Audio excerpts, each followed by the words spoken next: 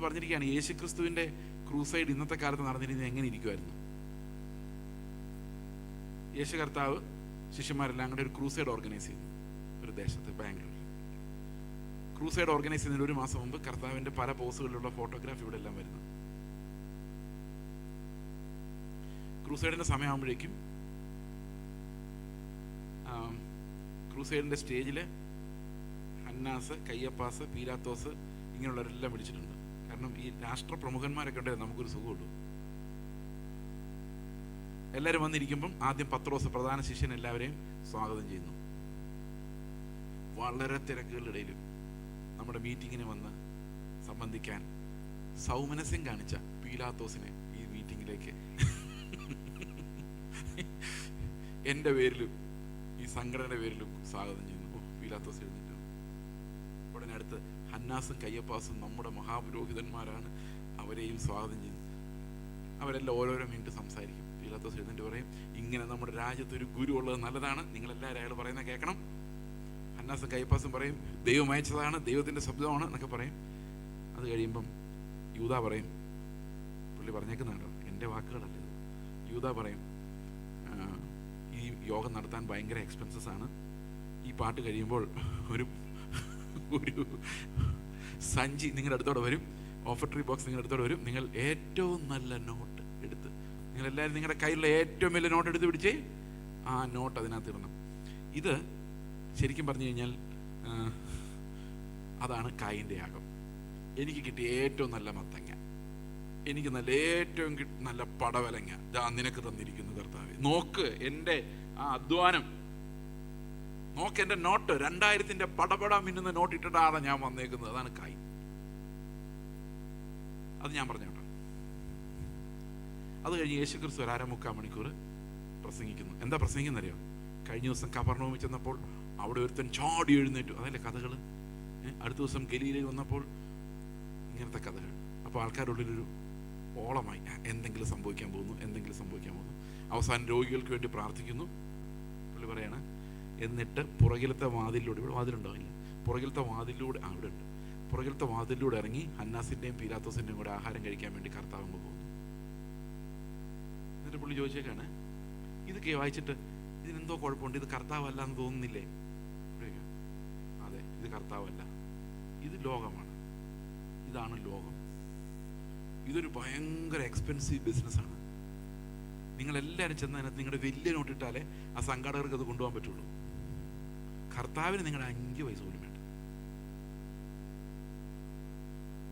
സന്തോഷമായോ? Okay. അപ്പോൾ ഇതിനകത്തൊക്കെ ഈ പരിപാടികൾ കൊണ്ടൊന്നും ഇപ്പോൾ അയാൾ കലയെ കൈവച്ചാൽ, ആ അഭിഷിക്തം തലയെ കൈവച്ചാൽ ഇതോടെ ഞാൻ നേരെ ആവുന്നു നിങ്ങളുടെ വിശ്വാസം ഒരിക്കലും നടക്കാൻ പോകുന്നില്ല. എല്ലാവരുടെയൊക്കെ തലയുടെ കീഴിൽ കാലിൻ്റെ കൈയുടെ കീഴിൽ പോയി തലയെ കൈവച്ചിട്ട് അവസാനം ഇല്ലാത്തതൊക്കെ ഉണ്ടായിക്കൊണ്ട് വരരുത്. അത് മാത്രമേ എനിക്ക് പറയാനുള്ളൂ. സൂക്ഷിച്ചാൽ ദുഃഖിക്കേണ്ട. ഞാൻ പ്രാർത്ഥിക്കുന്ന എല്ലാ വിഷയങ്ങൾക്കും കർത്താവ് എനിക്ക് മറുപടി തരുവാണെങ്കിൽ ഞാൻ എങ്ങനെയാവും? ആരെപ്പോലെ ആവും? ഞാൻ പറയണം, കർത്താവേ എനിക്കിപ്പോൾ 2 കോടി രൂപ വേണം, ഉടൻ 2 കോടി രൂപ. എനിക്കൊരു വീട് വേണം, ഒരുത്തൻ വീട്. എനിക്ക് എന്താ സൗന്ദര്യം വേണം, ഉടനെ ഞാൻ കണ്ണാടി നോക്കുമ്പോൾ എന്താ ബെസ്റ്റ് ഹാൻഡ്സമായിട്ട് ഞാൻ മാറുന്നു. എനിക്ക് വയസ്സ് 19 ആകുമ്പോഴാണ് എനിക്കൊരു 30 വയസ്സുകാരനായിട്ട് പിന്നെ മാറണം, 30. ഇങ്ങനെ ഞാൻ ചോദിക്കുന്ന എല്ലാം യേശുവിൻ്റെ നാമത്തിൽ ചോദിച്ചാൽ എല്ലാം കിട്ടുമെന്നല്ലേ? ചോദിച്ചെല്ലാം തരുവാണെങ്കിൽ ഞാൻ ആരെപ്പോലെ ആവും? യേശുവിനെ പോലെ ആവുമോ? എവിടെ? നമ്മൾ യേശുവിനെ പോലെ ആകണമെന്നും ചോദിക്കില്ല. നമ്മൾ ചോദിക്കുന്ന മുഴുവൻ സമ്പത്തും പൈസയും, നമ്മുടെ പിള്ളേർക്ക് റാങ്കും, നമുക്ക് നല്ല ജോലിയും, നമുക്ക് നല്ല വീടും. വീട്ടോട് എന്ത് കയറുമ്പോൾ ഈ വീട് സുഖമില്ല, കുറച്ചുകൂടെ നല്ല വീട് തന്നെ. ഓക്കെ, അപ്പം തന്നെ നമ്മൾ അവസാനം ഈ ലോകത്തിൻ്റെ പ്രഭുവായിട്ട് മാറിയേനെ. ഏറ്റവും പൈസയുള്ള ആൾ, ഏറ്റവും സമ്പത്തുള്ള ആൾ, ഏറ്റവും ആരോഗ്യമുള്ള ആൾ, ഏറ്റവും സൗന്ദര്യമുള്ള ആൾ, ഏറ്റവും അധികാരമുള്ള ആളായിട്ട് മാറിയേനെ. അങ്ങനെ പ്രാർത്ഥിച്ച് നമ്മൾ 666 ആയില്ലെങ്കിലും ഒരു 66 ആയേനെ, ഒരു അംബാനിയെ പോലെങ്കിലും ആയേനെ, ഏറ്റവും കുറഞ്ഞത്. പക്ഷെ കർത്താവ് അംബാനിയെ പോലെ ആക്കാൻ വേണ്ടിയല്ല ക്രൂശിൽ മരിച്ചത്, ക്രിസ്തുവിനെ പോലെ ആക്കാൻ വേണ്ടിയാണ്. അതിനുവേണ്ടി എന്താ പ്രാർത്ഥിക്കേണ്ടതെന്ന് എനിക്ക് അറിയാൻ മേല. അപ്പം ഞാനിരുന്ന് പ്രാർത്ഥിക്കും, കർത്താവേ എനിക്കൊരു ഭവനം. വീടെന്ന് പറഞ്ഞു കഴിഞ്ഞാൽ ആത്മീയം കുറവാണ്, ഭവനം എന്ന് പറയും. നമുക്കൊരു ഭവനം വേണം കർത്താവ്, എനിക്കൊരു ഭവനം തരുന്നതിനായി സ്തോത്രം. ആ ബായ്ക്ക് കട്ടിക്കൂടുന്തോറും നമ്മൾ കൂടുതൽ വിശ്വാസവും ആത്മീയതയുള്ളവരാണ്. ഭവനം എന്ന് തന്നെ പറയണം. അപ്പം കിടുങ്ങണം, അന്ധകാര ശക്തികളെ തടയുന്ന അന്ധകാര ശക്തികളെല്ലാം കിടുങ്ങി ഓടണം. അപ്പം എനിക്ക് പ്രാർത്ഥിക്കും, ഞാൻ വിചാരിക്കുന്നത് എനിക്കൊരു വീട് തരുന്നതാണ് എന്നെ മാനിക്കുന്നതെന്ന്. എനിക്കെങ്ങനെ പ്രാർത്ഥിക്കേണ്ടതെന്ന് അറിയാൻ മേല. ഞാൻ വിചാരിക്കുന്ന ദൈവം എനിക്കൊരു വീട് തരുമ്പം ദൈവം എന്നെ അങ്ങ് മാനിക്കുമെന്ന്. പക്ഷേ ഇവിടെ പ്രശ്നമുണ്ട്. എനിക്ക് എങ്ങനെ പ്രാർത്ഥിക്കേണ്ടതെന്ന് അറിയാൻ വയ്യാത്തതുകൊണ്ട് ആത്മാവ് ഉച്ചരിച്ചു കൂടാത്ത ഞരക്കങ്ങളാൽ എനിക്ക് വേണ്ടി പക്ഷപാതം ചെയ്യുന്നുണ്ട്. അപ്പോൾ ആത്മാവ് എനിക്ക് പറയാൻ പറ്റാത്തൊരു പ്രാർത്ഥന ദൈവത്തിനടുത്ത് കൊണ്ടേ കൊടുക്കുന്നുണ്ട്. ഞാൻ പ്രാർത്ഥിക്കുന്നതൊക്കെ വിവരക്കേടാ. പക്ഷേ ദൈവത്തിൻ്റെ ആത്മാവ്, ഞാൻ ഈ വീട് ചോദിക്കുമ്പം ദൈവത്തിൻ്റെ ആത്മാവ് എനിക്ക് ഉച്ചരിക്കാൻ പറ്റാത്ത ഒരു ലിസ്റ്റുമായിട്ട് ദൈവത്തിൻ്റെ അടുത്ത് വന്നിട്ടുണ്ട്. ആത്മാവ് ഇങ്ങനെ ആയിരിക്കും പറയുന്നത്: കർത്താവേ, അവനെ ഇന്ത്യയുടെ വിവിധ ഭാഗങ്ങളിൽ സുവിശേഷകനും മിഷണറിയുമായിട്ട് നമ്മൾ തിരഞ്ഞെടുത്തിട്ട് അവനിപ്പോൾ എറണാകുളത്ത് കുറ്റിയിടിക്കാനുള്ള പരിപാടിയാണ്, ആ വീട് കൊടുക്കല്ലേ എന്നാണ് ആത്മാവ് പറയുന്നതെങ്കിൽ ഞാൻ എത്ര പ്രാർത്ഥിച്ചാലും എനിക്കത് കിടക്കാതെ. എൻ്റെ ജഡമാണ് എന്നെ കൊണ്ട് പാപം ചെയ്തിരിക്കുന്നത്. ആ ജഡത്തെ കർത്താവ് ശിക്ഷ വിധിച്ചു. ആ ജഡത്തിലൊരു ശിക്ഷ ദൈവം വിധിച്ചു എന്ന് പറഞ്ഞതിൻ്റെ അർത്ഥം എന്താണ്? യേശു ക്രിസ്തു, ഇന്ന് നമ്മൾ പറഞ്ഞ പോലെ യേശു ക്രിസ്തു കാൽവരി ക്രൂശിൽ മരിച്ചപ്പോൾ ആ ക്രൂശിൽ എൻ്റെ പഴയ ജഡത്തെ അവൻ ക്രൂശിച്ചു. മനസ്സിലായ? അപ്പൊ കാൽവരി ക്രൂശിൽ കർത്താവ് മരിക്കുമ്പോൾ എൻ്റെ പാപങ്ങൾക്ക് പരിഹാരം ഉണ്ടാകാൻ വേണ്ടി ഈ പഴയ ജഡത്തെ ക്രൂശിക്കാൻ വേണ്ടിയാണ് കർത്താവ് കാൽവരി ക്രൂശിൽ മരിച്ചത്. അപ്പൊ കർത്താവ് അവിടെ മരിച്ചപ്പോൾ ഈ പഴയ ചെയ്സ് മരിച്ചു. ഈ ഹോർമോണുകൾ ഉണ്ടാക്കുന്ന, നിങ്ങൾ പറയും ഇപ്പോഴും ഉണ്ടല്ലോ പാസ്റ്റർ, ഇതൊരു മാതിരി ഇങ്ങനെ പറഞ്ഞാൽ എങ്ങനെ ഇപ്പോഴും എനിക്കിതൊക്കെ ഉണ്ടാകുന്നുണ്ടല്ലോ. നിങ്ങൾ പറയും വെയിറ്റ് അങ്ങോട്ട് വരിക. ഈ പഴയ പ്രാകൃത സ്വഭാവമുള്ള പാപം ചെയ്യുന്ന ജഡത്തെ കർത്താവ് എന്ത് ചെയ്തു? കാൽവരി ക്രൂശിൽ അവനോടൊപ്പം തറച്ചു. I died when he died. അവനോട് മരിച്ചപ്പോൾ ഞാൻ അവനോടൊപ്പം പാപസംബന്ധമായി മരിച്ചു. പാപജഡം അവിടെ ക്രൂശിക്കപ്പെട്ടു. ഇനി ഞാനല്ല ജീവിക്കുന്നത്, പിന്നെ ആരാ ജീവിക്കുന്നത്? ക്രിസ്തുവാണ് ജീവിക്കുന്നത്. റോമാലേഖനം 7-ാം അധ്യായത്തിൻ്റെ 14 മുതലുള്ള വാക്യങ്ങൾ ഞാൻ വായിക്കാം. ന്യായപ്രമാണം ആത്മീകം എന്ന് നാം അറിയുന്നുവല്ലോ. ഞാനോ ജഡമയൻ, പാപത്തിന് ദാസനായി വിൽക്കപ്പെട്ടവൻ തന്നെ. ഇപ്പോൾ ന്യായപ്രമാണം ദൈവം തന്നതാണ്. ന്യായപ്രമാണം നല്ലതാണ്. എന്നാൽ അത് തന്നിരിക്കുന്നത് ജഡമയനായ എനിക്കാണ്. പ്രമാണത്തിനൊരു കുഴപ്പവുമില്ല, പക്ഷെ പ്രമാണം കയ്യിൽ കിട്ടിയത് എനിക്കാണ് എന്നുള്ളതാണ് എൻ്റെ പ്രോബ്ലം. എൻ്റെ പ്രോബ്ലം എന്താണ്? ഞാൻ ജഡമയനും പാപത്തിന് അടിമയുമാണ്. പാപത്തിൻ്റെ അടിമയായി വിൽക്കപ്പെട്ടവനാണ്. അതായത് എനിക്ക് എൻ്റെ മേൽ അവകാശമില്ല, പാപത്തിനാണ് എൻ്റെ മേലുള്ള അവകാശം. അതായത് പാപമാണ് എന്നെ ഭരിക്കുന്നത്, പാപത്തിൻ്റെ നിയന്ത്രണത്തിലാണ് ഞാനുള്ളത്. അടിമയാണ്, പൂർണ്ണമായ അടിമ. ഈ അടിമത്വം എന്ന് പറയുന്നത് പാപത്തിൻ്റെ അടിമത്വം, പാപം യജമാനനായിരിക്കുന്ന ഒരവസ്ഥയാണ്. നമ്മുടെ ഈ നാട്ടിൽ ഇപ്പോൾ അടിമ വ്യവസ്ഥയൊന്നും കാര്യമായിട്ടില്ല എന്ന് എനിക്കറിയാം. പക്ഷെ ഒരു കാലത്ത് ലോകത്തിൽ പല സ്ഥലങ്ങളിൽ അടിമ വ്യവസ്ഥ ഉണ്ടായിരുന്നു. പഴയ പുരാതന റോമൻ സാമ്രാജ്യത്തിലും അടിമകളുണ്ടായിരുന്നു. ചരിത്രത്തിലുടനീളം പല സ്ഥലങ്ങളിലും അടിമ വ്യാപാരവും അടിമകളെ അങ്ങോട്ടും ഇങ്ങോട്ടും വിറ്റ് അവരെ ഉപയോഗിക്കുന്നതൊക്കെ കാണാമായിരുന്നു. നമ്മുടെ വീട്ടിൽ എത്ര കാളകളുണ്ടെന്ന് ചോദിക്കുന്നവരായിരുന്നു നിങ്ങളുടെ വീട്ടിൽ എത്ര അടിമകളുണ്ടെന്ന് ചോദിക്കുന്നത്. ജോലി ചെയ്യുന്ന വർക്കേഴ്സും അടിമകളും തമ്മിൽ വലിയൊരു വ്യത്യാസമുണ്ട്. നിങ്ങൾക്ക് ജോലി ചെയ്ത് ശമ്പളം പോരായെങ്കിൽ നിങ്ങൾക്ക് വേണമെങ്കിൽ ഒരു സാലറി റേസ് വേണമെങ്കിൽ ചോദിക്കാം, അല്ല ഇട്ടിട്ട് പോവാം എൻ്റെ സ്വാതന്ത്ര്യമുണ്ട്. എനിക്കിത് പറ്റില്ല എന്ന് പറയാം, ലീവ് എടുക്കാം.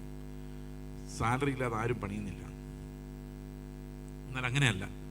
നിങ്ങളുടെ വീട്ടിലൊരു കാളയോ കഴുതയോ ഉണ്ടെങ്കിൽ അവർ നിങ്ങളോട് സാലറി ചോദിക്കുന്നില്ല. അത് നിങ്ങളുടെ സ്വന്തം പ്രോപ്പർട്ടിയാണ്, നിങ്ങൾ വിലയ്ക്ക് വാങ്ങിയത്. അതുപോലെ അടിമകളായ കുറേ മനുഷ്യർ, അവർക്ക് അവകാശങ്ങളൊന്നുമില്ല. അവരെന്ത് ചെയ്യണമെന്ന് തീരുമാനിക്കാനുള്ള റൈറ്റ് അവർക്കില്ല. അവരുടെ യജമാനാണ് എല്ലാം തീരുമാനിക്കുന്നത്. എനിക്കിത് കഴിയില്ല എന്നവർക്ക് പറയാൻ പറ്റില്ല, എനിക്ക് സുഖമില്ല എന്നവർക്ക് പറയാൻ പറ്റില്ല.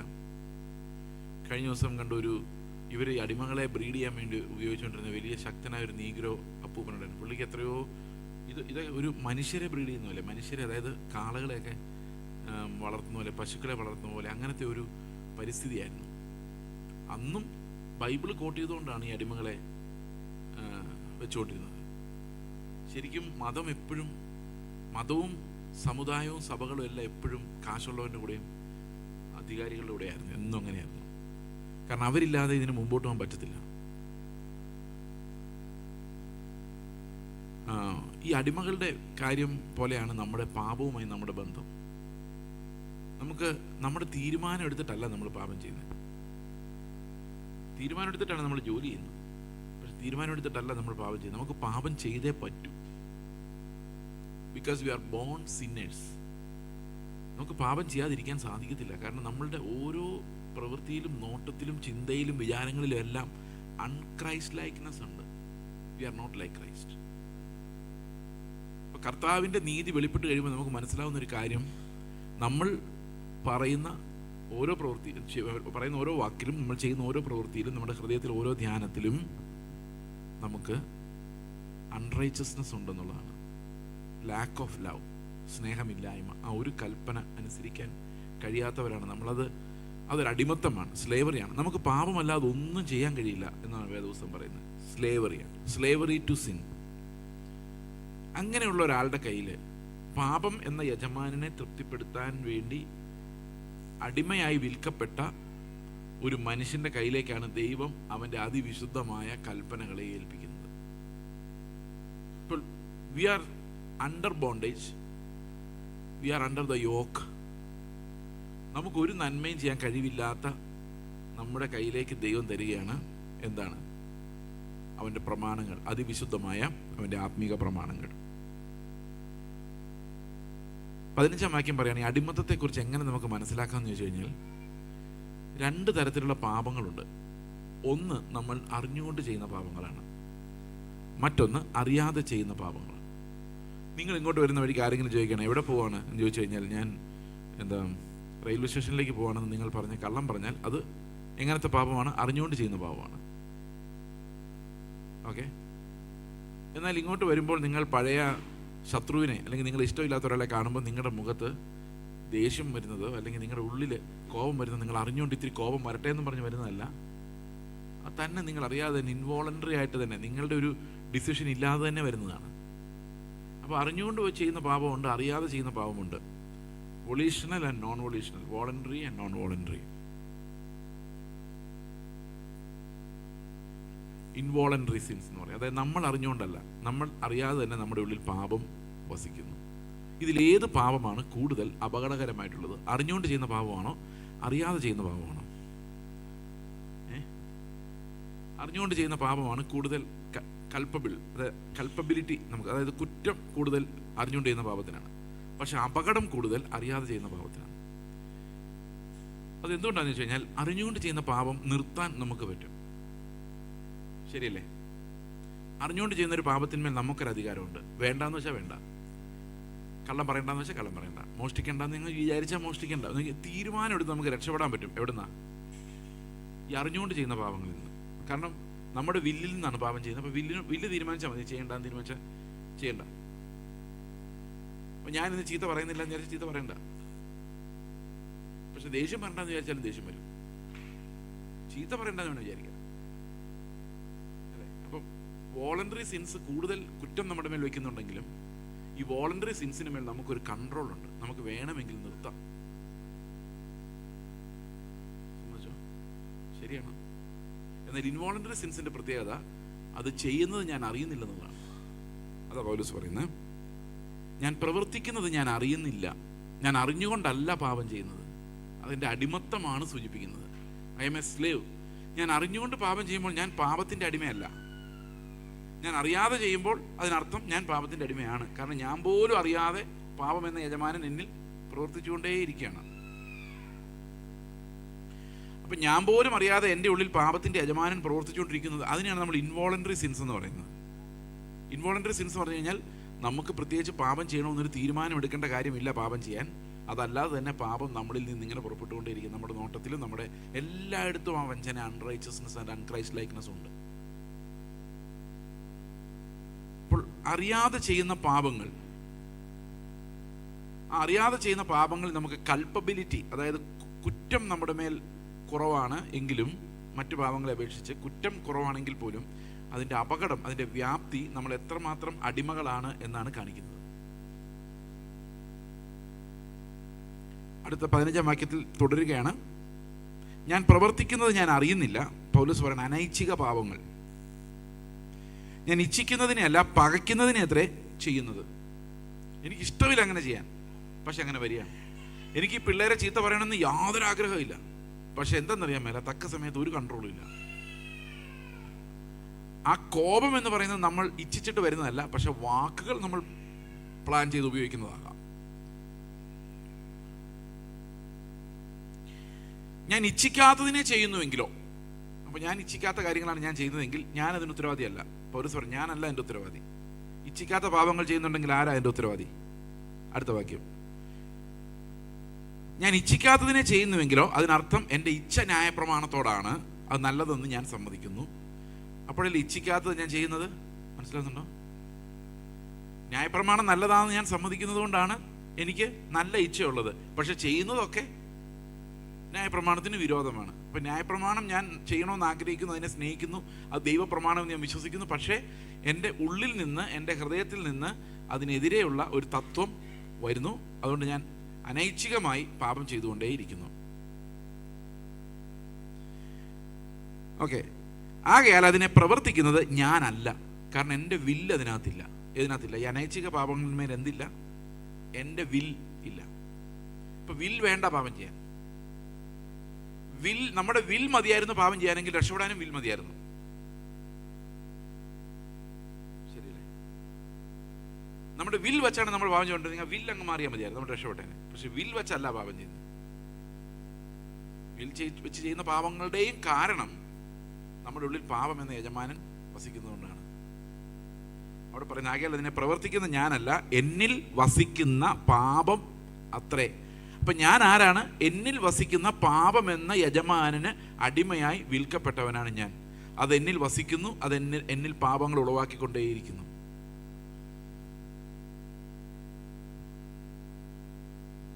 ആകയാൽ അതിനെ പ്രവർത്തിക്കുന്നത് ഞാനല്ല, എന്നിൽ വസിക്കുന്ന പാപം അത്രേ. ഞാൻ പണ്ട് പറയുന്ന ഒരു ഉദാഹരണമാണ്, പണ്ട് നടന്ന സംഭവമാണ്. ഞങ്ങളുടെ വീട്ടിൽ ഒരു സ്ത്രീ വന്നാൽ ഞങ്ങളോട് വഴക്കുണ്ടാക്കിയിട്ട് എൻ്റെ ഭാര്യയെ അടിച്ച കാര്യം. 3 അടി കർണത്തിന് ടപ്പട്ടപ്പട്ടപ്പാന്ന് കേട്ടു. പെട്ടെന്ന് ഞാൻ ഇത്തിരി ദൂരെ, ഒരു 50 മീറ്റർ ദൂരെ, ഞാൻ ആ ഹോളിൻ്റെ അങ്ങേറ്റത്ത് നിൽക്കുന്ന അത്ര ദൂരെ ഞാൻ നിൽക്കാം. എനിക്കത് ഭയങ്കര സന്തോഷം ഉണ്ടാക്കി ഈ അടി എൻ്റെ ഭാര്യ കിട്ടിയത്. വേറെ ഒന്നും കൊണ്ടല്ല, പുള്ളിക്കാരി അടിച്ചില്ല. അതാണ് ഇതിനകത്തെ വിക്ടറി എന്ന് പറയുന്നത്. നമ്മളെ ഒരടി കൊണ്ടു കഴിഞ്ഞാൽ എങ്ങനെയെങ്കിലും അതിനകത്ത് രക്ഷപ്പെടാനോ ഉന്തി മാറ്റാനോ ഒക്കെ ഒരു പരിശ്രമം നമ്മുടെ ഭാഗത്തുനിന്നുണ്ടാവും. പക്ഷെ പുള്ളിക്കാരി അടി അങ്ങ് മേടിച്ചു. 1 2 3. ഞാൻ അന്തം വിട്ടുപോയി. ഇവരങ്ങ് പോയി കഴിഞ്ഞപ്പോൾ ഞാൻ വീടിന് ചുറ്റും നടന്ന് കർത്താവിനെ സ്തോത്രം, കർത്താവേ, ഒരു കർണത്തടിച്ചപ്പോൾ മറ്റേ കർണം കാണിച്ചു കൊടുക്കാൻ എൻ്റെ ഭാര്യയ്ക്ക് നീ കൃപ കൊടുത്തുള്ളൂ. എന്ത് വലിയ കൃപ! ഞാനതാ കാണുന്നു. കുറച്ച് മുമ്പോട്ട് ഇങ്ങനെ സ്തോത്രം എന്ന് പറഞ്ഞപ്പോൾ കർത്താവ് പറഞ്ഞു, നിന്റെ സ്തോത്രത്തിൽ എനിക്ക് യാതൊരു പ്രസാദവുമില്ല. അപ്പോൾ ഞാൻ ഓർത്ത്, എന്ത് കർത്താവ് പ്രസാദമില്ല എന്നുള്ളൊരു ശബ്ദം. കാരണം ബൈബിളിൽ എഴുതി വെച്ചിരിക്കുന്ന ഒരു കർണത്തടിച്ചാൽ മറ്റേ കർണം കാണിച്ചു കൊടുക്കണമെന്നല്ലേ, അതല്ലേ ചെയ്തത്. ഇതിൽ കൂടുതൽ എന്ത് ചെയ്യാൻ പറ്റും? അതൊരു കർണത്തടിച്ചിട്ട് പിന്നെയും കാണിച്ചു കൊടുത്തിട്ട് ഒന്നുകൂടെ അടിച്ചിട്ട് പിന്നെയും കാണിച്ചു കൊടുത്തു. നീതി പ്ലസ് നീതിയാണ്.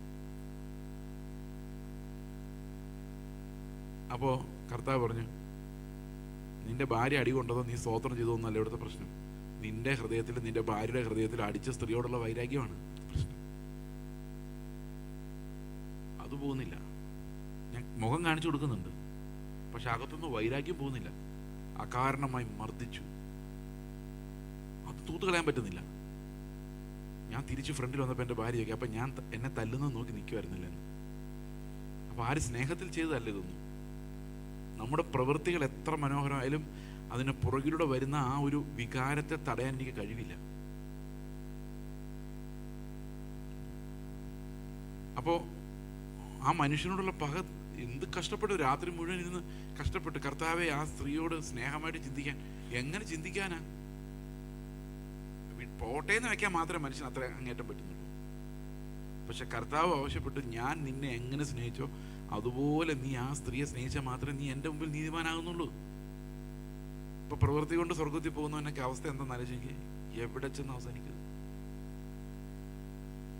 പ്രവൃത്തി കൊണ്ട് സ്വർഗത്തിൽ പോകാന്ന് വിചാരിച്ചു കഴിഞ്ഞാൽ നമ്മൾ അപ്പം തന്നെ ഇടറി, നമ്മൾ അപ്പം തന്നെ വീണു, നമ്മൾ തോറ്റു, ആ വഴിക്ക് പോകാൻ പോലും പറ്റില്ല. ഓക്കെ അല്ലേ? ശരിയായി? മനസ്സിലായോ? അപ്പൊ ഇൻവോളണ്ടറി സിൻസിനെ തടയാൻ എനിക്കൊരു വഴിയുമില്ല. അത് പ്രവർത്തിക്കുന്ന ഞാനല്ല. എൻ്റെ ആഗ്രഹം സ്നേഹം ഉണ്ടാകണമെന്നാ, അതിനുവേണ്ടിയാ പ്രാർത്ഥിക്കുന്നേ. കർത്താവേ, ക്ഷമിക്കാൻ സഹായിക്കണേ. പക്ഷെ നടക്കുന്നില്ല. അതിന് കാരണം എന്താണെന്നറിയോ? എന്നിൽ എന്ന് വെച്ചാൽ എൻ്റെ ജഡത്തിൽ, നന്മ വസിക്കുന്നില്ല എന്ന് ഞാൻ അറിയുന്നു.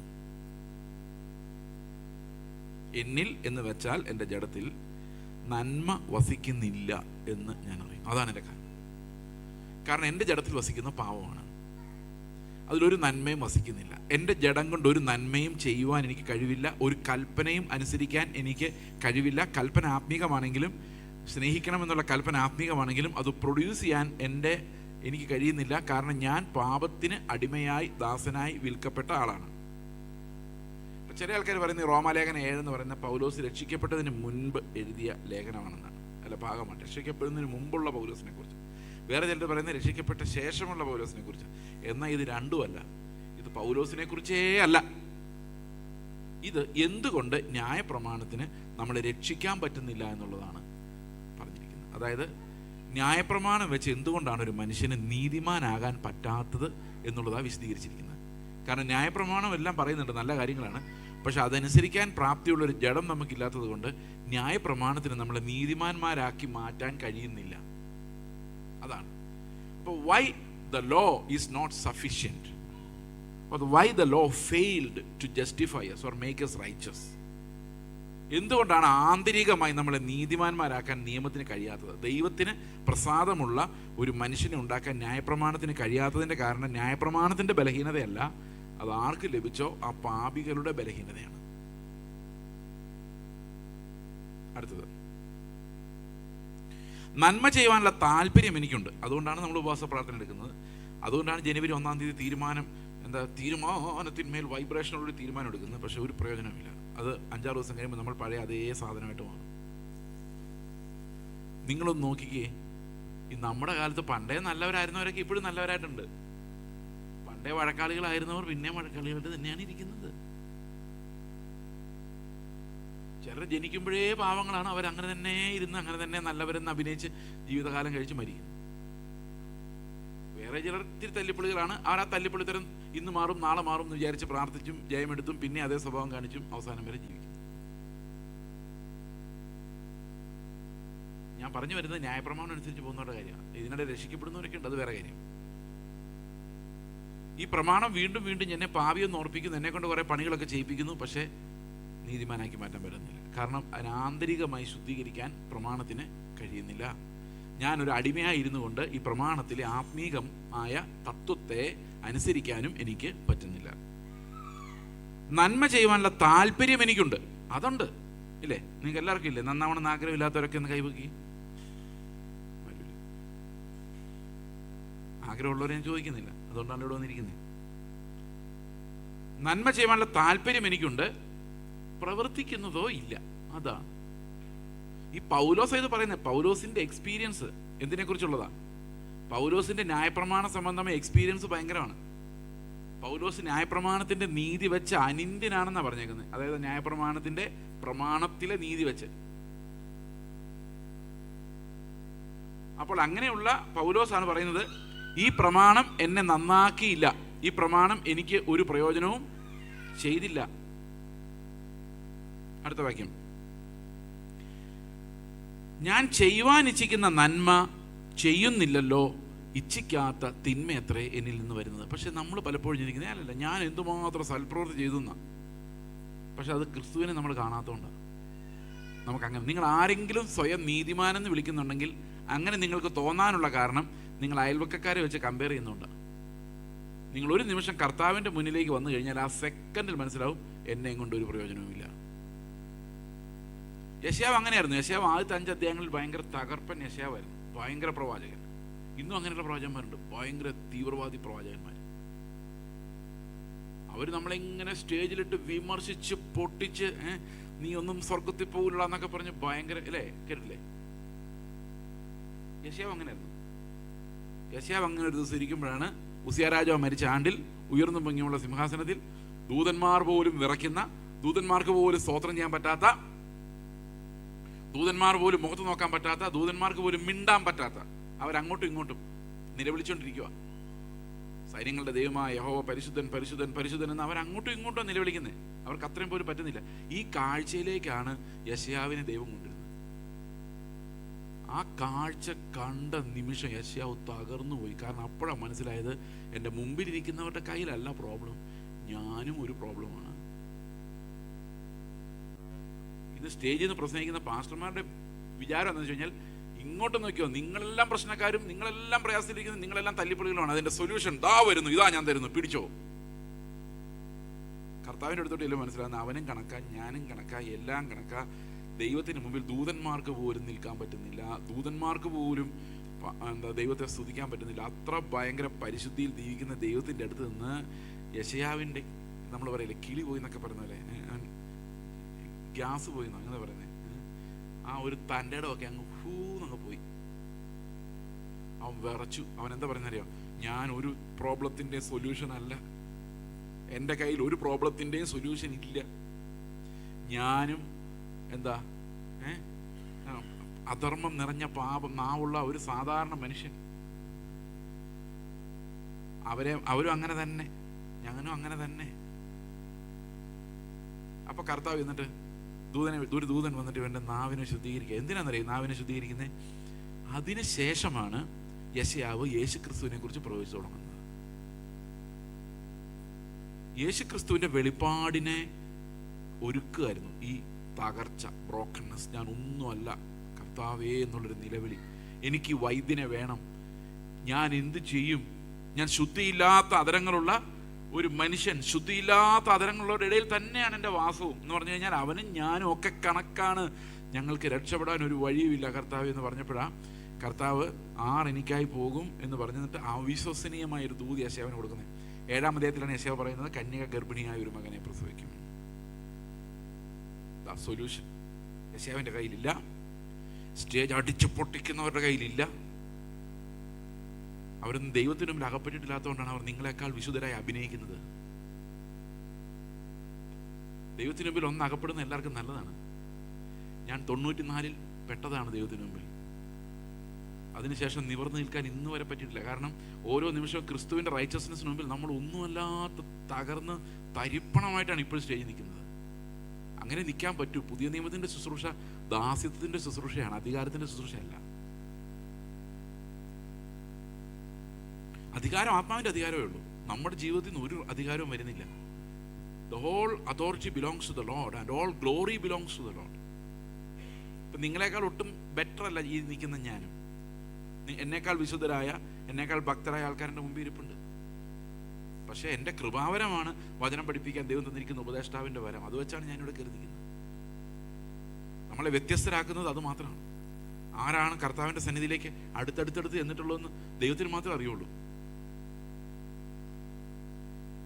അപ്പോൾ ചിലർ പറയാറുണ്ട്, ഞാൻ അനുസരിക്കുന്നതാണ് ഞാൻ പ്രസംഗിക്കുന്നത്. അപ്പം തന്നെ കട്ട്. എനിക്ക് നീ അനുസരിച്ചൊന്നും കേൾക്കണ്ട, എനിക്ക് കർത്താവിനെ കുറിച്ച് കേട്ടാൽ മതി. ഞാൻ അനുസരിച്ച് പ്രസംഗിച്ചാൽ മതിയോ നിങ്ങൾക്ക്? മതിയോ?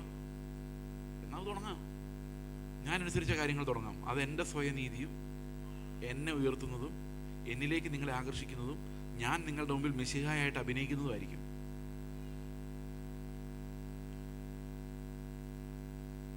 അപ്പോൾ പൗലോസ് സമ്മതിക്കുകയാണ്. പൗലോസ് സമ്മതിക്കുന്ന ഒരു കാര്യം ഇതാണ്, ഒരു നന്മയും ഇല്ല, ഇച്ഛിക്കുന്ന നന്മയല്ല എൻ്റെ കയ്യിൽ നിന്ന് വരുന്നത്, ഇച്ഛിക്കാത്ത തിന്മയാണ് വരുന്നത്. അതിൻ്റെ കാരണം എന്താണെന്ന് വെച്ച് കഴിഞ്ഞാൽ,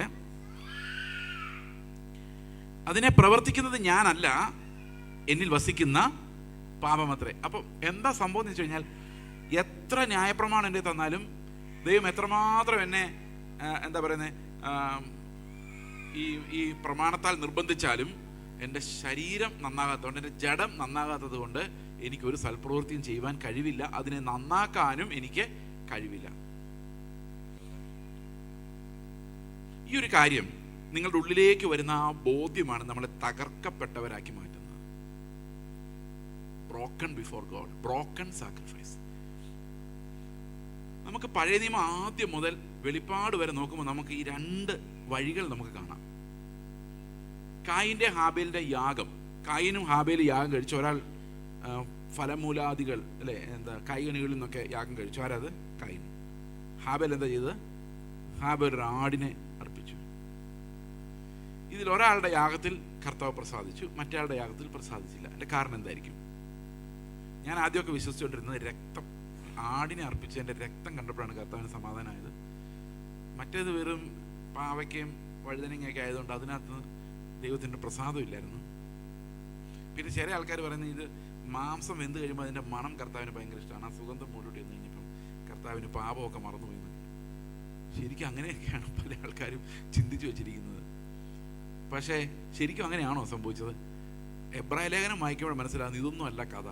കഥ എന്താണെന്ന് വെച്ച് കഴിഞ്ഞാൽ ഹാബേൽ വിശ്വാസത്താൽ കായിൻ്റെതിനേക്കാളും ശ്രേഷ്ഠമായൊരു യാഗം കഴിച്ചു. അപ്പം കായിൻ്റെ യാഗത്തെയും ഹാബേലിൻ്റെ യാഗത്തെയും വേർതിരിച്ചത് എന്തോ? വിശ്വാസമാണ്. എങ്ങനെയാണ് വിശ്വാസത്താൽ യാഗം അർപ്പിക്കുന്നതെന്ന് ഞാൻ പറയാം. നിങ്ങളൊരു കൺവെൻഷന് പോയിരിക്കുന്നു. കൺവെൻഷന് വലിയ ക്രൂസൈഡുകളുണ്ടല്ലോ, പൈസ പിരിക്കാൻ വേണ്ടി നടത്തുന്ന ക്രൂസൈഡുകൾ. നിങ്ങൾ എന്താ വിചാരിച്ചിരിക്കുന്നത്? ഇതെല്ലാം പൈസ പിരിക്കാനുള്ള ക്രൂസൈഡുകളാണ്. നിങ്ങളുടെ പൈസയാണ് അവിടെ വേണ്ടത്. അവരത് കാൽക്കുലേറ്റ് ചെയ്യും, എത്ര പേര് വരും, അതനുസരിച്ചാണ്. ഒന്നുമല്ലേ അവിടെ വരുന്ന ആ മ്യൂസീഷ്യന് കൊടുക്കേണ്ട പൈസ എന്താണെന്ന് വല്ല വീഡിയോ ഉണ്ടോ? ഈ പ്രസംഗർക്ക് കൊടുക്കേണ്ടി വരുന്ന പൈസ എന്താ നിങ്ങൾ ആലോചിച്ചാൽ നിങ്ങൾ കിഡ്നി അടിച്ചു പോകും. അതുപോലത്തെ ചാർജ് അവർക്ക് 1 മണിക്കൂർ യേശുക്രിസ്തുവിനെ കുറിച്ച് പറയാൻ അവർ കൊടുക്കുന്നത്. അതിലും ചെറിയ എമൗണ്ടിന് ശശി തരൂർ ഒന്ന് പ്രസംഗിക്കും. ഭയങ്കര ചെലവാ. ഇതൊക്കെ എവിടെ നിന്നാണ് നടന്നു? ഓർഗനൈസേഴ്സ് എങ്ങനെ ഇത് ലാഭമാക്കുന്നതെന്ന് അറിയാമോ? നിങ്ങളുടെ കയ്യിൽ നിന്ന് മേടിച്ച് തന്നെയാണ് ലാഭമാക്കുന്നത്. പണ്ട് ഇവിടെ ഒരു സാക്പന്നൻ എന്ന് പറഞ്ഞൊരു സഹോദരനുണ്ട് ബാംഗ്ലൂരിൽ. പുള്ളിയുടെ ഉപദേശങ്ങൾ പൂർണ്ണമായിട്ട് ഞാൻ അംഗീകരിക്കുന്ന ഒരാളല്ല, നമുക്ക് നമ്മുടേതായ വ്യത്യാസങ്ങളുണ്ട്. പക്ഷേ എന്നാൽ പോലും പുള്ളി പറഞ്ഞൊരു കഥ എനിക്ക് ഒരിക്കലും മറക്കാൻ പറ്റത്തില്ല. എനിക്കൊന്ന് പഴയ വീഞ്ഞും പുതിയ തുരുത്തിയിൽ അങ്ങനെയുണ്ടൊരു ബുക്കുണ്ട് അദ്ദേഹത്തിൻ്റെ, വളരെ നാളുകൾക്ക് മുമ്പ് വായിച്ച് എനിക്ക് അത്ര ഓർമ്മയില്ല. അതിനകത്ത് പറഞ്ഞിരിക്കുകയാണ് യേശുക്രിസ്തുവിൻ്റെ ക്രൂസൈഡ് ഇന്നത്തെ കാലത്ത് നടന്നിരുന്നത് എങ്ങനെ ഇരിക്കുമായിരുന്നു. യേശു കർത്താവ് ശിഷ്യന്മാരെല്ലാം കൂടെ ഒരു ക്രൂസൈഡ് ഓർഗനൈസ് ചെയ്തു ഒരു ദേശത്ത്, ബാംഗ്ലൂരിൽ. ക്രൂസൈഡ് ഓർഗനൈസ് ചെയ്യുന്നതിന് 1 മാസം മുമ്പ് കർത്താവിൻ്റെ പല പോസുകളിലുള്ള ഫോട്ടോഗ്രാഫ് ഇവിടെ എല്ലാം വരുന്നു. ക്രൂസൈഡിൻ്റെ സമയമാകുമ്പോഴേക്കും ക്രൂസൈഡിൻ്റെ സ്റ്റേജിൽ അന്നാസ്, കയ്യപ്പാസ്, പീലാത്തോസ് ഇങ്ങനെയുള്ളവരെല്ലാം വിളിച്ചിട്ടുണ്ട്. കാരണം ഈ രാഷ്ട്ര പ്രമുഖന്മാരൊക്കെ ഉണ്ടെങ്കിൽ നമുക്കൊരു സുഖമുള്ളൂ. എല്ലാവരും വന്നിരിക്കുമ്പം ആദ്യം പത്രോസ് പ്രധാന ശിഷ്യൻ എല്ലാവരെയും സ്വാഗതം ചെയ്യുന്നു. വളരെ തിരക്കുകളുടെ ഇടയിലും നമ്മുടെ മീറ്റിങ്ങിന് വന്ന് സംബന്ധിക്കാൻ സൗമനസ്യം കാണിച്ച പീലാത്തോസിനെ ഈ മീറ്റിങ്ങിലേക്ക് എൻ്റെ പേരിലും ഈ സംഘടനയുടെ പേരിലും സ്വാഗതം ചെയ്യുന്നു. പീലാത്തോസ് എഴുന്നിട്ട് ഉടനെ അടുത്ത് ഹന്നാസും കയ്യപ്പാസും നമ്മുടെ മഹാപുരോഹിതന്മാരാണ്, അവരെയും സ്വാഗതം ചെയ്യുന്നു. അവരെല്ലാം ഓരോരോ മിനിറ്റ് സംസാരിക്കും. പീലാത്തോസ് എഴുന്നിട്ട് പറയും, ഇങ്ങനെ നമ്മുടെ രാജ്യത്ത് ഒരു ഗുരു ഉള്ളത് നല്ലതാണ്, നിങ്ങളെല്ലാവരും അയാൾ പറയുന്നത് കേൾക്കണം. ഹന്നാസും കയ്യപ്പാസും പറയും, ദൈവം അയച്ചതാണ്, ദൈവത്തിൻ്റെ ശബ്ദമാണ് എന്നൊക്കെ പറയും. അത് കഴിയുമ്പം യൂദാ പറയും, പുള്ളി പറഞ്ഞേക്കുന്നുണ്ടോ, എൻ്റെ വാക്കുകളല്ല, യൂദാ പറയും, ഈ യോഗം നടത്താൻ ഭയങ്കര എക്സ്പെൻസസ് ആണ്. ഈ പാട്ട് കഴിയുമ്പോൾ ഒരു ഒരു സഞ്ചി നിങ്ങളുടെ അടുത്തോടെ വരും, ഓഫർട്ടറി ബോക്സ് നിങ്ങളുടെ അടുത്തോടെ വരും. നിങ്ങൾ ഏറ്റവും നല്ല നോട്ട് എടുത്ത്, നിങ്ങളെല്ലാവരും നിങ്ങളുടെ കയ്യിലുള്ള ഏറ്റവും വലിയ നോട്ട് എടുത്ത് പിടിച്ചേ ആ നോട്ട് അതിനകത്ത് ഇടണം. ഇത് ശരിക്കും പറഞ്ഞു കഴിഞ്ഞാൽ അതാണ് കായിൻ്റെ യാഗം. എനിക്ക് കിട്ടിയ ഏറ്റവും നല്ല മത്തങ്ങ, എനിക്ക് ഏറ്റവും നല്ല പടവലങ്ങ നിനക്ക് തന്നിരിക്കുന്നു കർത്താവേ. നോക്ക് എൻ്റെ ആ അധ്വാനം, നോക്ക് എൻ്റെ നോട്ട്, 2000-ന്റെ പടപട മിന്നുന്ന നോട്ട് ഇട്ടിട്ടാണ് ഞാൻ വന്നേക്കുന്നത്. അതാണ് കായ്. അത് ഞാൻ പറഞ്ഞോട്ടെ. അത് കഴിഞ്ഞ് യേശുക്രിസ്തു 1.25 മണിക്കൂർ പ്രസംഗിക്കുന്നു. എന്താ പ്രസംഗിക്കുന്നറിയോ? കഴിഞ്ഞ ദിവസം കഫർനഹൂമിൽ ചെന്നപ്പോൾ അവിടെ ഒരുത്തൻ ചാടി എഴുന്നേറ്റു, അതല്ലേ കഥകൾ. അടുത്ത ദിവസം ഗലീലയിൽ വന്നപ്പോൾ ഇങ്ങനത്തെ കഥകൾ. അപ്പോൾ ആൾക്കാരുടെ ഉള്ളിലൊരു ഓളമായി, എന്തെങ്കിലും സംഭവിക്കാൻ പോകുന്നു, എന്തെങ്കിലും സംഭവിക്കാൻ പോകുന്നു. അവസാനം രോഗികൾക്ക് വേണ്ടി പ്രാർത്ഥിക്കുന്നു. പുള്ളി പറയാണ്, എന്നിട്ട് പുറകിലത്തെ വാതിലിലൂടെ, ഇവിടെ വാതിലുണ്ടാവില്ല, പുറകിലത്തെ വാതിലിലൂടെ, അവിടെ ഉണ്ട്, പുറകിലത്തെ വാതിലിലൂടെ ഇറങ്ങി ഹന്നാസിൻ്റെയും പീലാത്തോസിൻ്റെയും കൂടെ ആഹാരം കഴിക്കാൻ വേണ്ടി കർത്താവ് അങ്ങ് പോകുന്നു. എന്നിട്ട് പുള്ളി ചോദിച്ചേക്കാണ്, ഇതൊക്കെ വായിച്ചിട്ട് ഇതിനെന്തോ കുഴപ്പമുണ്ട്, ഇത് കർത്താവല്ല എന്ന് തോന്നുന്നില്ലേ? അതെ, ഇത് കർത്താവല്ല, ഇത് ലോകമാണ്, ഇതാണ് ലോകം. ഇതൊരു ഭയങ്കര എക്സ്പെൻസീവ് ബിസിനസ്സാണ്. നിങ്ങളെല്ലാവരും ചെന്ന് അതിനകത്ത് നിങ്ങളുടെ വലിയ നോട്ടിട്ടാലേ ആ സംഘാടകർക്ക് അത് കൊണ്ടുപോകാൻ പറ്റുള്ളൂ. കർത്താവിന് നിങ്ങളുടെ 5 പൈസ പോലും വേണ്ട. സന്തോഷമായ? ഓക്കെ. അപ്പോൾ ഇതിനകത്തൊക്കെ ഈ പരിപാടികൾ കൊണ്ടൊന്നും ഇപ്പോൾ അയാൾ കലയെ കൈവച്ചാൽ ആ അഭിഷിക്തം തലയെ കൈവച്ച് ഇതോടെ ഞാൻ നേരെ ആവുന്നു നിങ്ങളുടെ വിശ്വാസം ഒരിക്കലും നടക്കാൻ പോകുന്നില്ല. എല്ലാവരുടെയൊക്കെ തലയുടെ കീഴിൽ പോയി കൈയുടെ കീഴിൽ പോയി തലയെ കൈവച്ചിട്ട് അവസാനം ഇല്ലാത്തതൊക്കെ ഉണ്ടായിക്കൊണ്ട് വരരുത്. അത് മാത്രമേ എനിക്ക് പറയാനുള്ളൂ. സൂക്ഷിച്ചാൽ ദുഃഖിക്കേണ്ട. അടുത്തത്, നന്മ ചെയ്യുവാൻ ഇച്ഛിക്കുന്ന ഞാൻ തിന്മ എൻ്റെ പക്കൽ ഉണ്ട് എന്നൊരു പ്രമാണം കാണുന്നു. അപ്പൊ എൻ്റെ പക്കൽ തന്നെ എന്തുണ്ട്? തിന്മ എന്നൊരു പ്രമാണമുണ്ട്. അടുത്തത്, ഉള്ളം കൊണ്ട് ഞാൻ ദൈവത്തിന്റെ ന്യായപ്രമാണത്തിൽ രസിക്കുന്നു. എൻ്റെ അകത്ത് ഇത് കേൾക്കുമ്പോൾ നല്ല ഇഷ്ടമായി. പ്രസംഗിക്കാൻ നിങ്ങൾക്ക് എല്ലാം ഇഷ്ടമല്ലേ? ആർക്കറിയാം?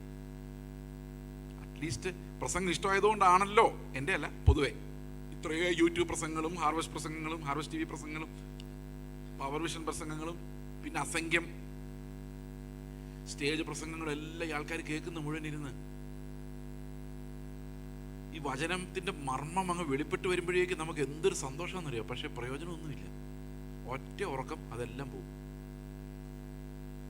എന്നിട്ട് അടുത്ത് പിന്നെ വന്ന് ചോദിക്കും, പുതിയ തോട്ട് വല്ലതും ഉണ്ടോ ബ്രദറെ? എന്നോട് ചോദിച്ചിട്ടുണ്ട് പലരും, പുതിയ തോട്ട് വല്ലതും ഉണ്ടോ. ഈ പെന്തക്കോസുകാർ തന്നെ 2 തരമാണ്. ആദ്യത്തെ തരം എന്ന് പറഞ്ഞാൽ ഇപ്പൊ വിടുതൽ, ഇതാ വിടുതൽ പറന്നു വരുന്നു. അതാണ് ഒരിക്കലും നടക്കാത്ത വിടുതൽ. ആ ഇന്നിന് വേണ്ടി ഇങ്ങനെ കാത്തിരിക്കാം.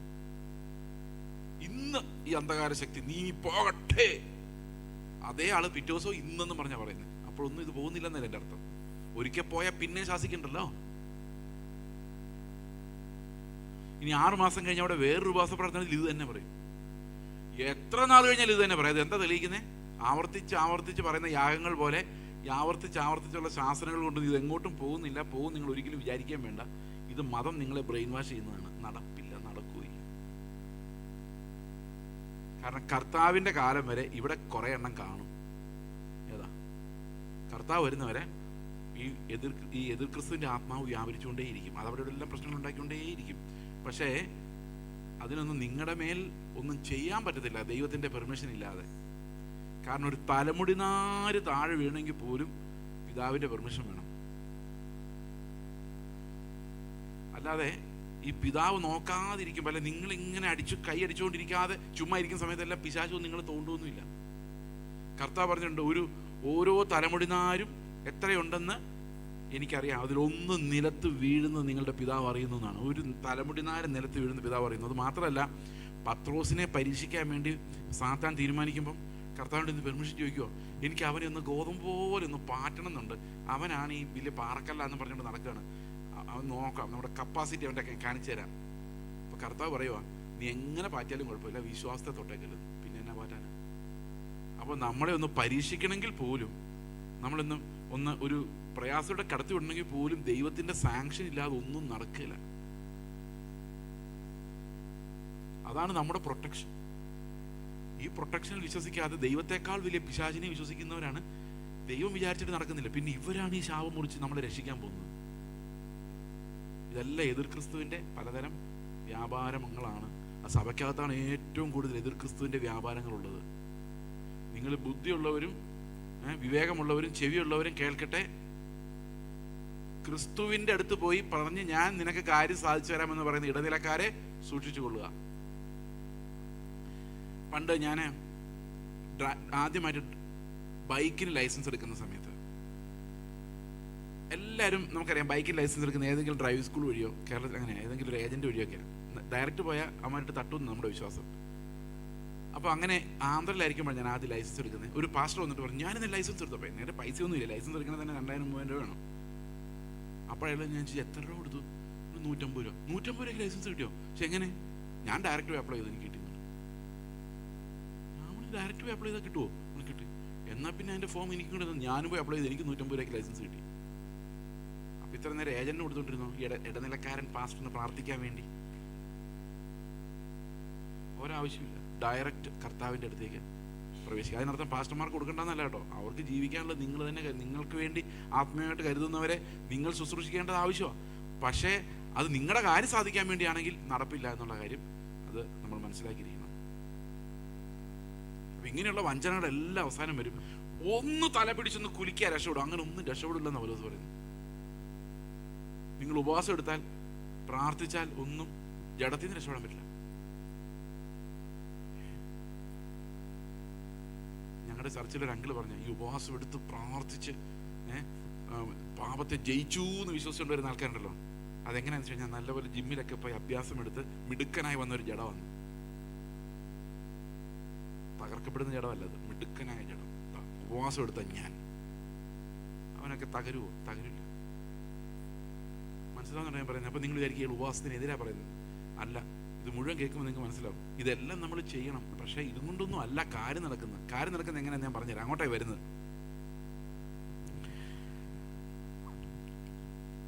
അങ്ങനെ നന്മ ചെയ്യുവാൻ ഇച്ഛിക്കുന്ന ഞാൻ തിന്മ എൻ്റെ പക്കലുണ്ട് എന്നൊരു പ്രമാണം കാണുന്നു. അപ്പം എൻ്റെ ഉള്ളിൽ തിന്മയുണ്ട്. ഉപവാസം എടുത്താൽ പോവോ?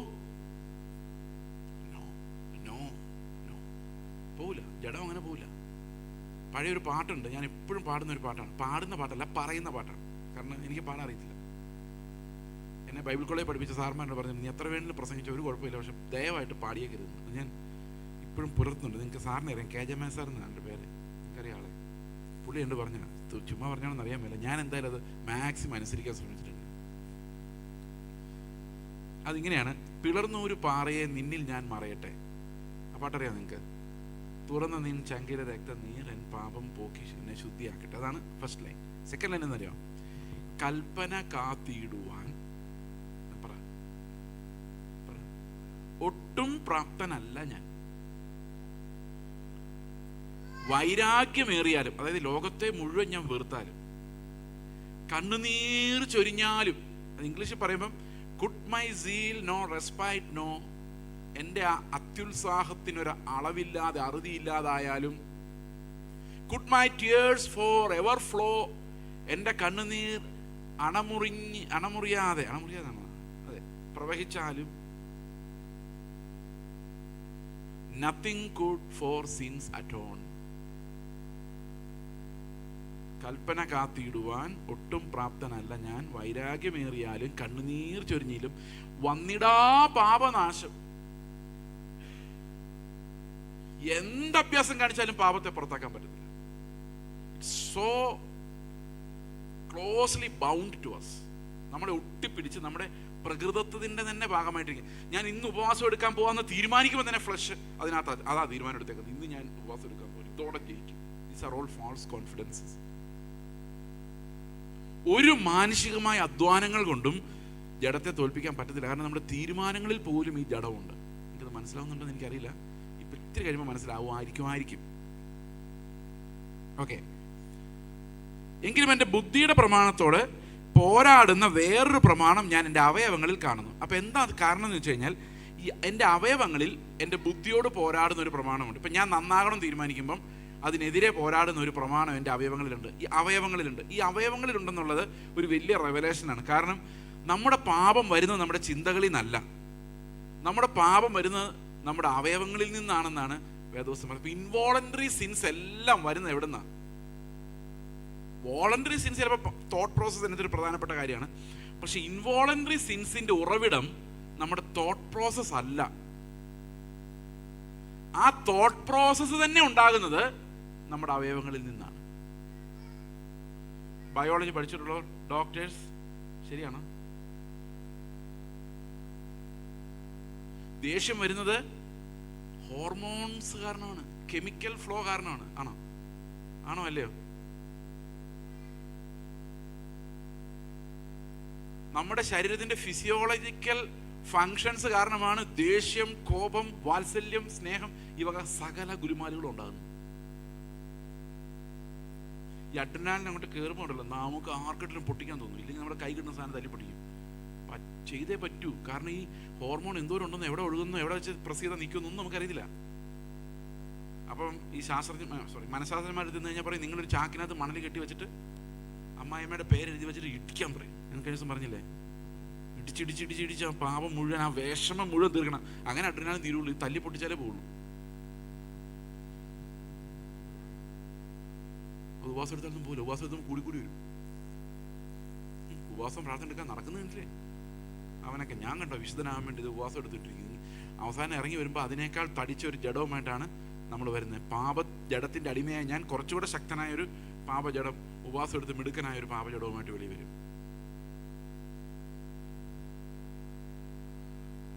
ഈ ഡോപ്പമിൻ എന്ന് പറഞ്ഞൊരു സാധനമുണ്ട്. നമ്മളെല്ലാവരും ലൈഫ് എൻജോയബിൾ ആകുന്നത് അതുകൊണ്ടാണെന്ന് പറയുന്നത്. ഇത് പക്ഷേ ഒരു പ്രശ്നമുണ്ട്, ഇത് അധികം നേരം നമ്മുടെ ഹോൾഡ് ചെയ്യില്ല, കുറച്ച് കഴിയുമ്പോൾ തണുത്ത് പോകും. അതുകൊണ്ട് പുതിയ വണ്ടി മേടിക്കുമ്പം ആ വണ്ടി തുടച്ച് ക്ലീൻ ആക്കിയിടും. കുറച്ച് കഴിയുമ്പോൾ അത് അവിടെ ചെളിയും പിടിച്ച് കിടക്കും. പുതിയൊരു ഫോൺ വരുമ്പോൾ അത് അങ്ങോട്ട് പിടിച്ച് ഫോട്ടോ എടുക്കുന്നു, ഇങ്ങോട്ട് പിടിച്ച് എങ്ങനെയുണ്ട് എന്നൊക്കെ ചോദിച്ച് പോസ് ചെയ്യുന്നു, സ്റ്റാറ്റസ് ഇടുന്നു. പിന്നെ കല്യാണം കഴിച്ച് കഴിയുമ്പോൾ ഭാര്യ ഭർത്താവിടെ കൈ പിടിച്ച് കൈവിടാതെ നടക്കും ഡോപ്പമിൻ. കുറെ കഴിയുമ്പോൾ ഒരാൾ പോയ വഴി മറ്റേ ആൾ കാണുന്നില്ല. പിന്നെ ഇത് തല്ലിപ്പൊടിയായിട്ട് അങ്ങനെ അങ്ങോട്ടും ഇങ്ങോട്ടും അങ്ങ് സർവൈവ് ചെയ്യും. കാരണം ഇത് പോയാൽ പിന്നെ മനുഷ്യന് എൻജോയ് ചെയ്യാൻ പറ്റി. അതുകൊണ്ട് പിള്ളേർ ഒരു ടോയ് ഒരു 6 മാസം കളിച്ച് കഴിയുമ്പോൾ അത് കളഞ്ഞിട്ട് വേറെ മേടിക്കും. 6 മാസം പോയിട്ട് 3 ദിവസം പോലും നിൽക്കില്ല ടോയ്സ് മേടിച്ചു കൊടുത്താൽ. കാരണം ഈ സാധനം അതിൻ്റെ പ്രശ്നം. എന്നിട്ട് ഈ സാധനം വെച്ചുകൊണ്ട് നടക്കുന്ന നമ്മളോട് പറയുന്ന സ്നേഹിക്കടാ. ആരെ സ്നേഹിക്കാൻ? ഈ സാധനം കൊണ്ട് ഒരു അട്രാക്ഷൻ അല്ലാതെ ഒന്നും ഉണ്ടാകുന്നില്ല. പിന്നെ കുഞ്ഞുങ്ങളെ കാണുമ്പോൾ ഒരു വാത്സല്യം ഉണ്ടാക്കുന്ന ഹോർമോണുകളൊക്കെ ഉണ്ട്. പക്ഷെ ശത്രുവിനെ കാണുമ്പോൾ സ്നേഹം ഉൽപ്പാദിപ്പിക്കുന്ന ഒരു സാധനം ഇല്ല, മനുഷ്യനില്ല. അപ്പൊ അവന്റെ ആ ബ്രെയിൻ പറയും, നിന്റെ ശത്രു വരുന്നേ, നീ നിന്റെ തലയടിച്ചോണ്ട് പോകുന്നവനാണ്, സൂക്ഷിച്ചോണം. നമ്മുടെ ബ്രെയിൻ ഇങ്ങനെ പറഞ്ഞുകൊണ്ടിരിക്കുക. അതിനിടയ്ക്ക് എങ്ങനെ സ്നേഹം വരാനാ?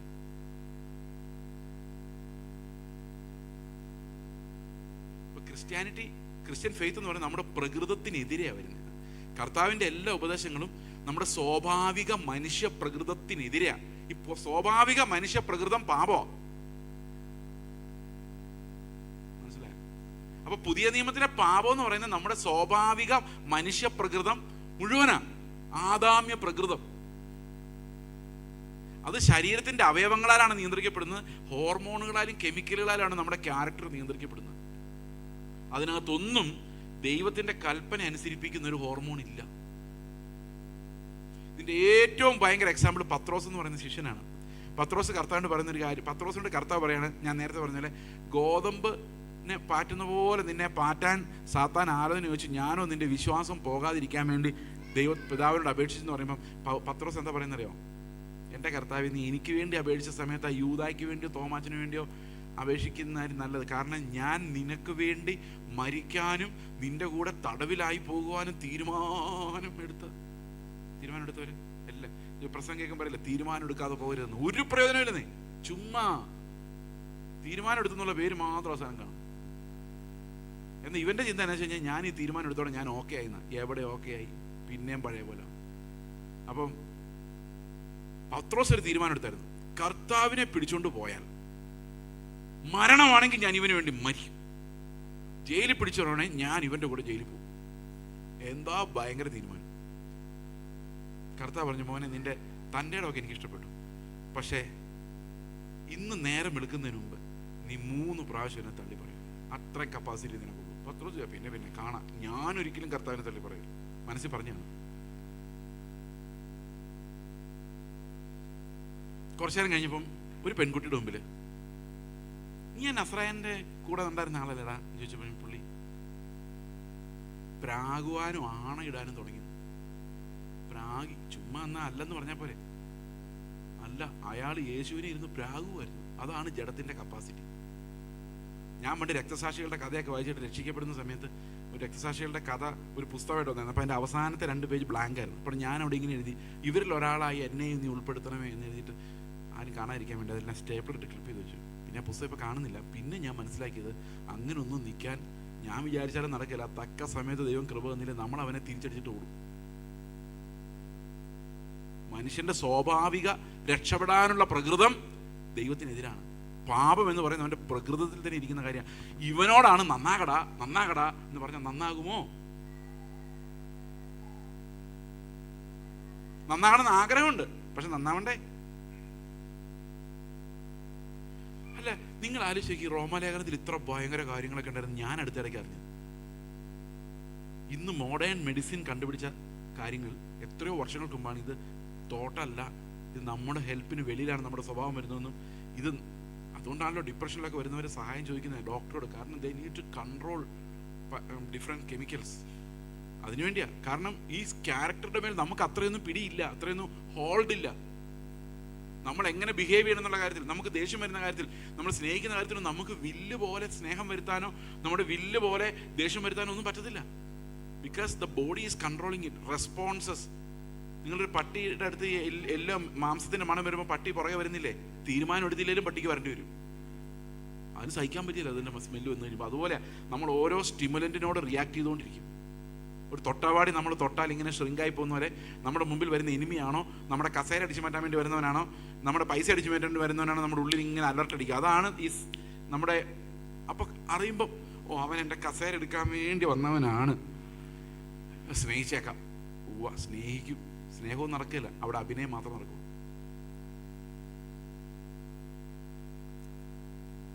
മനസ്സിലായോ ഞാൻ പറയുന്നത്? റോമാലേഖനം 7 ഇത് പഠിച്ചാൽ മാത്രമേ നമുക്ക് ക്രിസ്ത്യാനിയായിട്ട് ജീവിക്കാൻ പറ്റുള്ളൂ. 7 8 അത്ര ഇമ്പോർട്ടൻ്റ് ആണ്. നമ്മൾ എങ്ങനെയാണ് പാപത്തിൽ നിന്ന് രക്ഷപ്പെടുന്നതെന്ന് പറയുന്നത്. ഇതിൽ നിന്ന് രക്ഷപ്പെടാൻ ദൈവം ഒരു വഴി വെച്ചിട്ടുണ്ട്, അതിനെക്കുറിച്ചേ പറയുന്നത്. നമുക്ക് പാപത്തിന്മേൽ ജയിക്കാൻ ഈ പറയുന്നൊന്നും അല്ല വഴി. പാപത്തിന് ജയിക്കാൻ മാനുഷികമായൊരു വഴിയില്ല, ദൈവത്തിൻ്റെ ഒരു വഴിയുണ്ട്. ആ വഴി എന്താണെന്നാണ് ഈ പറഞ്ഞു വരുന്നത്. അടുത്ത വാക്യം പറയാണ്, അതെൻ്റെ അവയവങ്ങളിലുള്ള പാപപ്രമാണത്തിനെ ബദ്ധനാക്കി കളയുന്നതിനെ അടിമയാക്കി മാറ്റുന്നത്. എൻ്റെ അവയവങ്ങളിലുള്ള പാപമെന്ന പ്രമാണത്തിനാണ് ഞാൻ അടിമയായിരിക്കുന്നത്. അതുകൊണ്ടാണ് ഇൻവോളണ്ടറി സിൻസ് എന്നിൽ ഉണ്ടാകുന്നത്. ഞാൻ ആഗ്രഹിക്കാതെ തന്നെ പാപ സ്വഭാവം എനിക്ക് ഉണ്ടാകുന്നത്. ഞാൻ നോക്കണ്ട എന്ന് തീരുമാനിക്കുന്ന കാര്യങ്ങളിലേക്ക് ഞാൻ നോക്കുന്നത്, ഞാൻ ചിന്തിക്കരുതെന്ന് വിചാരിക്കുന്ന ചിന്തകൾ എനിക്ക് വരുന്നതിനുള്ള കാരണം ഇതെല്ലാം പ്രൊഡ്യൂസ് ചെയ്യുന്ന അവയവങ്ങൾ, ഗ്രന്ഥികൾ. അതാണ് ഇതിൻ്റെ കാരണം. ഓക്കെ, അടുത്ത വാക്യം. അയ്യോ ഞാൻ അരിഷ്ട മനുഷ്യൻ, ഈ മരണത്തിന് അധീനമായ ശരീരത്തിൽ നിന്ന് എന്നെ ആർ വിടുവിക്കും? ആണ് ചോദ്യം.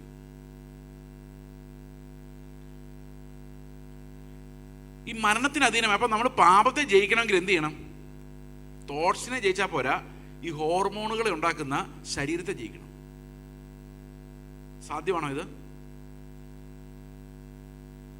നല്ലവനാകണം എന്നുള്ള ആഗ്രഹം ഉണ്ടായാൽ പോരാ, വചനത്തിന്റെ സാച്ചുറേഷൻ ഉണ്ടായാൽ പോരാ, വചനത്തിലെ സകല മർമ്മങ്ങളും ഗ്രഹിച്ചാൽ പോരാ, മലകളെ നീക്കാൻ പറ്റിയ വിശ്വാസം ഉണ്ടായാൽ പോരാ, ശരീരം ചുടുവാൻ ഏൽപ്പിച്ചാൽ പോരാ, തനിക്കുള്ളതെല്ലാം അന്നദാനം ഏൽപ്പിച്ചാലും പോരാ, എന്ത് ചെയ്താലും പോരാ. അയ്യോ ഞാൻ അരിഷ്ട മനുഷ്യൻ, ഈ മരണത്തിന് അധീനമായ ശരീരത്തിൽ നിന്ന് എന്നെ ആർ വിടുവിക്കും? ഉദാഹരണത്തിന് ഒരു ചർച്ച് പണിയാണ്. ചർച്ച് പണിയുമ്പം വേണ്ട, അല്ല ഒരു കൺവെൻഷൻ നടത്തുമെന്ന് വിചാരിച്ചു. കൺവെൻഷൻ നടന്നത് ഒരാൾ എഴുന്നിട്ട് പറയുന്നത്, ഈ കൺവെൻഷൻ്റെ മുഴുവൻ തുക ഞാൻ സ്പോൺസർ ചെയ്തിരിക്കുന്നു. പാസ്റ്ററിന് ആ മനുഷ്യനെ കാണുമ്പോൾ ഭയങ്കര ബഹുമാനമായിരിക്കും അല്ലേ? ആയിരിക്കുമോ? ആയിരിക്കും. ആ ബഹുമാനം കൊടുത്തില്ലെങ്കിലോ പ്രശ്നവും. കാരണം നമ്മൾ എന്ത് ചെയ്താലും അതിൻ്റെ ഒരു ബഹുമാനം നമുക്ക് നമ്മുടെ ജഡം ഡിമാൻഡ് ചെയ്യും. ഞാൻ അവനെ അത്ര സഹായിച്ചല്ല, എന്നിട്ട് അവനൊരു നന്ദി പോലും പറഞ്ഞില്ലല്ലോ എന്ന് ജഡം പറഞ്ഞുകൊണ്ടിരിക്കും.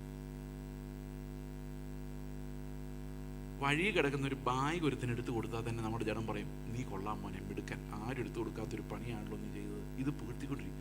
ഞാനിങ്ങനെ വലുതായിക്കൊണ്ടിരിക്കും. ഓക്കെ, എങ്ങനെ ജയിക്കാം? നമ്മൾ നന്മയ്ക്ക് വേണ്ടി ചെയ്യുന്ന ഇതെല്ലാം നന്മയ്ക്ക് വേണ്ടി ചെയ്യുന്ന, പക്ഷെ അതെല്ലാം നമ്മളെ സ്വയനീതിമാന്മാരാക്കുക. ഞാൻ മിടുക്കനാണെന്ന് എന്നെ കൊണ്ട് വിശ്വസിപ്പിക്കുക, എൻ്റെ പാപങ്ങളെ മറയ്ക്കുക. അത്തീലകൾ പോലെ ഞാൻ ചെയ്യുന്ന ചെറിയ ചെറിയ സൽപ്രവൃത്തികൾ, ഞാൻ എടുക്കുന്ന ചില ചില ഉപവാസങ്ങൾ, ഇതെല്ലാം അത്തീലകൾ പോലെ ഞാൻ പാപിയാണെന്നുള്ള ഫാക്റ്റിനെ എന്നോട് തന്നെ മറയ്ക്കുക. ഞാൻ ഭക്തനാണെന്ന് എന്നെ കൊണ്ട് വിശ്വസിപ്പിക്കുക. ജഡം. പണ്ട് ഞങ്ങളുടെ വിശ്വാസത്തിൽ വന്ന സമയത്ത് ഈ പലതരത്തിലുള്ള എന്താ പറയുന്നത്, ഈ പ്രവാചകന്മാരൊക്കെ വരുമായിരുന്നു. അന്നൊക്കെ കുറച്ചൊക്കെ സത്യം പറയുന്ന പ്രവാചകന്മാരുണ്ടായിരുന്നു കേട്ടോ. ഇതേപോലെ മനുഷ്യനെ സൂചിപ്പിക്കാൻ വരുന്നവർ മാത്രം അല്ലായിരുന്നു ഉണ്ടായിരുന്നു. ഈ പ്രവാചകന്മാർ വരുമ്പം എനിക്ക് ഭയങ്കര പേടിയാണ്. കാരണം കയ്യിലിരിപ്പ് അത്ര നല്ലതല്ലാത്തതുകൊണ്ട് ഇവരിതെല്ലാം വിളിച്ചു പറയുമോ എന്നുള്ള കാര്യം എനിക്കൊരു പേടി എൻ്റെ ഉള്ളിലുണ്ട്. അപ്പോൾ ഈ പ്രവാചകൻ അടുത്തോട്ട് വരുമ്പോൾ ഞാൻ കർത്താവിൻ്റെ പ്രാർത്ഥിക്കും, എൻ്റെ കർത്താവ് ഒന്നും വെളിപ്പെടുത്തല്ലേ, കർത്താവ് ഒന്നും പറയല്ലേ, ഞാൻ ഇനി മേലാലൊരു പാപവും ചെയ്യത്തില്ല. പ്രവാചകൻ അടുത്തോടെ വന്ന് എന്നെ തൊടാതെ അങ്ങ് പോകും. കർത്താവ് വിചാരിക്കും പോട്ടെ, സാരമില്ല, കരുണ കാണിച്ചേക്കാം. പ്രവാചകൻ പോയി കഴിയുമ്പോൾ ഞാൻ പഴയ ആളാവും. കാരണം എന്താ, പോയല്ലോ. അപ്പൊ എൻ്റെ വിശ്വാസം എന്ന് വെച്ച് കഴിഞ്ഞാൽ എൻ്റെ ജഡം എടുക്കുന്ന ഒരു തീരുമാനം നടപ്പാവും എൻ്റെ വിശ്വാസം. പക്ഷെ നടപ്പാവില്ല, അത് ഒരു വഞ്ചനയാണ്. ജഡം എന്നെ പറ്റിക്കുകയാണ്. ഈ ഒരു തീരുമാനത്തോടെ നീ നന്നാവുമെന്ന് ജഡം എന്നെ പറഞ്ഞ് പറ്റിക്കുകയാണ്. അവന് ക്രൂശിൽ നിന്ന് രക്ഷപ്പെടണം. അതുകൊണ്ട് അവൻ അങ്ങനെ പറയുന്നത്, നാണക്കേടിൽ നിന്ന് രക്ഷപ്പെടണം. അതുകൊണ്ട് ജഡം ക്രൂശിലേ മരിക്കുകയുള്ളൂ. പക്ഷെ ക്രൂശിലോട്ട് കയറാൻ ജഡത്തിന് ഇഷ്ടമില്ല. അതുകൊണ്ട് അത് ഒഴിവാക്കാൻ വേണ്ടി പറയും, ഞാൻ നന്നായിക്കൊള്ളാം, ഞാൻ ഇതോട്ട് കൂടി നന്നായിക്കൊള്ളാം, എന്നെ ഉപദ്രവിക്കില്ലേ, ഞാൻ നന്നായിക്കൊള്ളാം. പക്ഷെ നന്നാവില്ല. ഒരു കഷ്ടം വരുമ്പോൾ നമ്മൾ പറയും, അയ്യോ കർത്താവേ, ഞാൻ ആ പാപം ചെയ്തുകൊണ്ടായിരിക്കും ഈ കഷ്ടം. അല്ല കേട്ടോ, അങ്ങനെയൊന്നും പറയാൻ പറ്റത്തില്ല. കഷ്ടം എന്തായാലും ഈ ലോകത്തുണ്ട്. ചിലപ്പോൾ ആയിരിക്കാം ഞാൻ ആ പാപം ചെയ്തുകൊണ്ടായിരിക്കാം ഈ കഷ്ടം, ഇനി മേലെ ആ പാപം ചെയ്യില്ല. കഷ്ടം പോയി കഴിയുമ്പോൾ നമ്മൾ അതൊക്കെ മറക്കും. കാരണം ഈ ജഡത്തിൽ നിന്നാണ് ഇത് വരുന്നത്, ഈ ശരീരത്തിൽ നിന്നാണ് ഈ സാധനം വരുന്നത്. നന്നാകാൻ ശ്രമിച്ചിട്ട് പരാജയപ്പെട്ട ആൾക്കാർ മാത്രമേ ഇവിടെ ഉള്ളൂ എന്ന് എനിക്കറിയാം. നന്നാകാൻ ശ്രമിച്ചിട്ട് പരാജയപ്പെട്ട ആൾക്കാർ മാത്രമേ ഇവിടെ ഉള്ളൂ. ഇനി നിങ്ങൾ വിചാരിക്കുകയാണ് ഞങ്ങൾ ജയിച്ച ആൾക്കാരെന്ന് വിചാരിക്കുകയാണെങ്കിൽ വെറും കള്ള തട്ടിപ്പ. കർത്താവിന് മുമ്പ് ചെല്ലുമ്പോൾ എല്ലാം പൊളിഞ്ഞു പോകും. ആ അത്തീല വസ്ത്രം എല്ലാം ഊർന്നു പോകും. അത്തീല വസ്ത്രം ഇട്ടുകൊണ്ട് അവർ ഓടി ഓട്ടം നമ്മൾ ആദ്യ ദിവസം കണ്ട ഓർമ്മയുണ്ടോ? അവർ അത്തീല ഇട്ടുകൊണ്ട് ഓടിയാണ് മരത്തിന് പുറകെ നിന്ന് പറഞ്ഞിട്ട് പറയാണ്, നിന്റെ ശബ്ദം കേട്ടപ്പോൾ നഗ്നനായി പോയി. നമ്മളിന്ന് അണിയുന്ന ആ വസ്ത്രങ്ങളെല്ലാം കർത്താവിൻ്റെ ശബ്ദം കേട്ടപ്പോൾ നഗ്നനായി പോകും. യെശയ്യാവിനെ പോലെ, പത്രോസിനെ പോലെ, യോഹന്നാൻ പത്മോസ് ദ്വീപിൽ വീണതുപോലെ ദൈവത്തിന് മുമ്പിൽ നിവർന്നു നിന്ന് ഞാൻ നീതിമാൻ എന്ന് സ്വയം നീതീകരിക്കാൻ ഒരാളെ കൊണ്ടും സാധിക്കില്ല. അപ്പോൾ ഈ നാശകരമായ മരണകരമായ ശരീരത്തിൽ നിന്ന് എന്നെ ആർ വിടുവിക്കും? നമുക്കറിയാം, ഈ ശരീരം കൊണ്ട് മാത്രം നമ്മൾ ജീവിക്കുന്നത്. ഈ ലോകം മുഴുവൻ, ഈ ജീവിതം മുഴുവൻ ഈ ശരീരം കൊണ്ടല്ലേ നമ്മൾ ജീവിക്കുന്നത്. ഈ ശരീരത്തിന്റെ തേജസ്കരണം എന്ന് പറയുന്ന കർത്താവിന്റെ രണ്ടാം വരവിലേ ഉണ്ടാവുകയുള്ളൂ. ഇപ്പൊ രണ്ടാം വരവിൽ നമ്മൾ രൂപാന്തരപ്പെടുമ്പോൾ മാത്രമേ പാപമില്ലാത്ത ഒരു ശരീരം നമുക്കുണ്ടാവുകയുള്ളൂ. അതുവരെയും ഈ ഹോർമോണുകളെല്ലാം അവിടെ തന്നെ കാണും. പക്ഷേ ഈ പാപത്തെ ജയിക്കാനുള്ളൊരു വഴിയാണ്, അത്ഭുതകരമായ ഒരു വഴിയാണ് ഇനി മുൻപോട്ട് നമ്മൾ കാണാൻ പോകുന്നത്. എങ്ങനെയാണ് ശരീരത്തിന്റെ പ്രവണതകളെ ജയിക്കാൻ പറ്റുന്നത്? നമുക്കൊന്ന് ചിന്തിച്ചു നോക്കിയാലോ? ഓക്കെ, 8-ാം അധ്യായത്തിന്റെ 3-ാം വാക്യം വായിക്കുന്നതിന് മുമ്പ് ഞാൻ നിങ്ങളോടൊരു കഥ പറയാം. കഥയല്ല, ഒരു ഇല്ലസ്ട്രേഷൻ, ഒരു ചിത്രീകരണം എന്ന് പറയാൻ പറ്റുമോ? അതെ, വേർഡ് പിക്ചർ. ഇതൊരു ക്ലാസ് റൂമാണ് എന്ന് നിങ്ങൾ സങ്കല്പിക്കുക. ഈ ക്ലാസ് റൂമിലെ സ്റ്റുഡൻസ് ആണ് നിങ്ങളെല്ലാവരും. വേണ്ട, ഞാനും ഒരു സ്റ്റുഡൻ്റ് ആയിക്കോട്ടെ. ഞാനും നിങ്ങളുടെ ഇടയിൽ ഒരു സ്റ്റുഡൻ്റാണ്. ഞാനൊരു സെമിനാർ എടുക്കുമെന്ന് വിചാരിച്ചു. എക്സാമിനേഷൻ്റെ സമയമാകുന്നതിന് സമയത്ത് നിങ്ങൾ ചില ആൾക്കാർ നല്ല മിടുക്കന്മാരാണ്, 100-ൽ 95 വാങ്ങിക്കുന്നത്. എല്ലാ ക്ലാസ്സിലും അങ്ങനെയല്ലേ? ചില പിള്ളേർ ഭയങ്കര സ്മാർട്ടായിരിക്കും, 98, 99. വേറെ ചിലർ വെറും മണ്ടന്മാരായിരിക്കും, 0, 1, 0, 1. നമ്മുടെ ബൈനറി പോലെ ആയിരിക്കും അവരുടെ മാർക്ക്. പിന്നെ വേറെ ചിലർ 35 കാണും, 50 കാണും, 70 കാണും. അങ്ങനെ പല മാർക്കുകൾ മേടിക്കുന്ന പിള്ളേരാണ് ഇതെല്ലാം ഇരിക്കുന്നതെന്ന് വിചാരിച്ചു. നിങ്ങളുടെ മാർക്കൊന്ന് മനസ്സിൽ സങ്കല്പിച്ച്, സ്വർഗത്തിൽ പോകാൻ ഉള്ള ആ സ്കെയിലിൽ നിങ്ങൾ ഇതുവരെ ജീവിച്ച ജീവിതം കൊണ്ട് എത്ര മാർക്ക് കിട്ടി കാണും? 30. മിക്കവാറും ആൾക്കാരെല്ലാം വിചാരിക്കുന്നത് ഒരു 35 കിട്ടിയാൽ പാസ്സാവും. 30 നിങ്ങൾ സംഘടിപ്പിച്ചിട്ടുണ്ട്, പല കാര്യങ്ങൾ ചെയ്തിട്ടുണ്ട്, സ്നാനപ്പെട്ടിട്ടുണ്ട്, കൃത്യമായിട്ട് ചർച്ച വരുന്നുണ്ട്, ദശാംശം കൊടുക്കുന്നുണ്ട്. ഇതെല്ലാം കർത്താവ് കൗണ്ട് ചെയ്ത് 35 ആക്കി കാണും, 30 കാണും. ഇനി ഒന്നും കൂടെ തീരുമാനം എടുത്താൽ, ഒരു 1-2 കാര്യങ്ങളോട് ഞാനൊരു വിടുതലെടുത്താൽ, ഈ മക്കളോടുള്ള കോപം, അല്ലെങ്കിൽ ലോകമോഹം, അല്ലെങ്കിൽ ഏതെങ്കിലും ഒരു അഡിക്റ്റഡ് പാപം, ഇതിൽ നിന്നും കൂടെ ഞാൻ വിടുതലെടുത്താൽ ഞാൻ പെർഫെക്റ്റ് ആയിട്ട് 35 സ്കോർ ചെയ്ത് അപ്പുറത്ത് കിടക്കും. ഇങ്ങനെയാണ് മിക്കവാറും ആൾക്കാർ വിചാരിക്കുന്നത്. പക്ഷേ ജീവിതകാലം മുഴുവൻ ഇങ്ങനെ ആയിരിക്കും മാർക്ക്. എങ്ങനെ ആലോചിച്ചാലും നമ്മൾ ജയിച്ചതായിട്ട് നമുക്ക് തോന്നുന്നില്ല. ഇനി അങ്ങനെയല്ലേ നിങ്ങൾക്ക്? അത് ജയിച്ചായിട്ട് തോന്നുന്ന ആൾക്കാർ ഇരിപ്പുണ്ടോ? എനിക്കറിയാൻ വയ്യ. ഓക്കെ, ഇനി ഇങ്ങനെ സങ്കല്പിച്ച് നോക്കിയേ, ഈ ക്ലാസ്സിലെ ഒരക്ഷരം അറിയാത്ത, ഏറ്റവും തോറ്റു കിടക്കുന്ന, എല്ലാ പരീക്ഷയ്ക്കും 0 വാങ്ങിക്കുന്ന ആ അത്ഭുത വിദ്യാർത്ഥി ഞാനാണെന്ന് നിങ്ങൾ സങ്കല്പിച്ചു. ഞാനാണെന്ന് ഞാൻ സങ്കല്പിച്ചോളാം, നിങ്ങളാണെന്ന് നിങ്ങൾ സങ്കല്പിക്കണം, എന്നാലേ രക്ഷപ്പെടാൻ പറ്റുള്ളൂ. സങ്കല്പിച്ചോ? എൻ്റെ അടുത്തിരിക്കുന്നവന് ചിലർക്ക് 90, ചിലർക്ക് 95, ചിലർക്ക് 70, ചിലർക്ക് 50, ചിലർക്ക് 40 ഒക്കെ കിട്ടും. ചിലർ എൻ്റെ പോലെയുള്ളവരൊക്കെ ഉണ്ട്. പക്ഷെ ഞാനാണ് ഏറ്റവും പഠിക്കാൻ കഴിവില്ലാത്ത പൊട്ടനായ ആള്. സമ്മതിച്ചോ? അപ്പോൾ ഞാനിങ്ങനെ വിഷമിച്ചിരിക്കുകയാണ്. പരീക്ഷ അടുത്ത് വന്നു, ചീത്ത കേൾക്കണം, വീട്ടിൽ കൊണ്ടുപോയി മാർക്ക് കൊടുക്കുമ്പം അപ്പൻ എന്നെ ഓടിക്കും. എന്ത് ചെയ്യും? ഇത്രയും പൈസ കൊടുത്തിട്ട് എനിക്ക് പഠിക്കാൻ പറ്റുന്നില്ല. ഞാൻ ഒത്തിരി എഫേർട്ട് എടുത്തു, പുസ്തകം തിരിച്ചും മറിച്ച് നോക്കി, കുറേ കഴിയും മടുത്തിന് മുമ്പിൽ ഇരുന്ന് ഉറങ്ങുമല്ലാതെ ഒന്നും മനസ്സിലാകുന്നില്ല. അക്ഷരങ്ങളെ നോക്കുമ്പോൾ ഇങ്ങനെ ഉറുമ്പ് പോകുന്ന പോലെ തോന്നുള്ളൂ, ഒന്നും മനസ്സിലാകുന്നില്ല. എന്ത് ചെയ്യും? എക്സാമിനേഷൻ എന്ത് പഠിക്കും? ഇങ്ങനെ വിചാരിച്ചിരിക്കുകയാണ്. ടീച്ചർ എൻ്റെ അടുത്ത് വരുന്നത്, സാർ എൻ്റെ അടുത്ത് വന്നിട്ട് പറയണം, ചെയ്സേ നിനക്കൊരു ഗുഡ് ന്യൂസുമായിട്ടാണ് ഞാൻ വന്നിരിക്കുന്നത്. അപ്പം ഞാൻ എന്താ സാർ ഗുഡ് ന്യൂസ്? അപ്പം സാറ് പറയും, ഈ പ്രാവശ്യം നിന്റെ പരീക്ഷയ്ക്കുള്ള ചോദ്യം ഉണ്ടാക്കുന്നത് ഞാനാണ്. അപ്പം ഞാൻ പറയും, സാർ അത് മതി. സാർ ഒരു കാര്യം ചെയ്യും, എനിക്ക് 100-100 വേണ്ട, ഈ 35 മാർക്ക് കിട്ടി പാസ്സാകാൻ വേണ്ടിയുള്ള അത്രയും ചോദ്യങ്ങൾ എനിക്ക് അഡ്വാൻസ് ആയിട്ട് പറഞ്ഞു തന്നാൽ ഞാൻ അത് പഠിച്ച് എങ്ങനെയെങ്കിലും പാസ്സായിക്കോളാം. എനിക്ക് പാസ്സായാൽ മതി, എനിക്ക് വലിയ മോഹങ്ങളൊന്നുമില്ല.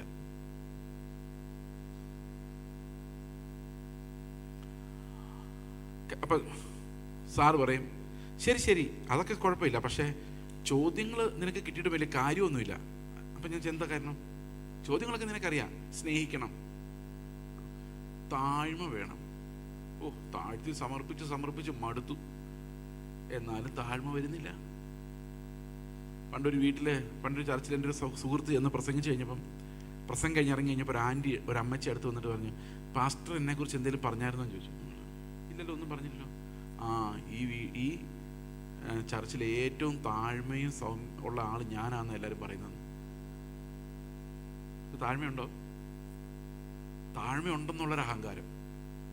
അത്രേ ഉള്ളൂ. ഈ താഴ്മ കൂടിപ്പോയാൽ, മാനുഷികമായ താഴ്മ കൂടിപ്പോയാൽ നമുക്ക് താഴ്മയുടെ ഒരു അഹങ്കാരം വരും. എന്നെ പോലെ താഴ്മയുള്ളവൻ ആരുള്ളൂ? താഴ്മയുണ്ടോ? ഇതാണ് ജഡത്തിന്റെ പ്രവൃത്തി. ജഡം എന്ത് ചെയ്താലും അത് കുഴപ്പമായിട്ട് വരുള്ളൂ. ശരിയാണോ ഞാൻ പറഞ്ഞത്? അപ്പോൾ ഇതൊക്കെയാണ് ചോദ്യ പേപ്പർ കിടക്കുന്നത്. അപ്പോൾ എനിക്ക് മനസ്സിലായി ഇതൊക്കെ പണ്ടേ ട്രൈ ചെയ്ത് ഞാൻ തോറ്റു തുന്നം പാടിയതാണ്. ഞാൻ പറഞ്ഞു, എൻ്റെ സാറ് ഈ ചോദ്യങ്ങൾ തന്നെയാണോ? പിന്നെ അതെ, ഒരു രക്ഷയില്ല, ഞാൻ തോറ്റിരിക്കുന്നു. അപ്പോൾ സാറ് പറഞ്ഞു, ഒരു നല്ല വാർത്ത കൂടെ ഉണ്ട്. ഈ പ്രാവശ്യം പരീക്ഷയുടെ മാർക്ക് നോക്കി കറക്റ്റ് ചെയ്ത് പേപ്പറിൽ ഇവാലുവേറ്റ് ചെയ്യുന്ന ഞാൻ. അപ്പോൾ ഞാൻ പറഞ്ഞു, അത് മതി, ഞാൻ ആ ചോദ്യങ്ങളെല്ലാം അതുപോലെ എഴുതി വെച്ചേക്കാം. ഓക്കെ, സാർ എവിടെയെങ്കിലും ഒരു 5, 15, 4, 3 നോക്കിയിട്ട് എങ്ങനെയെങ്കിലും ഒന്ന് 35 ആക്കി തന്നാൽ ഞാൻ ഈ ഉപകാരം ഒരിക്കലും മറക്കത്തില്ല. അപ്പോൾ സാറ് പറഞ്ഞു, നിന്റെ പേപ്പറിൽ 1/2 മാർക്ക് ഇട്ടാൽ എൻ്റെ പണി പോകുന്ന അവസ്ഥയാണ്. കാരണം നിന്റെ പേപ്പറിൽ ഇന്നേ വരെ ആരും ഒരു മാർക്ക് ഇട്ടിട്ടില്ല. അത് മാത്രമല്ല, നിനക്കറിയാൻ വയ്യാത്തൊരു രഹസ്യം എങ്ങനെ നിന്നോട് പറയുമെന്ന് അറിയാതിരിക്കാൻ ഞാൻ വിഷമിച്ചിരിക്കും. സാർ, എന്താ സാറേ? ഈ പരീക്ഷയ്ക്ക് ഒരു കുഴപ്പമുണ്ട്, ഒറ്റ പരീക്ഷയുള്ളൂ. പക്ഷേ 35 കിട്ടുന്നവനൊന്നും പാസ്സാവത്തില്ല. 100ൽ 100 വേണം. കാരണം ഒരു പ്രമാണം ലംഘിച്ചാൽ എല്ലാം ലംഘിച്ചതുപോലെയാണ്. അപ്പോൾ ഒരാശ്വാസമുണ്ട്, അപ്പുറത്തെ 99കാരൻ ഞെളിഞ്ഞിരിക്കുന്ന പരീക്ഷന് അവനൊക്കെ പോക്ക. അത് മനസ്സിലായി. അതാണ് ആകെയുള്ള ആശ്വാസം. എല്ലാവരും പോക്ക. കാരണം ഒരിടത്ത് തെറ്റാത്ത ആരുമില്ല. പക്ഷെ അപ്പോഴും ഞാൻ ചിന്തിക്കുന്നത്, അവൻ ഒന്ന് ആഞ്ഞു പിടിച്ചാൽ ചിലപ്പോൾ പറ്റുമായിരിക്കും. ഞാൻ 0കാരനായ ഞാൻ എന്ത് ചെയ്യും?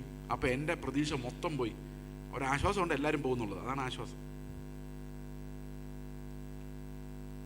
നമ്മൾ സാധാരണ വേറൊരാൾ തോക്കുന്നതിലാണ് നമ്മൾ ആശ്വാസം കണ്ടെത്തുന്നത്. നമ്മൾ തോറ്റു കഴിഞ്ഞാലേ, ശരിയല്ലേ? അവനും തോറ്റു, ആശ്വാസമായി. ഓക്കെ, അപ്പൊ സാറ് പറഞ്ഞു, ഒരു നല്ല വാർത്ത കൂടെ ഉണ്ട്. അതെന്താ സാറേ? ഇനിയും നല്ല 2 വാർത്ത കേട്ടപ്പോഴേക്കും ഉള്ള അവസ്ഥ ഭയങ്കര പ്രശ്നമായി. ഇനി 3ാമത്തെ നല്ല വാർത്ത എന്താണ്? അപ്പോൾ സാറ് പറഞ്ഞു, നിന്നെ കൊണ്ട് ഒരിക്കലും ഈ എക്സാം എഴുതി ജയിക്കാൻ പറ്റില്ല എന്ന് ഞങ്ങൾക്ക് മനസ്സിലായി. അതുകൊണ്ട് അത് ഗവൺമെൻറ്റിനും മനസ്സിലായി. ഈ ഗവൺമെൻറ് സൈക്കോളജിൻ്റെ സർട്ടിഫിക്കറ്റ് ഉണ്ട്. നിനക്ക് ഡിസ്ലെക്സിയയാണ്, നിനക്ക് പഠിക്കാൻ പറ്റത്തില്ല, എഴുതാൻ പറ്റത്തില്ല എന്നൊരു സർട്ടിഫിക്കറ്റ് തന്നിട്ടുണ്ട്. ആണോ? അതുകൊണ്ട് പരീക്ഷ എഴുതാൻ പറ്റത്തില്ല? അങ്ങനെയല്ല, നിനക്ക് പരീക്ഷ എഴുതാം, നിനക്കൊരു സ്ക്രൈബിനെ വെച്ച് ഈ എക്സാം എഴുതാം. അപ്പം അവൻ പറയും, സ്ക്രൈബിനെ വെച്ച് എക്സാം എഴുതാന്ന് പറഞ്ഞാൽ എന്താ പ്രയോജനം? സ്ക്രൈബിന് വല്ലതും അറിയണ്ടേ? സാധാരണഗതിയിൽ 10ാം ക്ലാസ്സിൽ പഠിക്കുന്നവർക്ക് 9ാം ക്ലാസ്സിൽ പഠിക്കുന്ന പിള്ളേരായിരിക്കും സ്ക്രൈബ്. സ്ക്രൈബ് എന്ന് പറഞ്ഞാൽ ഞാൻ പറഞ്ഞു കൊടുക്കും, ഇവൻ എഴുതും. അത് ചുമ്മാ ഒന്നും അറിയാത്തവനെ സ്ക്രൈബ് ആക്കാൻ പറ്റില്ല. അപ്പോൾ പൈ എന്ന് പറഞ്ഞു കഴിഞ്ഞാൽ ഒരു പശുവാണെന്ന് വിചാരിക്കുന്ന ആളാവരുത്. തീറ്റ എന്ന് പറഞ്ഞാൽ തിന്നുന്ന കാര്യം ഒന്നും ആലോചിക്കരുത്. സൈൻ തീറ്റ എന്ന് മനസ്സിലാവുന്നവനെ കൊണ്ടുപോയി അവിടെ ഇരുത്താൻ പറ്റുള്ളൂ. അല്ലേ? ശരിയല്ലേ? ഇപ്പോൾ കുറച്ച് വിവരം ഉണ്ടായിരിക്കണം, മുഴുവൻ വിവരം ഉണ്ടാവില്ല. അങ്ങനെയുള്ളവരാണ് ഈ സ്ക്രൈബുകൾ. ഇയാൾ പറഞ്ഞാൽ എഴുതുള്ളൂ. അപ്പം ഞാൻ പറയുകയാണ്, എനിക്കാണെങ്കിൽ ഒന്നും അറിയാൻ മേല. അപ്പോൾ ഒരു സ്ക്രൈബിന് ഞാൻ പറഞ്ഞു കൊടുത്താലല്ലേ അവൻ എഴുതുള്ളൂ. അപ്പോൾ അതുകൊണ്ട് എങ്ങനെയാണ് ഞാൻ രക്ഷപ്പെടുന്നത്? എങ്ങനെ 100 കിട്ടുന്നത്? അപ്പോൾ സാറ് പറഞ്ഞു, നിന്റെ ഈ പ്രാവശ്യത്തെ ക്വസ്റ്റ്യൻ പേപ്പർ ഇടുന്നത് ഞാനാണല്ലോ. അതെ. നിന്നെ ന്യായം വിധിക്കുന്നതും അവസാനം പരീക്ഷയിൽ മാർക്ക് തൂക്കി തരുന്നത് ഞാൻ തന്നെയാണല്ലോ. അതെ. നിന്റെ സ്ക്രൈബും ഞാൻ തന്നെയാണ്. എത്ര മാർക്ക് കിട്ടും? എത്ര മാർക്ക് കിട്ടും? ഈ 100 കിട്ടാൻ വേറെ എന്തേലും വഴി നിങ്ങൾ കാണുന്നുണ്ടോ? ഈ പൊട്ടന് കാണുന്നുണ്ടോ? പൊട്ടനെ പോലെ ഞാൻ നിന്റെ മുമ്പിൽ ഇരുന്നു സങ്കീർത്തനത്തിൽ പറയുന്നല്ലേ. ഒന്നും അറിയാത്ത പൊട്ടനായിട്ട് കർത്താവിന് മുമ്പിൽ നമ്മൾ ഇരുന്നു. പക്ഷെ നമ്മൾ 100 വാങ്ങിപ്പിക്കണമെങ്കിൽ ഈ കർത്താവ് തന്നെ, നിങ്ങൾ ആലോചിക്കുക, നിങ്ങൾ എക്സാമിനേഷൻ ഹാളിൽ ഇരിക്കുമ്പം ഈ ക്വസ്റ്റ്യൻ പേപ്പർ ഇട്ടവനെ കൊണ്ട് തന്നെ ഈ എക്സാം എഴുതിപ്പിക്കണം തോന്നിയിട്ടുണ്ടോ? തോന്നിയിട്ടുണ്ടോ?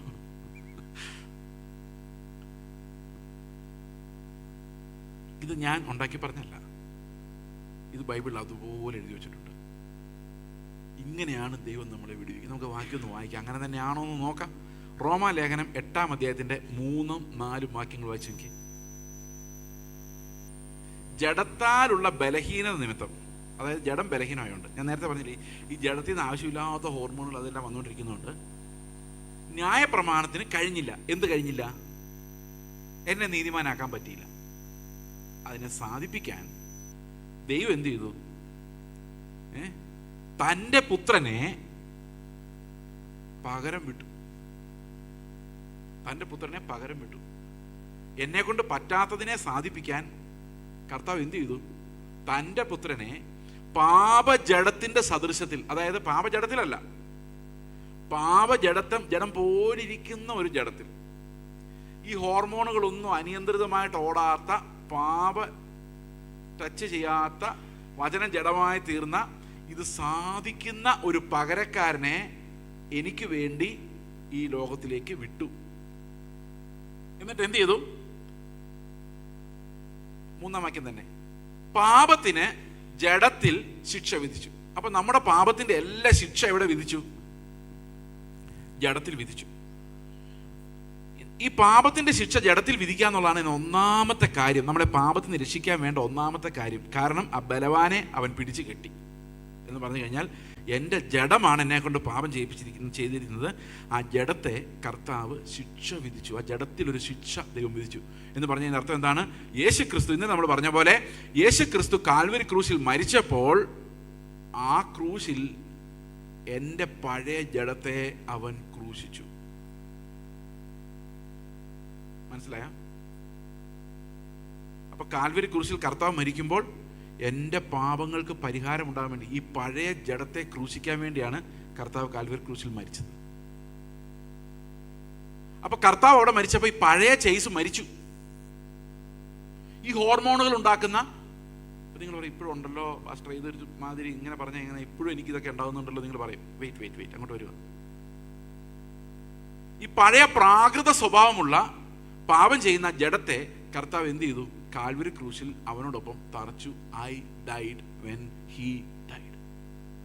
അവനോട് മരിച്ചപ്പോൾ ഞാൻ അവനോടൊപ്പം പാപസംബന്ധമായി മരിച്ചു. പാപജഡം അവിടെ ക്രൂശിക്കപ്പെട്ടു. ഇനി ഞാനല്ല ജീവിക്കുന്നത്, പിന്നെ ആരാ ജീവിക്കുന്നത്? ക്രിസ്തുവാണ് ജീവിക്കുന്നത്. ഞങ്ങളുടെ കൂട്ടായ്മയിൽ ഒരു സഹോദരൻ ഉണ്ടായിരുന്നു. ഈ സഹോദരൻ വളരെ സ്പിരിച്വൽ റെവലേഷൻ ഉള്ള ഒരാളായിരുന്നു. ഏതു മനുഷ്യനെ കൗൺസിൽ ചെയ്യാൻ അദ്ദേഹത്തിന് പറ്റുമായിരുന്നു. മരിച്ചുപോയി കോവിഡായിട്ട്. എന്നെക്കാൾ യങ്ങായിരുന്നു. അദ്ദേഹം പണ്ടൊരു മാനസിക രോഗത്തിന്റെ ഭയങ്കരമായ പീഡനയുടെ കടന്നു പോവുകയും പലപ്പോഴും സെല്ലിലടയ്ക്കപ്പെടുകയും കെട്ടിയിടപ്പെടുകയൊക്കെ ചെയ്തിട്ടുണ്ട്. Confined to a room, locked. ഒരു ദിവസം പുള്ളിക്ക് ഒരു ട്രാക്റ്റ് കിട്ടി. ഇച്ചിരി ബോധം ഉണ്ടായിരുന്ന സമയത്ത് ട്രാക്റ്റ് കിട്ടിക്കഴിഞ്ഞപ്പം അതിനകത്ത് എഴുതിയിരിക്കുകയാണ് ക്രിസ്തുവിൻ്റെ പുതിയ ജീവനെക്കുറിച്ച്. ജഡം പാപസംബന്ധമായി മരിക്കേണ്ടത്, എന്നാൽ ആത്മാവ് നിത്യജീവനാകുന്നു എന്നൊരു വാക്യം പുള്ളി വായിച്ചു. പുള്ളി ഇങ്ങനെ ചിന്തിച്ചു, ഞാനല്ല ക്രിസ്തുവിൻ്റെ ജീവൻ. നിങ്ങൾക്കറിയാമോ, അദ്ദേഹത്തിൻ്റെ മാനസിക രോഗം അതോടെ പോയി. കാരണം ആ പഴയത് മരിച്ചു എന്ന് വിശ്വസിച്ച് കഴിഞ്ഞപ്പോഴേക്കും ആ വിശ്വാസത്തിൻ്റെ പവറിൽ എന്ത് സംഭവിച്ചെന്ന് വെച്ച് കഴിഞ്ഞാൽ, ആ പഴയ ജഡം, ആ ജഡത്തിൻ്റെ, നിങ്ങളത് അദ്ദേഹത്തിൻ്റെ സാക്ഷ്യം കേട്ടാൽ നിങ്ങൾ വിശ്വസിക്കില്ല. ശരിക്കും പറഞ്ഞു കഴിഞ്ഞാൽ ഒരു രോഗവുമില്ലാതെ, മാനസിക പ്രശ്നങ്ങളും ഇല്ലാതെ അദ്ദേഹം സന്തോഷമായിട്ട് ജീവിച്ചു. അനേകരെ കൗൺസിൽ ചെയ്തു. അദ്ദേഹം മരിക്കുന്ന സമയത്ത് ന്യൂമോണിയ ആയിരുന്നു. ഏതാ? Covid induced pneumonia. ICU കയറ്റുമ്പോൾ പോലും ഭയങ്കര പ്ലസൻ്റ് ആയിരുന്നു. പുള്ളി ആ സ്ട്രെസ് ഒന്നും പിന്നെ ബാധിച്ചതേ ഇല്ല. കാരണം ജീവിക്കുന്നത് ഞാനല്ല, ആ പകരക്കാരനാണ്. എനിക്കൊരു പകരക്കാരനുണ്ട്. എൻ്റെ പ്രതിസന്ധികളുടെ നടുവിൽ പാപത്തെ ജയിക്കാത്ത എൻ്റെ ജഡം തോറ്റുകൊണ്ടിരിക്കുമ്പോൾ ഞാൻ പറയും, ഞാനല്ല, ക്രിസ്തു അത്ര ജീവിക്കുന്നത്. അങ്ങനെ അനേക എക്സാമ്പിൾസ് ഉണ്ട്. ഈ രാജസ്ഥാനിലുള്ളൊരു പൊളിറ്റിക്കൽ ലീഡറായിരുന്നു പണ്ഡിറ്റ് ധർമ്മപ്രകാശ് എന്ന് പറഞ്ഞ ഒരാൾ. നിങ്ങൾ കേട്ടിട്ടുണ്ടോ എന്ന് എനിക്കറിയത്തില്ല. അദ്ദേഹം വളരെ പ്രശസ്തനായ ഒരു പ്രസംഗകനായിരുന്നു. അദ്ദേഹം ഇന്ദിരാഗാന്ധിയുടെ സമയത്ത് ഉള്ളൊരു ലീഡറായിരുന്നു. പുള്ളിക്ക് ഒരു കുഴപ്പമുണ്ടായിരുന്നു, ഭാര്യയെ ശരിക്കും ഇടിക്കുമായിരുന്നു. നല്ലപോലെ മർദ്ദിക്കുമായിരുന്നു. പുള്ളിയുടെ ഭാര്യ ഒരു വിശ്വാസിയായിരുന്നു. ഒരു ദിവസം പുള്ളി വീട്ടിൽ വന്ന് സോഫയിലോട്ടിരുന്ന്, ഇപ്പോൾ ഈ നോർത്ത് ഇന്ത്യയിലെ സ്ത്രീകൾക്ക് പതിഭക്തിയാണ്, ഭർത്താക്കന്മാരൊരു ഭക്തി പോലെ ഈശ്വരനെ പോലെ കാണുന്നതാണ്. അവർ ആ സ്ത്രീ നിലത്ത് ചെന്നിരുന്നിട്ട് ഈ ഷൂസ് ഊരാൻ ശ്രമിച്ചപ്പോൾ അയാൾ ആ ഷൂസ് ഇട്ട് ഒറ്റ ചവിട്ട് വെച്ച് കൊടുത്തു ഈ ഭാര്യയ്ക്കിട്ട്.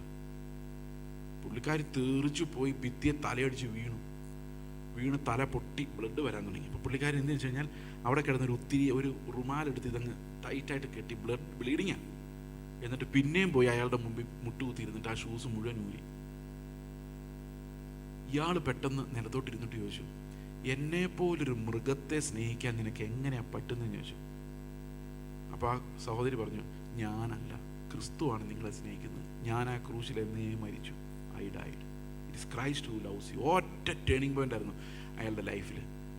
നിങ്ങളുടെ ജീവിതത്തിലോട്ട് എന്ന് കഴിയുമ്പോൾ നിങ്ങളുടെ സാഹചര്യങ്ങൾ പലതായിരിക്കും. ഒരൊറ്റ മോമെൻറ്റ് ഞാൻ കർത്താവിനോട് മരിച്ചു എന്നുള്ളൊരു ഫെയ്ത്ത് എൻ്റെ ഉള്ളിലേക്ക് വന്നു കഴിയുമ്പോഴേക്കുണ്ടല്ലോ, ഈ പറയുന്ന അഡ്രിനാലിനൊക്കെ പോയിട്ട് ആ ക്രിസ്തുവിൻ്റെ ജീവൻ നമ്മളിവിടെ വ്യാപരിക്കാൻ തുടങ്ങും. ഇങ്ങനെ മാത്രമേ പാപത്തെ ജയിക്കാൻ പറ്റുള്ളൂ. only through Christ living in us. അല്ലാതെ ക്രിസ്തുവിനെ ഒരു ബിംബമാക്കി വെച്ചിട്ട് അവിടെ പോയി കാര്യങ്ങൾ സാധിപ്പിക്കുന്നതല്ല കർത്താവ് നമുക്ക് തരുന്ന ജീവൻ എന്ന് പറയുന്നത്. അവൻ നമ്മളിൽ വസിക്കുന്നതാണ്. അവൻ്റെ ജീവൻ നമ്മളിൽ വ്യാപരിക്കുന്നതാണ്. ഇതാണ് ക്രിസ്ത്യ ജീവിതത്തിൻ്റെ ആരംഭം. നിങ്ങൾ തുടങ്ങിയിട്ടുണ്ടെന്ന് എനിക്കറിയത്തില്ല, തുടങ്ങിക്കോ. That makes you a child of God, because ക്രിസ്തുവിൻ്റെ ജീവനാണ് നമ്മുടെ ഉള്ളിൽ വസിക്കുന്നത്. That makes you a child of God forever. So I have an assurance. എൻ്റെ ഉള്ളിലുള്ളത് ക്രിസ്തുവിൻ്റെ ആത്മാവാണ്, അവൻ്റെ ജീവനാണ്. ഞാനൊരു കൊച്ചാണ്, എനിക്ക് വലിയ ഫംഗ്ഷൻ ഒന്നും അറിയത്തില്ല, ഞാൻ ചിലപ്പോൾ ഒക്കെ പഴയത് വരും. പക്ഷെ എന്നാൽ പോലും എൻ്റെ ഉള്ളിൽ ക്രിസ്തുവിൻ്റെ ജീവൻ ഇനാഗുറേറ്റ് ചെയ്യപ്പെട്ടിട്ടുണ്ട്, സ്റ്റാർട്ട് ചെയ്യപ്പെട്ടിട്ടുണ്ട്. അതിനർത്ഥം എപ്പോൾ വേണമെങ്കിലും വിശ്വാസത്തിൽ എനിക്ക് അങ്ങോട്ട് കടന്നു ചെല്ലാം, ക്രിസ്തുവിൻ്റെ ജീവനിലേക്ക് കടന്നു ചെല്ലാം.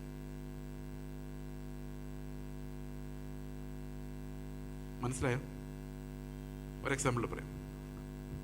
ഞങ്ങളുടെ കൂട്ടായ്മയിൽ ഒരു സഹോദരിയുണ്ട്, ഒരു ഡോക്ടർ. ഭയങ്കര സൗമ്യ ഹൃദയമുള്ള, എല്ലാവരോടും സിമ്പതിയുള്ള ഒരു ഡോക്ടർ. ഒരു ദിവസം ഡോക്ടർ ഹോസ്പിറ്റലിൽ ചെന്ന് കഴിഞ്ഞപ്പോൾ അവിടുത്തെ ഒരു അറ്റൻഡർ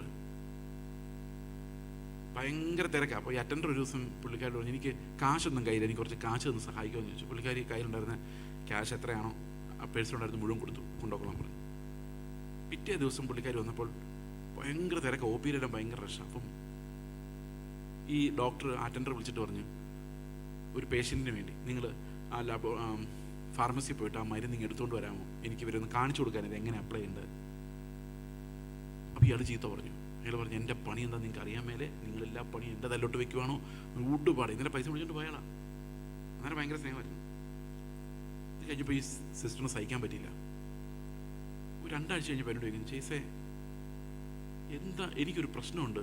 എല്ലാവരുടെയും ഞാൻ ഗുഡ് മോർണിംഗ് എന്ന് പറയുമ്പോൾ ഇവനെ കാണുമ്പോൾ എനിക്ക് ഗുഡ് മോർണിംഗ് പറയാൻ തോന്നുന്നില്ല, എൻ്റെ ഉള്ളിൽ നിന്ന് പോകുന്നില്ല, ഞാൻ എന്ത് ചെയ്യണമെന്ന് ചോദിച്ചു. അപ്പം ഞാൻ പറഞ്ഞു, നാളെ ഹോസ്പിറ്റലിൽ പോകുമ്പോൾ ഒരിക്കലും നിങ്ങൾ ഗുഡ് മോർണിംഗ് എന്ന് പറയരുത്. അയാളെ നോക്കി ചിരിക്കുകയും ചെയ്തത്. പിന്നെ അയാളെ നോക്കി ചിരിച്ചു കഴിഞ്ഞാൽ ആ ചിരി ഒരു സുഖമുള്ള ചിരി ആയിരിക്കും, അതൊരു അഭിനയമായിരിക്കും അല്ലേ? കാരണം പൈസ മേടിച്ചുകൊണ്ട് പോയി, അതും കൊടുത്തിട്ടില്ല, എന്നിട്ട് ആൾക്കാരുടെ മുമ്പിൽ അപമാനിക്കുകയും ചെയ്തു. എന്നിട്ട് അയാളെ നോക്കി നമ്മൾ ചിരിച്ചു കഴിഞ്ഞാൽ ശരിയാവില്ല. ഞാൻ പറഞ്ഞു, ഒരു കാരണവശാലും ചെയ്യില്ലെന്ന് പറഞ്ഞു. പിന്നെ എങ്ങനെ? അടുത്ത് ചെല്ലുമ്പം വിശ്വസിക്കുക, ഞാനല്ല, ക്രിസ്തു അത്ര എന്നിൽ വസിക്കുന്നു. ഫെയ്ത്ത്. ആ പുള്ളിയാണ് നിങ്ങളുടെ ക്രൂശ്. ആ ക്രൂശിൽ നിങ്ങൾ മരിക്കുക. നമ്മുടെ മുമ്പിൽ ഒരു ക്രൂശ് വരുമ്പം ആ ക്രൂശ് എന്തിനു വേണ്ടി വെച്ചേക്കെന്ന് വെച്ച് കഴിഞ്ഞാൽ അവിടെ മരിക്കാൻ വേണ്ടി, ആ മരണം അനുഭവിക്കാൻ വേണ്ടിയാണ്. മരിച്ചതൊക്കെ പണ്ടേ കഴിഞ്ഞതാണ്. പക്ഷേ മരണം അനുഭവിക്കാൻ നമുക്ക് ഓരോ സമയത്തും നമുക്ക് ഈ ക്രൂശ് ആവശ്യമാണ്. അങ്ങനെയുള്ള ഇഷ്ടംപോലെ ക്രൂശുകൾ നമ്മുടെ ജീവിതത്തിലുണ്ട്. ഈ സിസ്റ്റർ നേരെ ചെന്ന് അദ്ദേഹത്തിൻ്റെ മുഖത്തോട്ട് നോക്കി, ഉള്ളിൽ ഈ വിശ്വാസം വന്ന്, ഞാനല്ല, ക്രിസ്തു എന്ത് ചെയ്യും? ആ ഫെയ്ത്ത് വന്നു കഴിഞ്ഞാൽ ക്രിസ്തു എന്ത് ചെയ്യും? സ്നേഹമല്ലേ? പത്രോസിന് ഇതേ പ്രശ്നമായിരുന്നു. ഞാൻ പത്രോസിൻ്റെ കഥ പറഞ്ഞു തുടങ്ങിയുള്ളൂ. പത്രോസ് അവസാനം പറഞ്ഞു, ഞാൻ നിനക്ക് വേണ്ടി മരിക്കും, തീരുമാനമെടുത്ത പത്രോസ്. അവസാനം തള്ളി പറഞ്ഞിട്ട് കർത്താവ് ഇവനെ അവസാനം ഗന്നസരെ തടാകത്തിൽ വെച്ചൊരു പിടുത്തമുണ്ട് പത്രോസിനെ പിടിച്ചിട്ട് ചോദിക്കുകയാണ്, യോഹന്നാൻ്റെ മകനായ ശീമോനെ, നീ ഇവരിൽ അധികമായി എന്നെ സ്നേഹിക്കുന്നുവോ? അല്ലേ? അവൻ്റെ മറുപടി എന്താ? യെസ് എന്നാണോ നോ എന്നാണോ? നോന്നാ. ബൈബിളിൽ നിന്ന് വായിച്ചു നോക്കി. യോഹന്നാന്റെ സുവിശേഷം 21 അധ്യായത്തിന്റെ 15 വാക്യം. യെസ് എന്നാണോ നോ എന്നാണോ നോക്കി. യോഹന്നാന്റെ മകനായ ശീമോനെ, നീ ഇവരിലധികമായി എന്നെ സ്നേഹിക്കുന്നുവോ എന്ന ചോദ്യത്തിന്റെ ഉത്തരം എന്താണ്? യെസ് എന്നാണോ നോ എന്നാണോ? അതിനവൻ, ഉവ്വ് കർത്താവേ. യെസ് എന്നാണോ നോ എന്നാണോ? ശരിക്കും സൂക്ഷിച്ചു വായിക്കേ. നോ എന്നല്ലേ? എന്തുകൊണ്ടാണ് നോ എന്ന് പറഞ്ഞേ? കർത്താവ് ചോദിച്ചതിന്റെ മറുപടി എല്ലാം പറഞ്ഞത്. കർത്താവ് ചോദിച്ചത്, നീ പണ്ട് പറഞ്ഞില്ലായിരുന്നോ നീ എനിക്ക് വേണ്ടി മരിക്കും, ജയിലിൽ പോകും, അത്ര അകപ്പയാണ്, എൻ്റെ ജീവനേക്കാൾ കൂടുതൽ നിനക്ക് സ്നേഹമെന്നല്ലേ നീ പറഞ്ഞത്? അതുണ്ടോന്നാണ് ചോദിച്ചത്. പക്ഷെ ഉത്തരം പറയുന്നതിനറിയോ? എനിക്ക് നിന്നെ ഇഷ്ടമാണെന്നാ, സ്നേഹമെന്നല്ല പറയുന്നത്. സ്നേഹം ഉണ്ടെന്ന് പത്രോസ് പറയുന്നുണ്ടോ? പറയുന്നില്ല. ഗ്രീക്കിൽ അങ്ങനെ തന്നെയാ. അകപ്പ ഉണ്ടോന്ന് ചോദിക്കുന്നത് ഉത്തരം പറയുന്നത് ഫിലിയോ ഉണ്ടെന്നാണ്. എന്ന് പറഞ്ഞു കഴിഞ്ഞാൽ അകപ്പ ഇല്ല. അവന് മനസ്സിലായി, അവന് കർത്താവിനോട് മരിക്കാനൊന്നും പറ്റത്തില്ല. രണ്ടാമത് കർത്താവ് പിന്നെ ചോദിക്കുക. നോക്കി എന്താ ചോദിക്കുന്നത്? രണ്ടാമതും അവനോട്, യോഹന്നാന്റെ മകനായ ശീമോനെ, നീ എന്നെ സ്നേഹിക്കുന്നു എന്ന് ചോദിച്ചു. എന്താ ഉത്തരം? ഉവ്വ് കർത്താവേ. അതാണ് മനുഷ്യന്റെ തട്ടിപ്പ്. അവൻ പറയും ഉവ്വ്, പക്ഷെ എന്താ ഉള്ളത്? യേശുവിന് ഇഷ്ടമില്ലാത്ത ആരും നമ്മുടെ ഇടയിലില്ല. ലോകത്തിൽ മുഴുവൻ എല്ലാവർക്കും യേശുവിൻ്റെ പ്രിയമുണ്ട്, പക്ഷെ മരിക്കാനുള്ള സ്നേഹമില്ല. വ്യത്യാസം മനസ്സിലായോ? ഹിന്ദിയിൽ അങ്ങനെ തന്നെയാ. പ്രേം രക്തേ ഹോ, ഉത്തരം പ്രിയ ഹേ. തമിഴിലും അങ്ങനെ തന്നെയാണ് എൻ്റെ വിശ്വാസം. അൻപായിരിക്കാർ, ചോദ്യം നേശിக்கிறேன், ഉത്തരം. ചോദ്യത്തിന്റെ ഉത്തരം അല്ല പറയുന്നത്. അടുത്ത വാക്യം വായിച്ചേ. അടുത്ത മൂന്നാമത് എന്താ പറയുന്നത്? മൂന്നാമത് അവനോട്, യോഹന്നാന്റെ മകനായ ശീമോനെ, എന്താ ചോദിച്ചേ? അപ്പൊ സ്നേഹം എവിടെ പോയി? അത് വിട്ടു. നിനക്ക് ഇത്തിരി പ്രിയമെങ്കിലും ഉണ്ടോ മോനെ എന്നാണ് അവസാനം ചോദിച്ചപ്പോഴവൻ കരയുന്നത്. കർത്താവേ, നിനക്കറിയാം എൻ്റെ അവസ്ഥ എന്ന് പറയുന്നല്ലേ. എനിക്ക് പ്രിയമുണ്ടെന്നും നിനക്കറിയാം, എന്തോരം ഉണ്ടെന്നും നിനക്കറിയാം. നേരത്തെ വീരവാദം എല്ലാം പോയി. അപ്പൊ കർത്താവ് എന്തിനാണ്? ഇവൻ വീഴുമ്പോൾ കർത്താവ് നോക്കിക്കൊണ്ടിരിക്കുക. ഇവൻ സ്വയനീതിയിലാണ് നിൽക്കുന്നത്. ഇവൻ വിചാരിക്കുന്നത് ഞാൻ കർത്താവിന് വേണ്ടി ചിന്തിച്ചുകൊണ്ടിരിക്കുക. പക്ഷെ കർത്താവിന് ഒന്നും ചെയ്യാനുള്ള കപ്പാസിറ്റി ഇല്ല. അത് മനസ്സിലായാൽ മാത്രമേ കർത്താവിലേക്ക് തിരിയാൻ പത്രോസിന് സാധിക്കുകയുള്ളൂ. മനസ്സിലാകുന്നുണ്ടോ? അപ്പൊ നമ്മളെ കൊണ്ട് പറ്റില്ല എന്ന് പറയുന്നവർക്ക് മാത്രമുള്ളതാണ് ഈ പകരക്കാരൻ. അതുകൊണ്ട് 99 നീതിമാന്മാർക്കല്ല, 90% മാർക്ക് മേടിച്ചവർക്കല്ല, പിന്നെയോ മുട്ട മേടിച്ചവർക്കുള്ളവരെ കർത്താവ്. അതുകൊണ്ടാണ് രോഗികൾക്കാണ് വൈദ്യനെ കൊണ്ട് ആവശ്യം. രോഗമില്ല എന്ന് വിചാരിക്കുന്നവരെ ചികിത്സിക്കുവാൻ സാധ്യമല്ല. മനസ്സിലാകുന്നുണ്ടോ ഞാൻ പറയുന്നത്? ഓക്കെ. ഇനി റോമാലേഖനം 8:3-4 ഒന്നുകൂടെ വരാം. 3-4. റോമർ 8:3-4. ജഡത്താലുള്ള ബലഹീന നിമിത്തം ന്യായപ്രമാണത്തിന് കഴിയാത്തതിനെ സാധിപ്പിക്കാൻ ദൈവം തൻ്റെ പുത്രനെ പാപജഡത്തിന്റെ സദൃശ്യത്തിലും പാപം നിമിത്തവും അയച്ചു. എന്നിട്ട് 2 കാര്യങ്ങളാണ് ചെയ്തത്. ഒന്ന്, പാപത്തിന് ജഡത്തിൽ ശിക്ഷ വിധിച്ചു. അതായത് ജഡത്തിൽ മരിച്ചു. നമ്മളെല്ലാവർക്കും ശിക്ഷാവിധി കർത്താവിൻ്റെ ശരീരത്തിൽ കർത്താവ് തീർത്തു. അപ്പൊ നമ്മുടെ പാപജഡം ക്രൂശിക്കപ്പെടേണ്ടതും ശിക്ഷിക്കപ്പെടേണ്ടതും മരിക്കപ്പെടേണ്ടതുമായിരുന്നു. ആ മരണത്തിന്റെ വേദന നമ്മൾ അനുഭവിക്കേണ്ടി വന്നില്ല. കർത്താവ് അവന്റെ ശരീരത്തിൽ അത് വഹിച്ചു. അതാണ് ആദ്യത്തെ കാര്യം. രണ്ടാമത്തെ കാര്യം, നീതി എങ്ങനെ നിവർത്തിക്കുന്നു? 4-ാം വാക്യം. ജഡത്തെ അല്ല, ആത്മാവിനെ അത്ര അനുസരിച്ച് നടക്കുന്ന നമ്മിൽ ന്യായപ്രമാണത്തിന്റെ നീതി നിവൃത്തിയാകേണ്ടതിന് തന്നെ. അപ്പൊ നമുക്ക് എങ്ങനെ നീതി നിവൃത്തിയാകുന്നത്? നമുക്ക് നിവൃത്തിയാകുന്നത് നമ്മൾ എപ്പോഴാണോ ജഡപ്രകാരമുള്ള എഫേർട്ടുകൾ ഉപേക്ഷിച്ചിട്ട് ആത്മാവിൽ ജീവിക്കാൻ ആരംഭിക്കുന്നത്.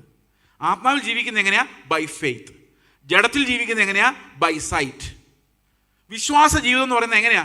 ആത്മാവിൽ ജീവിക്കുന്നതിനാണ് നമ്മൾ വിശ്വാസ ജീവിതം എന്ന് പറയുന്നത്. അപ്പൊ ജീവിക്കുന്ന ഞാനല്ല, ക്രിസ്തു അത്രേ. വിശ്വാസ ജീവിതം എന്ന് പറഞ്ഞാൽ പൈസ കിട്ടുന്ന ജീവിതമല്ല. വിശ്വാസ ജീവിതം എന്ന് പറഞ്ഞാൽ ക്രിസ്തുവിനെ കിട്ടുന്ന ജീവിതം. ഇന്നലെ പറഞ്ഞ ഓർമ്മയുണ്ടോ? അപ്പോൾ ശരിക്കും നമുക്ക് ഒന്നുകിൽ കാഴ്ചയിൽ ജീവിക്കുമ്പോൾ ഞാനാ ജീവിക്കുന്നത്.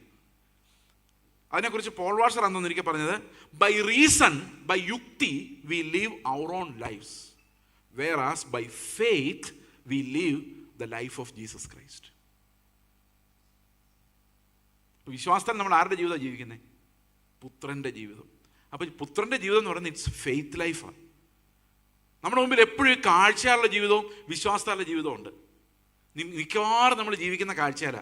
അവനെ കണ്ടപ്പോഴേ എനിക്ക് മനസ്സിലായി അവൻ ശരിയാവില്ല. നിങ്ങൾ എത്ര പേരും പറഞ്ഞിട്ടുണ്ടോ അങ്ങനെ? അപ്പോൾ കാഴ്ചയാലാണ്. വിശ്വാസം നോക്കി അവനെ ശരിയാക്കാൻ കഴിയുന്നൊരു ദൈവമുണ്ട്, ഫെയ്ത്ത് ലൈഫ്. എൻ്റെ കയ്യിലെങ്കിൽ ഒന്നുമില്ല പാസ്റ്റർ, എന്ത് ചെയ്യും? കാഴ്ചയിൽ നോക്കുമ്പോൾ ഒന്നുമില്ല, പോക്കറ്റിലൊന്നുമില്ല.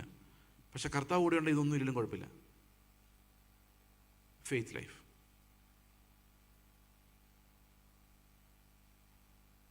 ഓക്കെ, നമ്മുടെ വീട്ടിലോട്ട് ചെല്ലുമ്പോൾ ഭർത്താവ് സുവിശേഷത്തിന് വിരോധം, ഭയങ്കര എതിര്, വഴക്ക്.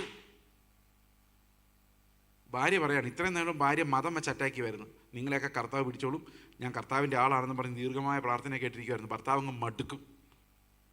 പക്ഷെ ഇപ്പം ഭാര്യ മാറി, ഭാര്യ മരിച്ചു. ഇപ്പം ജീവിക്കുന്ന ക്രിസ്തുവാണ്. അപ്പോൾ ഈ ഭർത്താവിനോട് സ്നേഹമാണ്, ഭാര്യയോട് സ്നേഹമാണ്. അടികൊള്ളുമ്പോഴും ക്രിസ്തു, അടികൊള്ളുമ്പോൾ നമ്മൾ മരിക്കും, ക്രിസ്തു ജീവിക്കും. ഈ പകരക്കാരനോട് മാത്രമേ, ക്രിസ്തു എന്ന ഒരൊറ്റ വഴിയിലൂടെ മാത്രമേ നമുക്ക് നീതിയുള്ളൂ. അതിന് വെളിയിൽ നീതിയില്ല. യേശു ക്രിസ്തു എന്ന ഇടുക്കുവാതിലൂടെ അല്ലാതെ ദൈവരാജ്യമില്ല, നീതിയില്ല, വിശുദ്ധിയില്ല, ഒന്നുമില്ല. നമുക്കത് ക്രിയേറ്റ് ചെയ്യാൻ പറ്റില്ല, ഉണ്ടാക്കിയെടുക്കാൻ പറ്റില്ല. വിശ്വാസത്താൽ ക്രിസ്തു നമ്മിൽ വസിക്കുന്നത് തന്നെയാണ് നീതി. ആ ക്രിസ്തുവിൻ്റെ സ്വഭാവമാണ് നമ്മുടെ ശുദ്ധീകരണം. ഓക്കെ, അപ്പോൾ ആത്മാവിനെ അനുസരിക്കുമ്പോൾ we are living the life of Jesus. ക്രിസ്തുവിൻ്റെ ജീവനാണ് ജീവിക്കുന്നത്. ജഡത്തെ അനുസരിക്കുമ്പോഴോ, ഞാനൊരു ചെറിയ എക്സാമ്പിൾ പറയാം. ഞാനിത് വീഡിയോയിലൊക്കെ പലയിടത്തും പറഞ്ഞിട്ടുള്ള എക്സാമ്പിളാണ്, എന്നാലും ലൈഫ് നടന്ന കാര്യം. ഞാനൊരു ദിവസം കോട്ടയത്തിനടുത്ത് ഞാലിയാകുഴി എന്ന് പറഞ്ഞ സ്ഥലത്തോടെ കാറിൽ പോയിരുന്നു. അപ്പം ഒരു ട്രാഫിക് ബ്ലോക്ക് വന്ന് ഞാനവിടെ നിർത്തി. പോലീസുകാർ തടഞ്ഞു നിർത്തി.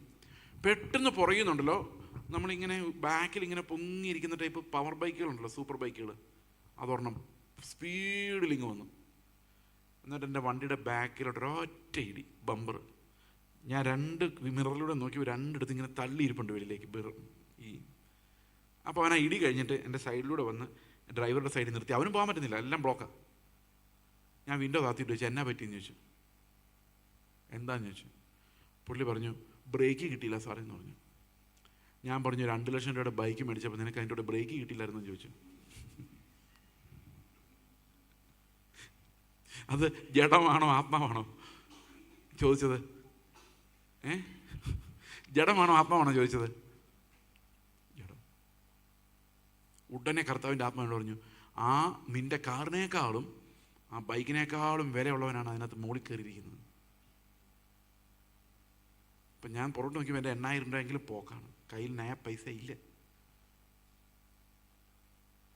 പക്ഷെ കർത്താവിൻ്റെ ആത്മാവിനോട് പറഞ്ഞു, നിൻ്റെ കാറ് മുഴുവൻ പോകുന്നതിനേക്കാളും വിലയാണ് ആ ബൈക്കിന് മുകളിൽ ഇരിക്കുന്നവന് ഞാൻ കൊടുത്തേക്കുന്നത്.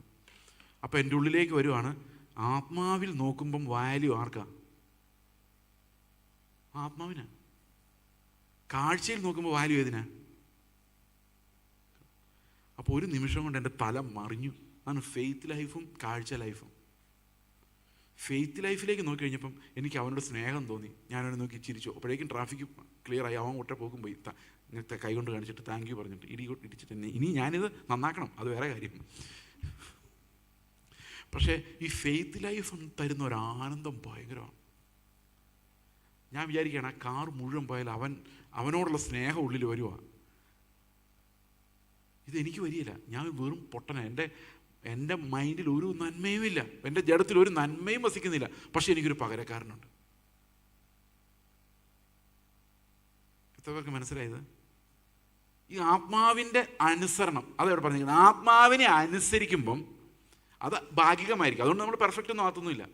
ഞാൻ അയാളൊന്നും ഒരു നന്മ ചെയ്തില്ല. അകത്തേക്ക് വന്ന ആ ഒരു സമാധാനം, ദൈവരാജ്യത്തിൻ്റെ ഫലമായൊരു സമാധാനം. അത് പോയാൽ പോട്ടെ, ഇതിനേക്കാൾ എത്ര വിലയുള്ളവനാണ് ആ ബൈക്കിന് മുകളിൽ ഇരിക്കുന്നത്. രക്ഷപ്പെട്ടോ എന്ന് പോലും നമുക്കറിയത്തില്ല. എവിടെയെങ്കിലും പോയി രക്ഷപ്പെട്ട് കാണുമായിരിക്കും. പക്ഷെ അതുകൊണ്ട് ഞാൻ നന്നായില്ല.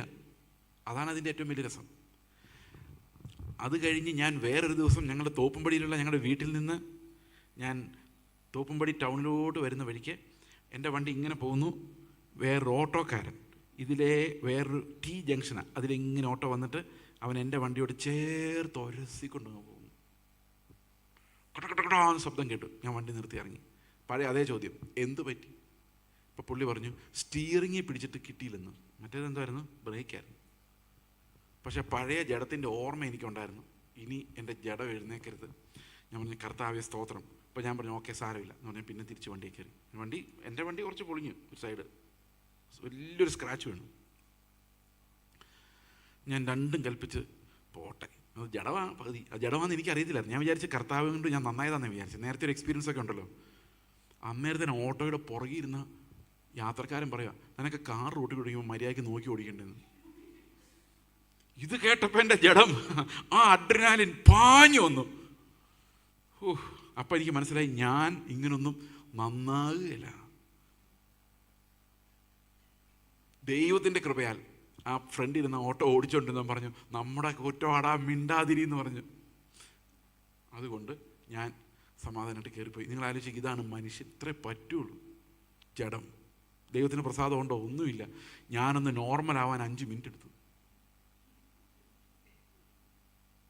ഈ വിശ്വാസത്തിലല്ലാത്തപ്പോഴെല്ലാം നമ്മൾ പോക്കാം. ഈ ആത്മാവ് നമ്മുടെ ഉള്ളിലുണ്ടെങ്കിൽ അത് നിത്യജീവനാണ്. അതാണ് ഇനി താഴോട്ട് വരുമ്പോൾ അത് എക്സ്പ്ലെയിൻ ചെയ്യുന്നത്. നമ്മൾ പല പ്രാവശ്യം തോറ്റാലും ഈ ആത്മാവ് നമ്മൾ എഴുന്നേൽപ്പിച്ച് നടത്തും. അതാണ് അപ്പൻ്റെ സ്നേഹം എന്ന് പറയുന്നത്.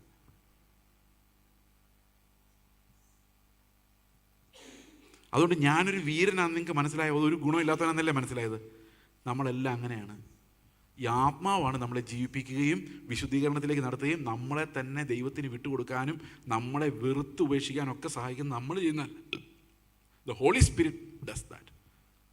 ആ ആത്മാവാണ് ഈ അത്ഭുത കാഴ്ചകൾ നമുക്ക് കാണിച്ചു തരുന്നത്. എന്താണ് ദൈവരാജ്യത്തിൻ്റെ കാഴ്ചകൾ? ദൈവം എങ്ങനെയാണ് നോക്കുന്നത്?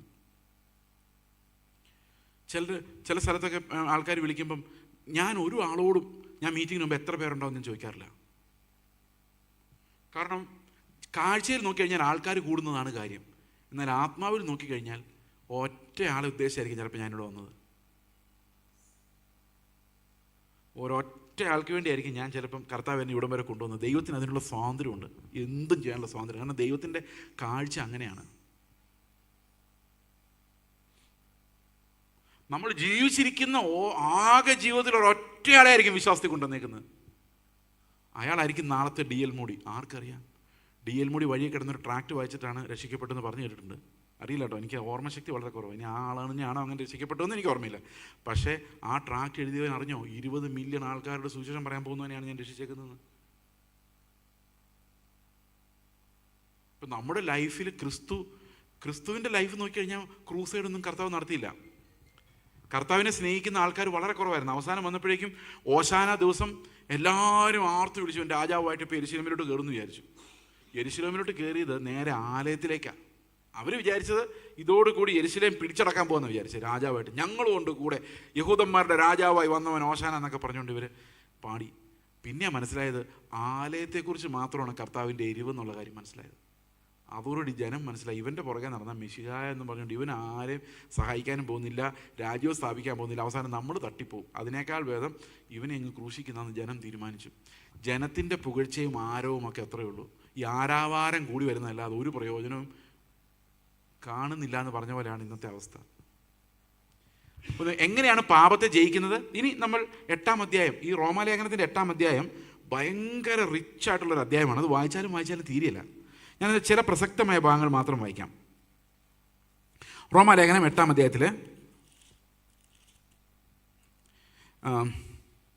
9-ാം വാക്യം മുതൽ വായിക്കാം. ഇത് കുറേ കാര്യങ്ങളുണ്ട്. ഇതിൻ്റെ വിശദമായ കമൻറ്ററി യൂട്യൂബിലുണ്ട്, നിങ്ങൾക്ക് വേണമെങ്കിൽ കേൾക്കാം. പക്ഷെ നേരിട്ട് കേൾക്കുന്നതാണ് എപ്പോഴും നല്ലത്. ആത്മാവിൻ്റെ communication, direct communication is always better. But even then word of God ഏതിനെ വേണേലും ഏത് മാധ്യമത്തിലൂടെയും വരാം. So it's also available in the YouTube. ഇത് ബാക്കി ഭാഗങ്ങൾ നിങ്ങൾക്ക് അവിടെ ശ്രദ്ധിക്കാം. 9-ാം വാക്യം, നിങ്ങളോ ദൈവത്തിൻ്റെ ആത്മാവ് നിങ്ങളിൽ വസിക്കുന്നുവെങ്കിൽ, നിങ്ങൾ വസിക്കുന്നുണ്ടോ അതോ കൈയടിക്കുമ്പോൾ വരുന്നിട്ട് പോവാണോ? വസിക്കുന്നുണ്ടോ ദൈവത്തിൻ്റെ ആത്മാവ് ഉള്ളിൽ? വസിക്കുന്നുവെങ്കിൽ നിങ്ങൾ ജഡസ്വഭാവമുള്ളവരല്ല, ആത്മസ്വഭാവമുള്ളവരാണ്. അടുത്ത വാക്യം, ക്രിസ്തുവിൻ്റെ ആത്മാവില്ലാത്തവൻ അവനുള്ളവനല്ല. ഓക്കെ, അപ്പോൾ നമ്മുടെ ഉള്ളിലെ ആത്മാവാണ് നമ്മൾ ദൈവത്തിൻ്റെ സ്വന്തമാക്കി മാറ്റുന്നത്. അപ്പോൾ ആത്മാവുള്ളവർക്കെല്ലാം ജഡസ്വഭാവത്തെ ജയിക്കാൻ പറ്റും. കാരണം ഈ ആത്മാവിനാലാണ് അതിനെ ജയിക്കുന്നത്, വിശ്വാസത്താലാണ് അതിനെ ജയിക്കുന്നത്. ഏത് ജീവിത സാഹചര്യത്തിൽ എനിക്ക് പറയാൻ പറ്റും, ഇന്ന് എൻ്റെ വീട്ടിൽ ചെല്ലുമ്പോഴും ജോലി സ്ഥലത്തും ഏത് സമയത്തും ക്രിസ്തു എന്നൊരു പകരക്കാരൻ എനിക്കുണ്ട്. അവൻ്റെ ക്യാരക്ടറിലേക്ക് എനിക്ക് പോകാൻ പറ്റും. By faith I can forget, forgive and love. Okay, ക്രിസ്തു നിങ്ങളിലുണ്ടെങ്കിലോ, കണ്ടോ, ക്രിസ്തു നിങ്ങളിലുണ്ടെങ്കിലോ ശരീരം പാപനിമിത്തം മരിക്കേണ്ടതാണ്. നമ്മുടെ ശരീരം പാപനിമിത്തം മരിച്ചു പോകേണ്ടതാണ്, മണ്ണിനടിയിൽ പോകേണ്ടതാണ്. എന്നാൽ ആത്മാവ് നീതി നിമിത്തം ജീവനാകുന്നു. എന്തുകൊണ്ടാണ് നമ്മുടെ ആത്മാവ് ജീവനാന്ന് പറയാൻ കാരണം? അതിൽ ക്രിസ്തുവിൻ്റെ നീതി വെളിപ്പെട്ടിരിക്കുന്നു. നിങ്ങൾക്കറിയാമോ, നമ്മൾ റോമാലേഖനം 1-ാം അധ്യായം വായിച്ചപ്പോൾ പറഞ്ഞത് സുവിശേഷത്തിന് നമ്മളെല്ലാവരെയും രക്ഷിക്കാനുള്ള ശക്തിയുണ്ട്. എന്തുകൊണ്ടാണ്? അതിൽ ദൈവത്തിൻ്റെ നീതി വിശ്വാസം ഹേതുവായും വിശ്വാസത്തിനായിക്കൊണ്ടും വെളിപ്പെടുന്നു. ആ നീതി നമ്മുടെ ഉള്ളിലുണ്ടെങ്കിൽ അത് നിമിത്തമാണ് നമുക്ക് എന്ത് ലഭിക്കുന്നത്? ജീവൻ ആകുന്നു. ആത്മാവ് നീതി നിമിത്തം ജീവനാകുന്നു. അപ്പോൾ ദൈവം നമ്മളെ നീതീകരിച്ചിട്ടുണ്ടെങ്കിൽ, നമ്മുടെ ഉള്ളിൽ ദൈവത്തിൻ്റെ ആത്മാവുണ്ടെങ്കിൽ, ആത്മാവിനെ തന്നിട്ടുണ്ടെങ്കിൽ നമ്മളെ ദൈവം നീതിമാന്മാരായിട്ടാണ് കണക്കിടുന്നത്. വിശ്വാസത്താലുള്ള നീതീകരണം നിങ്ങൾ ഓർമ്മയുണ്ടോ? ഇതെല്ലാം കണക്ട് ചെയ്ത് ഓർക്കണം. ഇതിൻ്റെ പ്രശ്നം എന്താണെന്ന് വെച്ച് കഴിഞ്ഞാൽ, ആദ്യത്തെ ദിവസം പഠിപ്പിച്ച് ഇപ്പോൾ ഓൾറെഡി നിങ്ങൾ മറന്നു കാണും. വീട്ടിൽ പോയി വായിച്ചായിരുന്നു അത്? വായിച്ചെങ്കിൽ നിങ്ങൾ ഓർക്കുന്നുണ്ടോ? വായിച്ചില്ലെങ്കിൽ ഉറപ്പായിട്ട് മറന്നിട്ടുണ്ടോ? ശരിക്കും മറന്നില്ലേ? എന്തുകൊണ്ടാണ് മറന്നെന്നറിയാം? ഇത് ദൈവത്തിൻ്റെ വചനം അങ്ങനെയാണ്. അത് വഴിയിൽ വിതയ്ക്കപ്പെടുമ്പോൾ എന്ത് സംഭവിക്കും? പറവകൾ വന്ന് കൊത്തിക്കൊണ്ടുപോകും. ഞാൻ പറഞ്ഞ കഥകളെല്ലാം നിങ്ങൾ ഓർക്കും, വചനം ഓർക്കില്ല. കാരണം വചനം വിത്ത്, അത് കാക്ക കൊത്തിക്കൊണ്ടുപോകും. നമ്മുടെ കേരളത്തിലെ രാഷ്ട്രീയം, പിള്ളേരുടെ പഠിത്തം, വീട്ടിലെ പ്രശ്നങ്ങൾ, ഇതൊക്കെയാണ് നിങ്ങളുടെ കാക്കകൾ. ഇന്നത്തെ ഫുഡ് എങ്ങനെ ഉണ്ടായിരുന്നു, യാത്ര, ട്രാഫിക് എങ്ങനെ ഉണ്ടായിരുന്നു, ഒരു 5-6 കാര്യം ഡിസ്കസ് ചെയ്യുമ്പോഴേക്കും ഈ കാക്കകളെല്ലാം കൂടെ വന്ന് ഇത് നമ്മൾ മെഡിറ്റേറ്റ് ചെയ്യാൻ, അകത്ത് കിടക്കാനൊന്നും സമയം കിട്ടില്ല. പെട്ടെന്ന് തന്നെ പറയുന്നുണ്ട്. കഥ ഓർക്കും. നമുക്ക് കഥ കേൾക്കാനും ഓർക്കാനും പണ്ട് തൊട്ട് ഇഷ്ടമായതുകൊണ്ട് കിഴവി കഥകളും അതെല്ലാം നമുക്ക് ഓർമ്മയുണ്ട്. പക്ഷേ ഈ വചനം മാത്രം മറന്നുപോകും. ഞാൻ പ്യുവർലി വചനം നിങ്ങളെ വായിച്ച് കേൾപ്പിക്കുമായിരുന്നു. എനിക്ക് നല്ലപോലെ അറിയാം നിങ്ങൾ മിക്കവാറും മറന്നു എന്നുള്ള കാര്യം. അതുകൊണ്ട് പ്രിയ സഹോദരങ്ങളെ, രക്ഷപ്പെടണമെങ്കിൽ എന്നെ വിട്ടേക്ക്. ഈ റോമാലേഖനം നിങ്ങൾ ഒന്നുകൂടെ വായിക്കുക. ഇതെല്ലാം നിങ്ങൾക്ക് ഓർമ്മ വരും. വായിക്കേ? ഓക്കെ, വായിക്കുമല്ലോ? അല്ല, ഇതൊക്കെ നഷ്ടമാണ്. ഞാനൊരു ചർച്ച ചെന്ന് ഒരേ വിഷയം 5-6 പ്രാവശ്യം പ്രസംഗിച്ചിട്ടുണ്ട്. അവരാരും അറിഞ്ഞില്ല, കാരണം അവർ മറന്നുപോയായിരുന്നു ഫുൾ. ഞാൻ മനഃപൂർവ്വം പ്രസംഗിച്ചതാണ്. കാരണം പ്രസംഗിച്ച് തുടങ്ങുമ്പോഴേ അറിയാം ജനത്തിനൊന്നും അറിയത്തില്ലെന്ന്. കാരണം മറന്നുപോയി. ഞാൻ വിചാരിക്കും, നിങ്ങളോട് അന്ന് ഞാൻ ഇങ്ങനെ പറഞ്ഞ ഓർമ്മയുണ്ടോ?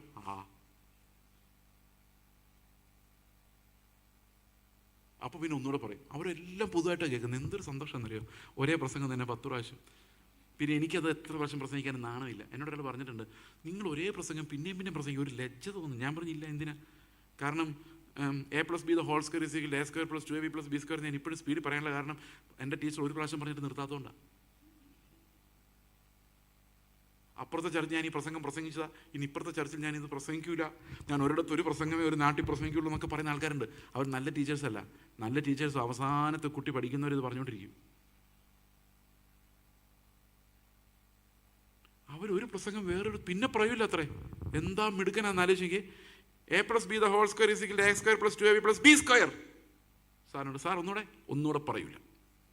സാർ പ്ലീസ്, മനസ്സിലായില്ല. ഞാനൊരു പ്രസംഗം ഒരിക്കൽ മാത്രമേ പറയുള്ളൂ. എങ്ങനെയുണ്ട്? ഒരാൾ പോലും ഒന്നും പഠിക്കില്ല.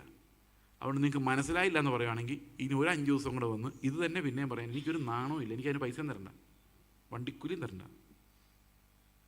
കാരണം കർത്താവിൻ്റെ ഹൃദയത്തോടെയാണ് ഒരു ശുശ്രൂഷകൻ നടക്കുന്നത്. നിങ്ങൾക്കിത് ഗ്രഹിക്കുന്നവരേ നിങ്ങളുടെ പുറകെ നടക്കണം എന്നാണ് എൻ്റെ ആഗ്രഹം.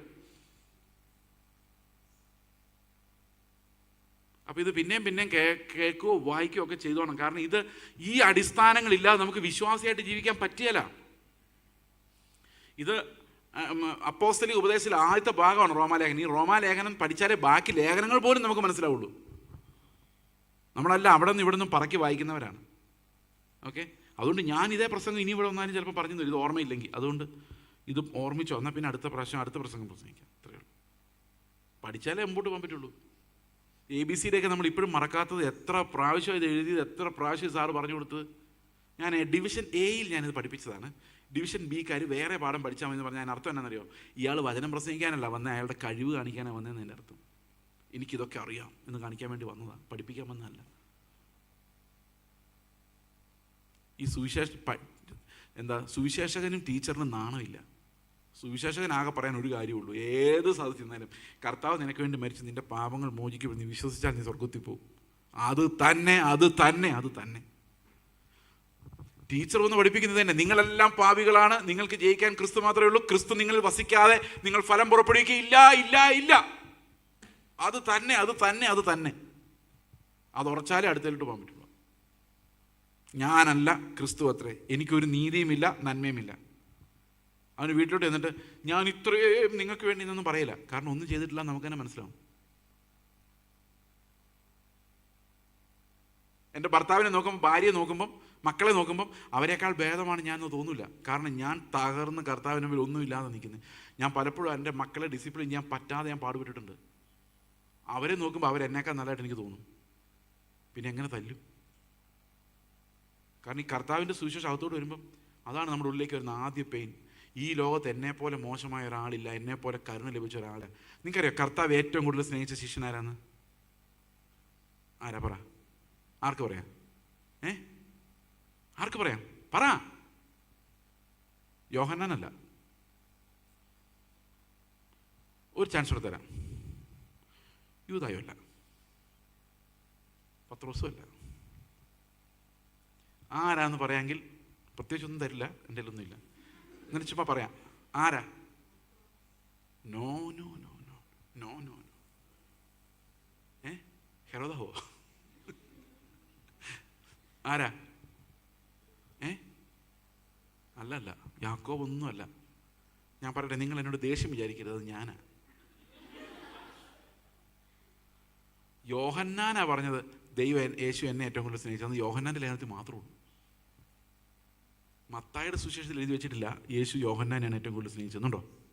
ഉണ്ടായിരുന്നെങ്കിൽ നമുക്ക് വിഷമം തോന്നിയേനെ, പാവം മത്തായിന്ന് തോന്നിയേനെ. പക്ഷെ അങ്ങനെ മത്തായിക്ക് തോന്നിയിട്ടില്ല. യോഹന്നാൻ നോക്കിയപ്പം അധികം വിളച്ച് കിട്ടിയത് യോഹന്നാന്.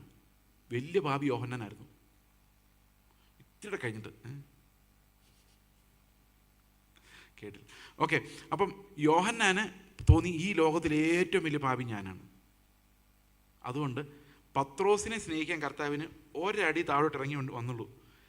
എന്നെ രക്ഷിക്കാൻ കർത്താവ് പല അടികളാണ് ഇറങ്ങി വന്നത്. അപ്പോൾ ഏറ്റവും കൂടുതൽ സ്നേഹിച്ച ആരെയാ?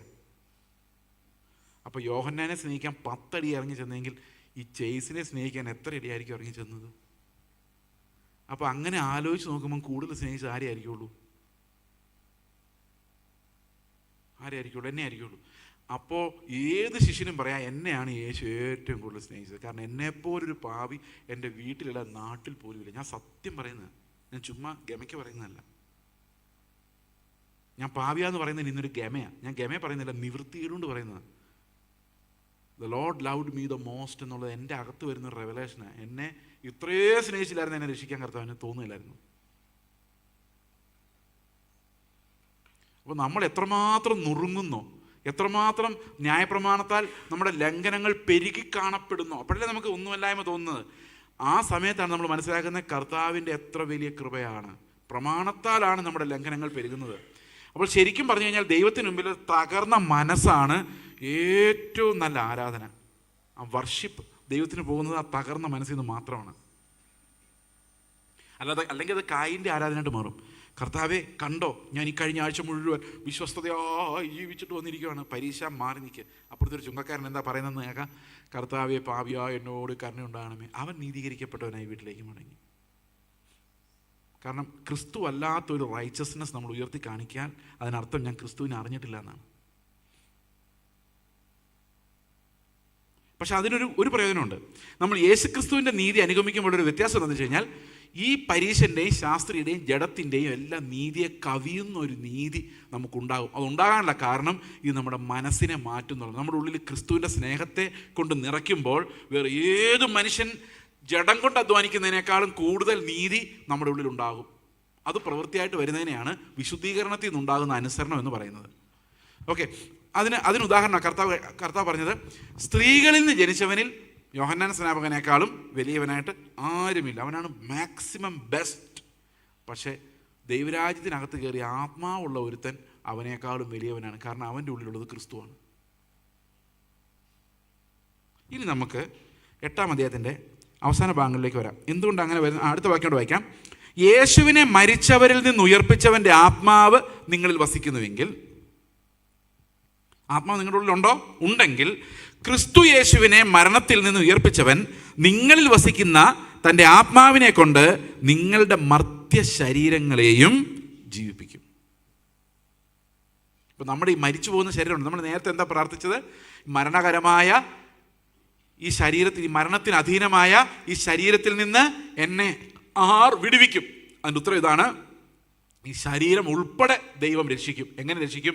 നമ്മുടെ ഉള്ളിൽ ക്രിസ്തുവിൻ്റെ ആത്മാവ് ഉണ്ടെങ്കിൽ നമ്മുടെ കർത്താവ് വരുമ്പോൾ ആ ആത്മാവ് ഈ ശരീരത്തെയും ഉയർപ്പിക്കും. ഓക്കെ. ആകയാൽ സഹോദരന്മാരെ, നമ്മൾ ജഡത്തെ അനുസരിച്ച് ജീവിക്കേണ്ടതിന് ജഡത്തിനല്ല കടക്കാരാകുന്നു. അപ്പോൾ ജഡം അനുസരിച്ച് ജീവിക്കരുത്. നമ്മളിതിനെ എങ്ങനെ ജീവിക്കണം? ആത്മാവിനെ അനുസരിച്ച് ജീവിക്കണം. ഓക്കെ. 14-ാം വാക്യം പറയാണ്, ദൈവാത്മാവ് നടത്തുന്നവരെല്ലാം ദൈവത്തിൻ്റെ മക്കളാകുന്നു. നിങ്ങൾ പിന്നെയും ഭയപ്പെടേണ്ടതിന് ദാസ്യത്വത്തിൻ്റെ ആത്മാവിനെ അല്ല, നാം അബ്ബാ പിതാവേ എന്ന് വിളിക്കുന്ന പുത്രത്വത്തിൻ്റെ ആത്മാവിനെ അത്ര പ്രാപിച്ചത്. നാം ദൈവത്തിൻ്റെ മക്കളെന്ന് ആത്മാവ് താനും നമ്മുടെ ആത്മാവോട് സാക്ഷ്യം പറയുന്നു. നാം മക്കളെങ്കിലോ അവകാശികളുമാകുന്നു, ദൈവത്തിന് അവകാശികളും ക്രിസ്തുവിന് കൂട്ടവകാശികളും തന്നെ. നാം അവനോടുകൂടെ തേജസ്കരിക്കപ്പെടേണ്ടതിന് അവനോടുകൂടെ കഷ്ടം അനുഭവിച്ചാലത്രേ. അപ്പോൾ നമ്മൾ അവകാശികളാണ്, മക്കളല്ലേ. എന്തിൻ്റെ അവകാശികളാണ്? ദൈവത്തിൻ്റെ അവകാശികളും ക്രിസ്തുവിനോട് കൂടെ കൂട്ടവകാശികളുമാണ്. എന്താണ് കൂട്ടവകാശം? ഒരപ്പന് 2 പിള്ളേർ. ആദ്യത്തെ കുട്ടിയുടെ പേര് എ, രണ്ടാമത്തെ കുട്ടിയുടെ പേര് ബി. അപ്പന് 10 ഏക്കർ സ്ഥലമുണ്ട്. ഈ 10 ഏക്കർ സ്ഥലം വിഭജിക്കുന്നതിന് മുമ്പ് എക്കും ബിക്കും അതിനകത്ത് കൂട്ടവകാശമാണ്, അല്ലേ? ആണോ? വിഭജിച്ച ശേഷം 5 ഏക്കർ എക്കും 5 ഏക്കർ ബിക്കും കൊടുത്തു കഴിഞ്ഞാൽ എക്ക് കൂട്ടവകാശമല്ല, ബിയുമായിട്ട് സെപ്പറേറ്റ് അവകാശമാണ്. ഓക്കെ. എന്നാൽ എക്കും എയുടെ ഭാര്യയ്ക്കും ഈ ആദ്യത്തെ 5 ഏക്കറിൽ കൂട്ടവകാശമാണ്. അപ്പോൾ നമ്മൾ മനസ്സിലാക്കേണ്ട ഒരു കാര്യം, ക്രിസ്തുവിൽ നമ്മൾ വീണ്ടും ജനിച്ച് ദൈവത്തിൻ്റെ മക്കളായി കഴിഞ്ഞാൽ നമുക്ക് പിതാവ് സെപ്പറേറ്റ് ആയിട്ട് ഒന്നും തരുന്നില്ല. എന്ന് പറഞ്ഞാൽ കൂട്ടവകാശമാണ് തരുന്നത്. ക്രിസ്തുവിനുള്ളതിലെല്ലാം പങ്കാളിത്തം, അതാണ് നമ്മുടെ അവകാശം. ക്രിസ്തുവിനില്ലാത്തത് ഒന്നും നമുക്ക് അവകാശമല്ല. അവകാശം പറഞ്ഞ് പ്രാർത്ഥിക്കരുത്. എന്തേ പ്രാർത്ഥിക്കാവൂ? ക്രിസ്തുവിനുള്ളതിലാണ് നമുക്ക് കൂട്ടവകാശം മാത്രമേ ഉള്ളൂ. കാരണം നമ്മൾ ക്രിസ്തുവിലൂടെ ദൈവത്തിൻ്റെ മക്കളായി മാറിയവരാണ്. അപ്പം നമ്മൾ എന്താ പ്രാർത്ഥിക്കുന്നത്? കർത്താവെ, നിന്നെ നടത്തിയ അതേ ആത്മാവ് എനിക്കും വേണം. ഓക്കെ, അവകാശമാണ്, തന്നിരിക്കും. നിന്റെ വീടാണ് എൻ്റെ വീട്. യെസ്, കൂട്ടവകാശമാണ്. ആ വീട്ടിലേക്ക് ഞാനും പോകുന്നത്, അതെനിക്ക് അവകാശമാണ്. നിന്റെ നീതി, വിശുദ്ധി, തേജസ് അവകാശമാണ്. കാരണം അത് ക്രിസ്തുവിനുള്ളതാണ്, അവൻ്റെ ധനമാണ്. അതിലെല്ലാം എനിക്ക് കൂട്ടവകാശമാണ്. കാരണം അവൻ എൻ്റെ മണവാളനാണ്, അവൻ്റെ കൂടെയാണ് എൻ്റെ അവകാശം. ഇവിടെ സ്വത്ത് നമുക്ക് അവകാശമല്ല. ചിലപ്പോൾ ദൈവം തരുമായിരിക്കും, ചിലപ്പോൾ തരില്ലായിരിക്കും. ഇവിടെ വീട് നമുക്ക് അവകാശമല്ല. ചിലപ്പോൾ കിട്ടുമായിരിക്കും, ചിലപ്പോൾ കിട്ടില്ലായിരിക്കും. പക്ഷെ സ്വർഗത്തിലെ വീട് നമുക്ക് അവകാശമാണ്. കാരണം എന്താ? അത് ക്രിസ്തുവിനുണ്ട്. അപ്പോൾ നമുക്കുള്ള അവകാശങ്ങളെല്ലാം കൂട്ടവകാശമാണ്. അത് നമ്മൾ ദൈവത്തിൻ്റെ അവകാശികളായതുകൊണ്ട് നമ്മൾ ക്രിസ്തുവിനോടുകൂടെ കൂട്ടവകാശികളാണ്. അപ്പോൾ ഇവിടെ അവകാശം ഇല്ലാത്തതുകൊണ്ട് എന്ത് സംഭവിക്കുന്നറിയോ? അടുത്ത വാക്യം, നാം അവനോടുകൂടെ തേജസ്കരിക്കപ്പെടേണ്ടത്, അതായത് അവൻ്റെ അവകാശത്തിൽ പങ്കാളികളാകേണ്ടതിന് നാം അവനോടുകൂടെ കഷ്ടം അനുഭവിച്ചാൽ അത്രേ. അപ്പോൾ ഇവിടെ കർത്താവിന് എന്താ ഉണ്ടായിരുന്നത്? കഷ്ടം. അപ്പോൾ നമുക്ക് എന്തുണ്ട്? കൂട്ടവകാശം. അത് വേണ്ടായിരുന്നു, പക്ഷെ അതുണ്ട്. എന്താ ചെയ്യാൻ പറ്റും? അടുത്ത വാക്യം, നമ്മിൽ വെളിപ്പെടുവാനുള്ള തേജസ് വിചാരിച്ചാൽ ഈ കാലത്തിലെ കഷ്ടങ്ങൾ സാരമില്ല എന്ന് ഞാൻ പറയും. കാരണം കർത്താവിൻ്റെ അവകാശം എനിക്ക് വെച്ചിരിക്കുന്നതുകൊണ്ട് എനിക്കിതൊന്നും നേരിടാൻ ഒരു പ്രയാസവുമില്ല. കാരണം കഷ്ടത സഹിഷ്ണുതയെയും സഹിഷ്ണു സിദ്ധതയെയും സിദ്ധത പ്രത്യാശയും ഉളവാക്കുന്നു. ഇനി അടുത്ത കുറേ ഞരക്കങ്ങളെക്കുറിച്ചാണ് പറയുന്നത്. നമ്മൾ ഈ സാൽവേഷൻ്റെ പ്രധാനപ്പെട്ട തോട്ട് പ്രോസസ്സുകളെല്ലാം കഴിഞ്ഞിട്ടുണ്ട്. എങ്കിൽ പോലും 9ഉം 10ഉം അധ്യായങ്ങളിൽ കുറേ കാര്യങ്ങളുണ്ട്. നമുക്ക് അത്രയും ടൈം കിട്ടില്ലായിരിക്കും. ഓടിച്ച് നമുക്കൊന്ന് പോകാം. ഓക്കെ, ഓടിച്ച് 26-ാം വാക്യം മുതൽ വായിക്കാം. അവണ്ണം തന്നെ ആത്മാവ് നമ്മുടെ ബലഹീനതയ്ക്ക് തുണ നിൽക്കുന്നു. വേണ്ടും പോലെ പ്രാർത്ഥിക്കേണ്ടത് എന്തെന്ന് നാം അറിയുന്നില്ലല്ലോ. അപ്പോൾ നമുക്ക് ഈ രക്ഷയിൽ നിലനിന്ന് പോകുമ്പോൾ നമ്മുടെ ഉള്ളിലൊരു പ്രാർത്ഥന ഉയരും. ഈ പ്രാർത്ഥന എങ്ങനെ പ്രാർത്ഥിക്കേണ്ടത് നമുക്കറിയത്തില്ല. അത് ആത്മാവ് പ്രാർത്ഥിക്കണം. ഇപ്പോൾ ഉദാഹരണത്തിന്, ഞാൻ പ്രാർത്ഥിക്കുന്ന എല്ലാ വിഷയങ്ങൾക്കും കർത്താവ് എനിക്ക് മറുപടി തരുവാണെങ്കിൽ ഞാൻ എങ്ങനെയാവും? ആരെപ്പോലെ ആവും? ഞാൻ പറയണം, കർത്താവേ, എനിക്കിപ്പോൾ 2 കോടി രൂപ വേണം, ഉടൻ 2 കോടി രൂപ. എനിക്കൊരു വീട് വേണം, ഒരുത്തൻ വീട്. എനിക്ക് സൗന്ദര്യം വേണം. ഉടനെ ഞാൻ കണ്ണാടി നോക്കുമ്പോൾ എന്താ ബെസ്റ്റ് ഹാൻഡ്സമായിട്ട് ഞാൻ മാറുന്നു. എനിക്ക് വയസ്സ് 19 ആകുമ്പോഴാണ് എനിക്കൊരു 30 വയസ്സുകാരനായിട്ട് പിന്നെ മാറണം. 30 വയസ്സ്. ഇങ്ങനെ ഞാൻ ചോദിക്കുന്ന എല്ലാം യേശുവിൻ്റെ നാമത്തിൽ ചോദിച്ചാൽ എല്ലാം കിട്ടുമെന്നല്ലേ? ചോദിച്ചെല്ലാം തരുവാണെങ്കിൽ ഞാൻ ആരെ പോലെ ആവും? യേശുവിനെ പോലെ ആവുമോ? എവിടെ? നമ്മൾ യേശുവിനെ പോലെ ആകാനൊന്നും ചോദിക്കില്ല. നമ്മൾ ചോദിക്കുന്ന മുഴുവൻ സമ്പത്തും പൈസയും, നമ്മുടെ പിള്ളേർക്ക് റാങ്കും, നമുക്ക് നല്ല ജോലിയും, നമുക്ക് നല്ല വീടും. വീട്ടോട് എന്ത് കയറുമ്പോൾ ഈ വീട് സുഖമില്ല, കുറച്ചുകൂടെ നല്ല വീട് തന്നെ. ഓക്കെ, അപ്പോൾ തന്നെ നമ്മൾ അവസാനം ഈ ലോകത്തിൻ്റെ പ്രഭുവായിട്ട് മാറിയേനെ. ഏറ്റവും പൈസയുള്ള ആൾ, ഏറ്റവും സമ്പത്തുള്ള ആൾ, ഏറ്റവും ആരോഗ്യമുള്ള ആൾ, ഏറ്റവും സൗന്ദര്യമുള്ള ആൾ, ഏറ്റവും അധികാരമുള്ള ആളായിട്ട് മാറിയേനെ. അങ്ങനെ പ്രാർത്ഥിച്ച് പ്രാർത്ഥിച്ച് പ്രാർത്ഥിച്ച് നമ്മൾ 666 ആയില്ലെങ്കിലും ഒരു 66 ആയേനെ. ഒരു അംബാനിയെ പോലെങ്കിലും ആയേനെ, ഏറ്റവും കുറഞ്ഞത്. പക്ഷെ കർത്താവ് അംബാനിയെ പോലെ ആക്കാൻ വേണ്ടിയല്ല ക്രൂശിൽ മരിച്ചത്, ക്രിസ്തുവിനെ പോലെ ആക്കാൻ വേണ്ടിയാണ്. അതിനുവേണ്ടി എന്താ പ്രാർത്ഥിക്കേണ്ടതെന്ന് എനിക്ക് അറിയാൻ മേല. അപ്പം ഞാനിരുന്ന് പ്രാർത്ഥിക്കും, കർത്താവേ എനിക്കൊരു ഭവനം. വീടെന്ന് പറഞ്ഞു കഴിഞ്ഞാൽ ആത്മീയം കുറവാണ്. ഭവനം എന്ന് പറയും, നമുക്കൊരു ഭവനം വേണം കർത്താവ്, എനിക്കൊരു ഭവനം തരുന്നതിനായി സ്തോത്രം. ആ ബായ്ക്ക് കട്ടി കൂടുന്തോറും നമ്മൾ കൂടുതൽ വിശ്വാസവും ആത്മീയതയുള്ളവരാണ്. ഭവനം എന്ന് തന്നെ പറയണം. അപ്പം കിടുങ്ങണം. അന്ധകാര ശക്തികളെ തടയുന്ന അന്ധകാര ശക്തികളെല്ലാം കിടുങ്ങി ഓടണം. അപ്പം എനിക്ക് പ്രാർത്ഥിക്കും, ഞാൻ വിചാരിക്കുന്നത് എനിക്കൊരു വീട് തരുന്നതാണ് എന്നെ മാനിക്കുന്നതെന്ന്. എനിക്കെങ്ങനെ പ്രാർത്ഥിക്കേണ്ടതെന്ന് അറിയാൻ മേല. ഞാൻ വിചാരിക്കുന്ന ദൈവം എനിക്കൊരു വീട് തരുമ്പം ദൈവം എന്നെ അങ്ങ് മാനിക്കുമെന്ന്. പക്ഷേ ഇവിടെ പ്രശ്നമുണ്ട്, എനിക്ക് എങ്ങനെ പ്രാർത്ഥിക്കേണ്ടതെന്ന് അറിയാൻ വയ്യാത്തതുകൊണ്ട് ആത്മാവ് ഉച്ചരിച്ചു കൂടാത്ത ഞരക്കങ്ങളാൽ എനിക്ക് വേണ്ടി പക്ഷപാതം ചെയ്യുന്നുണ്ട്. അപ്പോൾ ആത്മാവ് എനിക്ക് പറയാൻ പറ്റാത്തൊരു പ്രാർത്ഥന ദൈവത്തിനടുത്ത് കൊണ്ടേ കൊടുക്കുന്നുണ്ട്. ഞാൻ പ്രാർത്ഥിക്കുന്നതൊക്കെ വിവരക്കേടാ. പക്ഷേ ദൈവത്തിൻ്റെ ആത്മാവ്, ഞാൻ ഈ വീട് ചോദിക്കുമ്പം ദൈവത്തിൻ്റെ ആത്മാവ് എനിക്ക് ഉച്ചരിക്കാൻ പറ്റാത്ത ഒരു ലിസ്റ്റുമായിട്ട് ദൈവത്തിൻ്റെ അടുത്ത് വന്നിട്ടുണ്ട്. ആത്മാവ് ഇങ്ങനെ ആയിരിക്കും പറയുന്നത്, കർത്താവെ അവനെ ഇന്ത്യയുടെ വിവിധ ഭാഗങ്ങളിൽ സുവിശേഷകനും മിഷണറിയുമായിട്ട് നമ്മൾ തിരഞ്ഞെടുത്തിട്ട് അവനിപ്പോൾ എറണാകുളത്ത് കുറ്റിയിടിക്കാനുള്ള പരിപാടിയാണ്, ആ വീട് കൊടുക്കല്ലേ എന്നാണ് ആത്മാവ് പറയുന്നതെങ്കിൽ ഞാൻ എത്ര പ്രാർത്ഥിച്ചാലും എനിക്കത് കിടക്കാതെ. അപ്പോൾ എപ്പോഴും 2 പ്രാർത്ഥന ലിസ്റ്റ് ഉണ്ട്. ഒന്ന്, നമ്മളെ ഈ ലോകത്തിൻ്റെ പ്രഭുവാക്കി മാറ്റാനുള്ള നമ്മുടെ ആക്രാന്തത്തിൽ നിന്ന് വരുന്ന പ്രാർത്ഥനകൾ, അത്യാസക്തിയിൽ നിന്ന് വരുന്ന പ്രാർത്ഥനകൾ. മറ്റൊന്ന്, എന്നെ യേശുവിനെ പോലെ ആക്കാൻ വേണ്ടി ഞരങ്ങിക്കൊണ്ട് ആത്മാവ് നടത്തുന്ന പ്രാർത്ഥനകൾ. ഇതിലേതായിരിക്കും പിതാവ് കേൾക്കുന്നത്?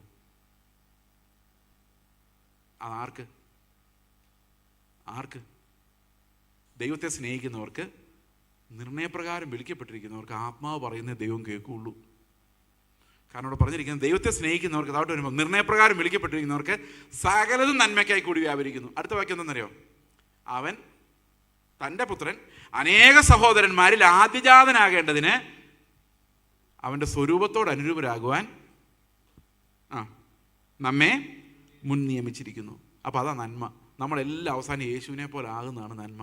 അപ്പോൾ നമ്മൾ എത്ര പ്രാർത്ഥിച്ചാലും ആത്മാവ് പ്രാർത്ഥിക്കുന്നത് മക്കൾക്ക് കിട്ടുള്ളൂ. അപ്പോൾ നിങ്ങൾ പറയായിരിക്കും, അയാൾ പ്രാർത്ഥിക്കുന്ന എല്ലാം കിട്ടുന്നുണ്ടല്ലോ. അയാൾ മക്കളായിരിക്കില്ല. അയാൾക്ക് ഈ ലോകത്തിൽ അവകാശം കൊടുത്ത് സെറ്റിലാക്കാനുള്ള ദൈവത്തിൻ്റെ പരിപാടിയായിരിക്കും. കാരണം എബ്രഹാമിൻ്റെ ദാസന്മാരുടെ മക്കൾക്ക് നല്ല ദാനങ്ങളെ കൊടുത്തപ്പോൾ ആർക്കാണ് അവകാശം കൊടുത്തത്? എബ്രഹാം ഇസ്ഹാക്കിനാണ് അവകാശം കൊടുത്തത്. അതുപോലെ നാട്ടുകാരെല്ലാം പ്രാർത്ഥിക്കുമ്പോൾ കർത്താവ് കൊടുക്കുക. ചിലർ ഞാൻ പ്രാർത്ഥിച്ചതെല്ലാം കർത്താവ് തന്നിട്ടുണ്ടെന്ന് പറഞ്ഞു കഴിഞ്ഞാൽ ഓർത്തോണം, എന്തോ പ്രശ്നമുണ്ട്, പുള്ളി ഒരുപക്ഷെ മകനായിരിക്കില്ല. അപ്പോൾ വേറൊരാൾ പ്രാർത്ഥിച്ച് വീട് മേടിച്ചു കൊടുത്തുകൊണ്ട് നിങ്ങൾ ഓടരുത്. മക്കൾക്ക് വെച്ചിട്ടുള്ള എന്താ ദൈവത്തിന് മാത്രമേ അറിയത്തുള്ളൂ. എല്ലാം നന്മയ്ക്ക്. അവസാനം നമ്മൾ ക്രിസ്തുവിനെ പോലെ ആകും. നിങ്ങൾക്ക് എന്താ വേണ്ടത്? അത്ര ചോദിക്കുന്നുള്ളൂ. നിങ്ങൾ പതുക്കെ ആലോചിച്ചാൽ മതി. ഓക്കെ, മുൻ നിയമിച്ചവരെ വിളിച്ചു. അപ്പം ദൈവം ആരെ വിളിക്കുന്നതെന്ന് വെച്ച് കഴിഞ്ഞാൽ, ആരെയാണോ ക്രിസ്തുവിന് അനുരൂപരാകാൻ വേണ്ടി ഒരു അപ്പോയിൻമെൻറ്റ് കൊടുത്തിരിക്കുന്ന അവരെ വിളിച്ചവരെ നീതീകരിച്ചും തേജസ്കരിച്ചും കർത്താവ് അങ്ങ് കൊണ്ടുപോവുക. എങ്ങോട്ടാ? ഈ മുൻ നിയമനത്തിലേക്ക്. മുൻ നിയമനം എന്ന് പറഞ്ഞു കഴിഞ്ഞാൽ എങ്ങോട്ടാണെന്നറിയോ? രക്ഷിക്കപ്പെടുന്ന ഓരോരുത്തരെയും യേശു ക്രിസ്തുവിൻ്റെ തേജസ്സിന് അനുരൂപരായി പിതാവിൻ്റെ സന്നിധിയിൽ നിർത്തുക എന്നുള്ളതാണ് ഈ മുൻ നിയമനം. മുന്നമേയാണ് അപ്പോയിൻമെൻറ്റ്. എന്നിട്ട് പറയുകയാണ്, അതിന് താഴോട്ട് വരുമ്പോൾ പറയാണ്, കർത്താവ് നമ്മളെ കുറ്റവിമുക്തരാക്കിയാൽ പിന്നെ നമ്മളെ കുറ്റം പറയുന്നത് ആര്? ഒരു സാത്താനും നമ്മളെ കുറ്റം പറയാൻ പറ്റില്ല. കാരണം we are free, we are righteous. നമ്മൾ നല്ലതായതുകൊണ്ടല്ല, നമ്മുടെ ഉള്ളിൽ ക്രിസ്തു വസിക്കുന്നതുകൊണ്ട്, അവൻ നമ്മുടെ നീതിയായി മാറിയത് കൊണ്ട് നമ്മൾ നീതിമാന്മാരാണ്. അതുകൊണ്ട് ഒരാൾക്ക് നമ്മളെ കുറ്റം പറയാൻ സാധിക്കില്ല. 8-ാം അധ്യായത്തിൻ്റെ അവസാനം വരുമ്പോഴേക്കും പറയാണ്, ഒന്നിനും നമ്മളെ ക്രിസ്തുവിൽ നിന്ന് വേർപിരിക്കാനും വരുവാനുള്ള ലോകത്തിലുള്ളതോ ഈ ലോകത്തിലുള്ളതായ കഷ്ടതയ്ക്കോ മരണത്തിനോ ഒന്നിനും ഇത്രയും വലിയ ഈ ദൈവസ്നേഹത്തിൽ നിന്നും നമ്മളെ വേർപിരിക്കാൻ കഴിയുകയില്ല എന്ന് ഞാൻ ഉറച്ചിരിക്കുന്നു. അതൊരു അഷുറൻസ് ആണ്, ഒരു വിശ്വാസിയുടെ ഉറപ്പ്. എൻ്റെ അപ്പൻ എന്നെ കൈവിടുകയില്ല. ഈ ലോകത്തിലെ അപ്പനെ പോലല്ല, സ്വർഗത്തിലെ അപ്പൻ. അവനവൻ്റെ മക്കളെ ഉപേക്ഷിക്കുന്ന അപ്പനല്ല, നന്നാക്കിയെടുക്കുന്ന അപ്പനാണ്. വിശ്വാസമുണ്ടോ? ഈ വിശ്വാസം ഉണ്ടെങ്കിലേ നിങ്ങൾക്ക് ധൈര്യമായിട്ട് കർത്താവിൻ്റെ മുഖത്തേക്ക് നോക്കാൻ പറ്റുള്ളൂ. അപ്പാ ഞാനിങ്ങനെ നശിച്ചു പോവുകയില്ല, പാപത്തിൽ നശിക്കില്ല. ഞാൻ ഒരു ദിവസം ക്രിസ്തുവിനെ പോലെ തേജസ്സോടെ നിന്റെ മുമ്പിൽ നിൽക്കും. നീ എന്നെ അങ്ങനെ നിർത്തും. യൂദായുടെ ലേഖനം അവസാനത്തെ വാക്യം ഇങ്ങനെയാണ്. അപ്പോസ്തലിക ഉപദേശങ്ങൾ അവസാനിക്കുന്ന അവിടെയാണ്. അവിടെ പറയുന്നത്, വീഴാതെ വണ്ണം നമ്മെ സൂക്ഷിച്ച് തൻ്റെ മഹിമാ സന്നിധിയിൽ ആനന്ദത്തോടെ നിർത്തുവാൻ കഴിയുന്നവന് സകല മഹത്വവും. അപ്പോൾ അവനാണ് നമ്മളെ നിർത്തുന്നത്. നിർത്തിക്കോളും, നിർത്തും. വിശ്വാസമുണ്ടോ? നമ്മളെല്ലാം സ്വർഗത്തിൽ കാണുമോ? സ്വർഗത്തിൽ കാണുമെന്ന് ഉറപ്പുള്ള ഒരു കർത്താവിനെ കരങ്ങൾ ഉയർത്തി സ്തോത്രം ചെയ്തു. എൻ്റെ കർത്താവേ, നിങ്ങൾ വേറെ വല്ലോ പറഞ്ഞായിരുന്നെങ്കിൽ എന്ത് ശബ്ദമായിരുന്നേന്. സ്വർഗത്തിൽ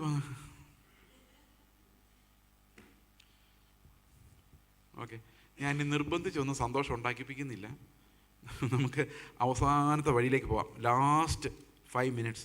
9-ാം അധ്യായം, റോമാലേഖനം 9-ാം അധ്യായത്തിൽ നിങ്ങൾക്കുള്ളൊരു മുന്നറിയിപ്പാണ് എനിക്കുള്ളത്. 30-ാം വാക്യം മുതൽ വായിക്കാം.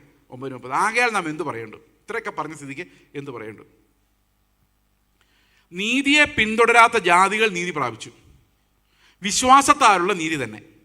എന്നാൽ നീതിയുടെ പ്രമാണം പിന്തുടർന്ന ഇസ്രായേലോ ആ പ്രമാണത്തെങ്കിൽ എത്തിയില്ല. അതെന്തുകൊണ്ട്? വിശ്വാസത്താലല്ല, പ്രവൃത്തികളാൽ അന്വേഷിച്ചത് കൊണ്ട് അവരിടർച്ചക്കല്ലിന്മേൽ തട്ടി ഇടറി. അടുത്ത വാക്യം, ഇതാ ഞാൻ സിയോനിൽ ഒരിടർച്ചക്കല്ലും ഒരു തടങ്കൽ പാറയും വെക്കുന്നു, അവനിൽ വിശ്വസിക്കുന്നവൻ ലജ്ജിച്ചു പോവുകയില്ല എന്ന് എഴുതിയിരിക്കുന്നുവല്ലോ. 2 വാക്യം കൂടെ വായിക്കാം. സഹോദരന്മാരെ, അവർ രക്ഷിക്കപ്പെടണമെന്ന് തന്നെ എൻ്റെ ഹൃദയവാഞ്ചയും അവർക്ക് വേണ്ടി ദൈവത്തോട് എൻ്റെ യാചനയുമാകുന്നു. അവർ പരിജ്ഞാനപ്രകാരം അല്ലെങ്കിൽ ദൈവത്തെ സംബന്ധിച്ച് എരിവുള്ളവർ എന്ന് ഞാൻ അവർക്ക് സാക്ഷ്യം പറയുന്നവർ ദൈവത്തിൻ്റെ നീതി അറിയാതെ സ്വന്തം നീതി സ്ഥാപിക്കാൻ അന്വേഷിച്ചുകൊണ്ട് ദൈവത്തിൻ്റെ നീതിക്ക് കീഴ്പ്പെട്ടില്ല. ഇതൊരു വലിയൊരു മുന്നറിയിപ്പാണ്. ഇനി 9, 10, 11 അധ്യായങ്ങൾ സ്വാഭാവിക കൊമ്പുകളെ ദൈവം വെട്ടിക്കളഞ്ഞു എന്നുള്ളൊരു മുന്നറിയിപ്പാണ് കൊടുക്കുന്നത്. അപ്പോൾ ഇത് നമുക്ക് എങ്ങനെയാണ് സംഭവിക്കുന്നത്? നമുക്ക് എങ്ങനെയാണ് യഹൂദന്മാർ ദൈവത്തിൻ്റെ പദ്ധതിയിൽ നകന്നുപോയത്? റോമർ 9:30 പറയുന്നത്, നീതിയെ പിന്തുടരാത്ത ജാതികൾ നീതി പ്രാപിച്ചു, നീതിയുടെ പ്രമാണം അന്വേഷിച്ച് ഇസ്രായേൽ അവിടെ എത്തിയില്ല. എന്തുകൊണ്ട്? അവർ വിശ്വാസത്താലല്ല, പ്രവൃത്തികളാൽ അന്വേഷിച്ചത് കൊണ്ട് ഇടറി, ഇടർച്ചക്കല്ലിൽ തട്ടി ഇടറി. അതെന്താണെന്ന് വെച്ച് കഴിഞ്ഞാൽ ഇങ്ങനെയാണ്. ഒരു നിമിഷം ചിന്തിച്ച് നോക്കി, ഞാനൊരു യഹൂദനും നിങ്ങളുടെ പാസ്റ്റർ ഒരു യവനനുമാണെന്ന് വിചാരിച്ചോ കുറച്ച് നേരത്തേക്ക്. ഓക്കെ, അപ്പോൾ യഹൂദനായ ഞാൻ നീതി അന്വേഷിക്കുക. എങ്ങനെ നീതി അന്വേഷിക്കുന്നത്? എൻ്റെ നീതി അന്വേഷിക്കുന്നത്. ഞാൻ ക്ലീൻ ഷേവൊക്കെ ചെയ്ത് ആഭരണമൊക്കെ ഊരി വെള്ള വസ്ത്രമൊക്കെ ഇട്ട്, അപ്പം 1/2 കിലോ കൂടി നീതി 1/2 കിലോ. പിന്നെ മീശ നല്ല മീശയായിരുന്നു, അതങ്ങ് വടിച്ച് കളഞ്ഞപ്പോഴേക്കും ഭയങ്കര വിഷമമായിപ്പോയി. എന്നാലും വേണ്ടില്ല, കർത്താവിന് വേണ്ടി ആയതുകൊണ്ട്. അപ്പം 7 കിലോ ആയി. ആഭരണം ഊരി, അത് ഭയങ്കര സംഭവമായിരുന്നു, ഒരു 10 കിലോ. അപ്പോൾ 17 കിലോ വെയിറ്റ് എടുത്തുകൊണ്ട് ഞാൻ നിൽക്കുക, നീതിമാനാവുക. ഓക്കെ, പിന്നെന്താ ചെയ്തേ? ദശാംശം. ആ ദശാംശം കൃത്യമായിട്ട് കൊണ്ട് ഇട്ടപ്പോഴേക്കും അതൊരു 20 കിലോ ആയി. ഞാനിങ്ങനെ താങ്ങിക്കൊണ്ട്, നീതിമാനാണോ ഞാൻ? നീതിമാനായിക്കൊണ്ടിരിക്കുക. ആ പാസ്റ്റർ യവനാ, പുള്ളിയാണെങ്കിൽ ദശാംശം കൊടുക്കുന്നില്ല, മീശയും അടിക്കുന്നില്ല, ഫുൾ സ്ലീവ് ഇടുന്നില്ല, വെള്ളയും ധരിക്കുന്നില്ല. ജയിക്കുന്നവനെല്ലാം വെള്ള ധരിക്കും, അതുമില്ല.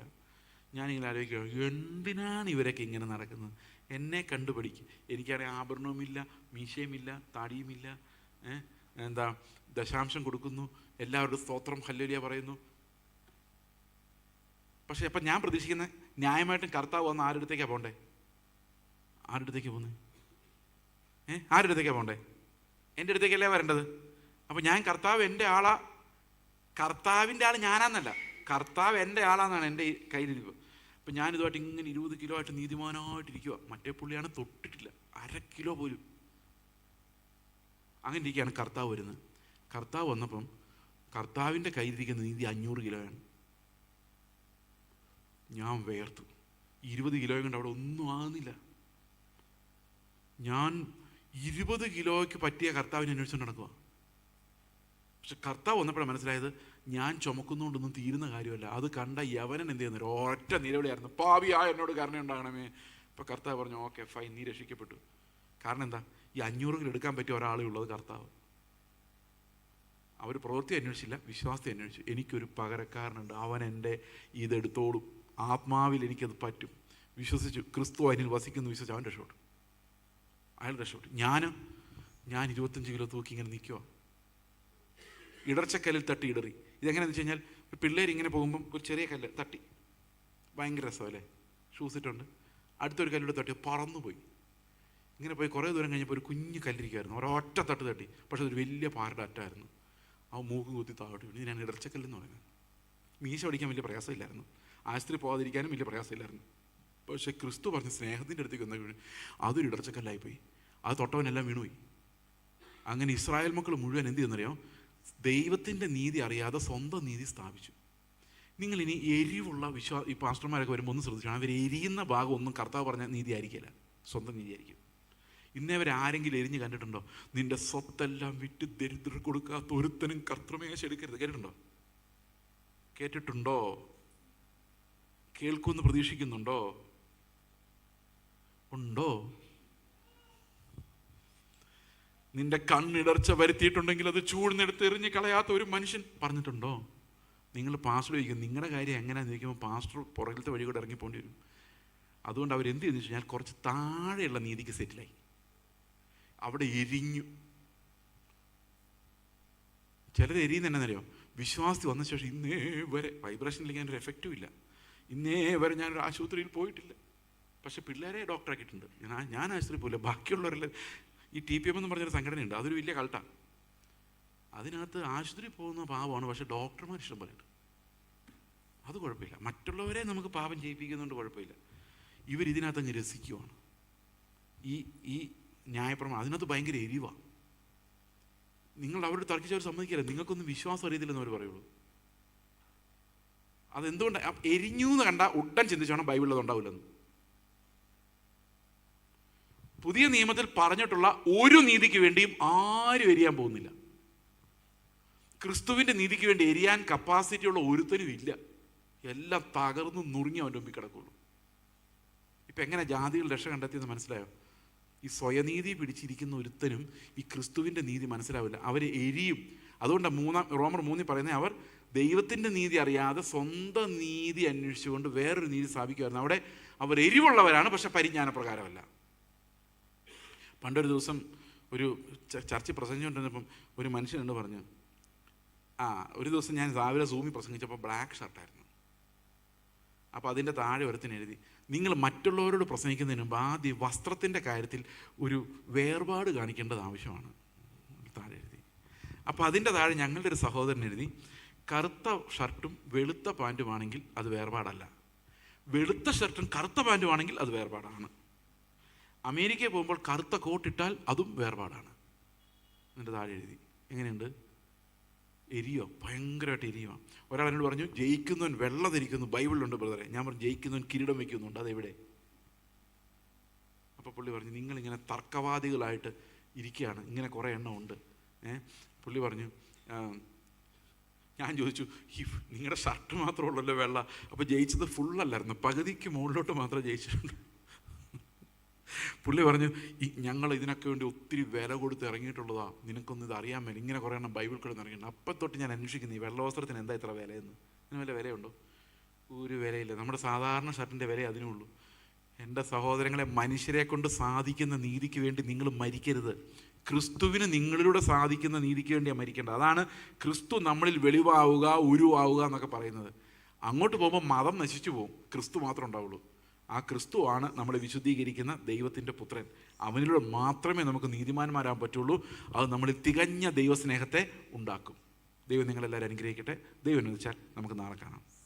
God bless you. നമുക്ക് പ്രാർത്ഥിക്കാം. ഞങ്ങളുടെ സ്വർഗ്ഗസ്ഥ പിതാവേ, അങ്ങയുടെ പുത്രൻ്റെ നീതി അല്ലാതെ വേറൊന്നിലും തൃപ്തിപ്പെടാതെ കർത്താവെ, അത് ഞങ്ങളിൽ വരുന്നവരെ, യേശുവിൻ്റെ ആ സ്വഭാവം ഞങ്ങളിൽ വരുന്നവരെ, ആത്മാവിൻ്റെ സൽഫലങ്ങൾ ഞങ്ങൾ വെളിപ്പെടുന്നത് വരെ കർത്താവെ, ഞങ്ങൾ അങ്ങയെ നോക്കി ഓടുവാൻ, അത് മാത്രം ആഗ്രഹിക്കുവാൻ ഞങ്ങളെ സഹായിക്കണമേ. നന്ദിയോടെ സ്തോത്രം കർത്താവെ. ഞങ്ങൾ ഇടറിപ്പോകുന്നവരല്ല, നിത്യജീവൻ പ്രാപിക്കത്തക്കവണ്ണം വിശ്വാസത്താൽ അങ്ങയിലേക്ക് നോക്കുന്നവരെ മക്കളായി, അഷുറൻസ് ഉള്ളവരായി, ധൈര്യമുള്ളവരായി അങ്ങയുടെ സന്നിധിയിൽ ജീവിക്കുവാൻ ഞങ്ങളെ സഹായിക്കണമേ. കർത്താവായ യേശുക്രിസ്തുവിൻ്റെ നാമത്തിൽ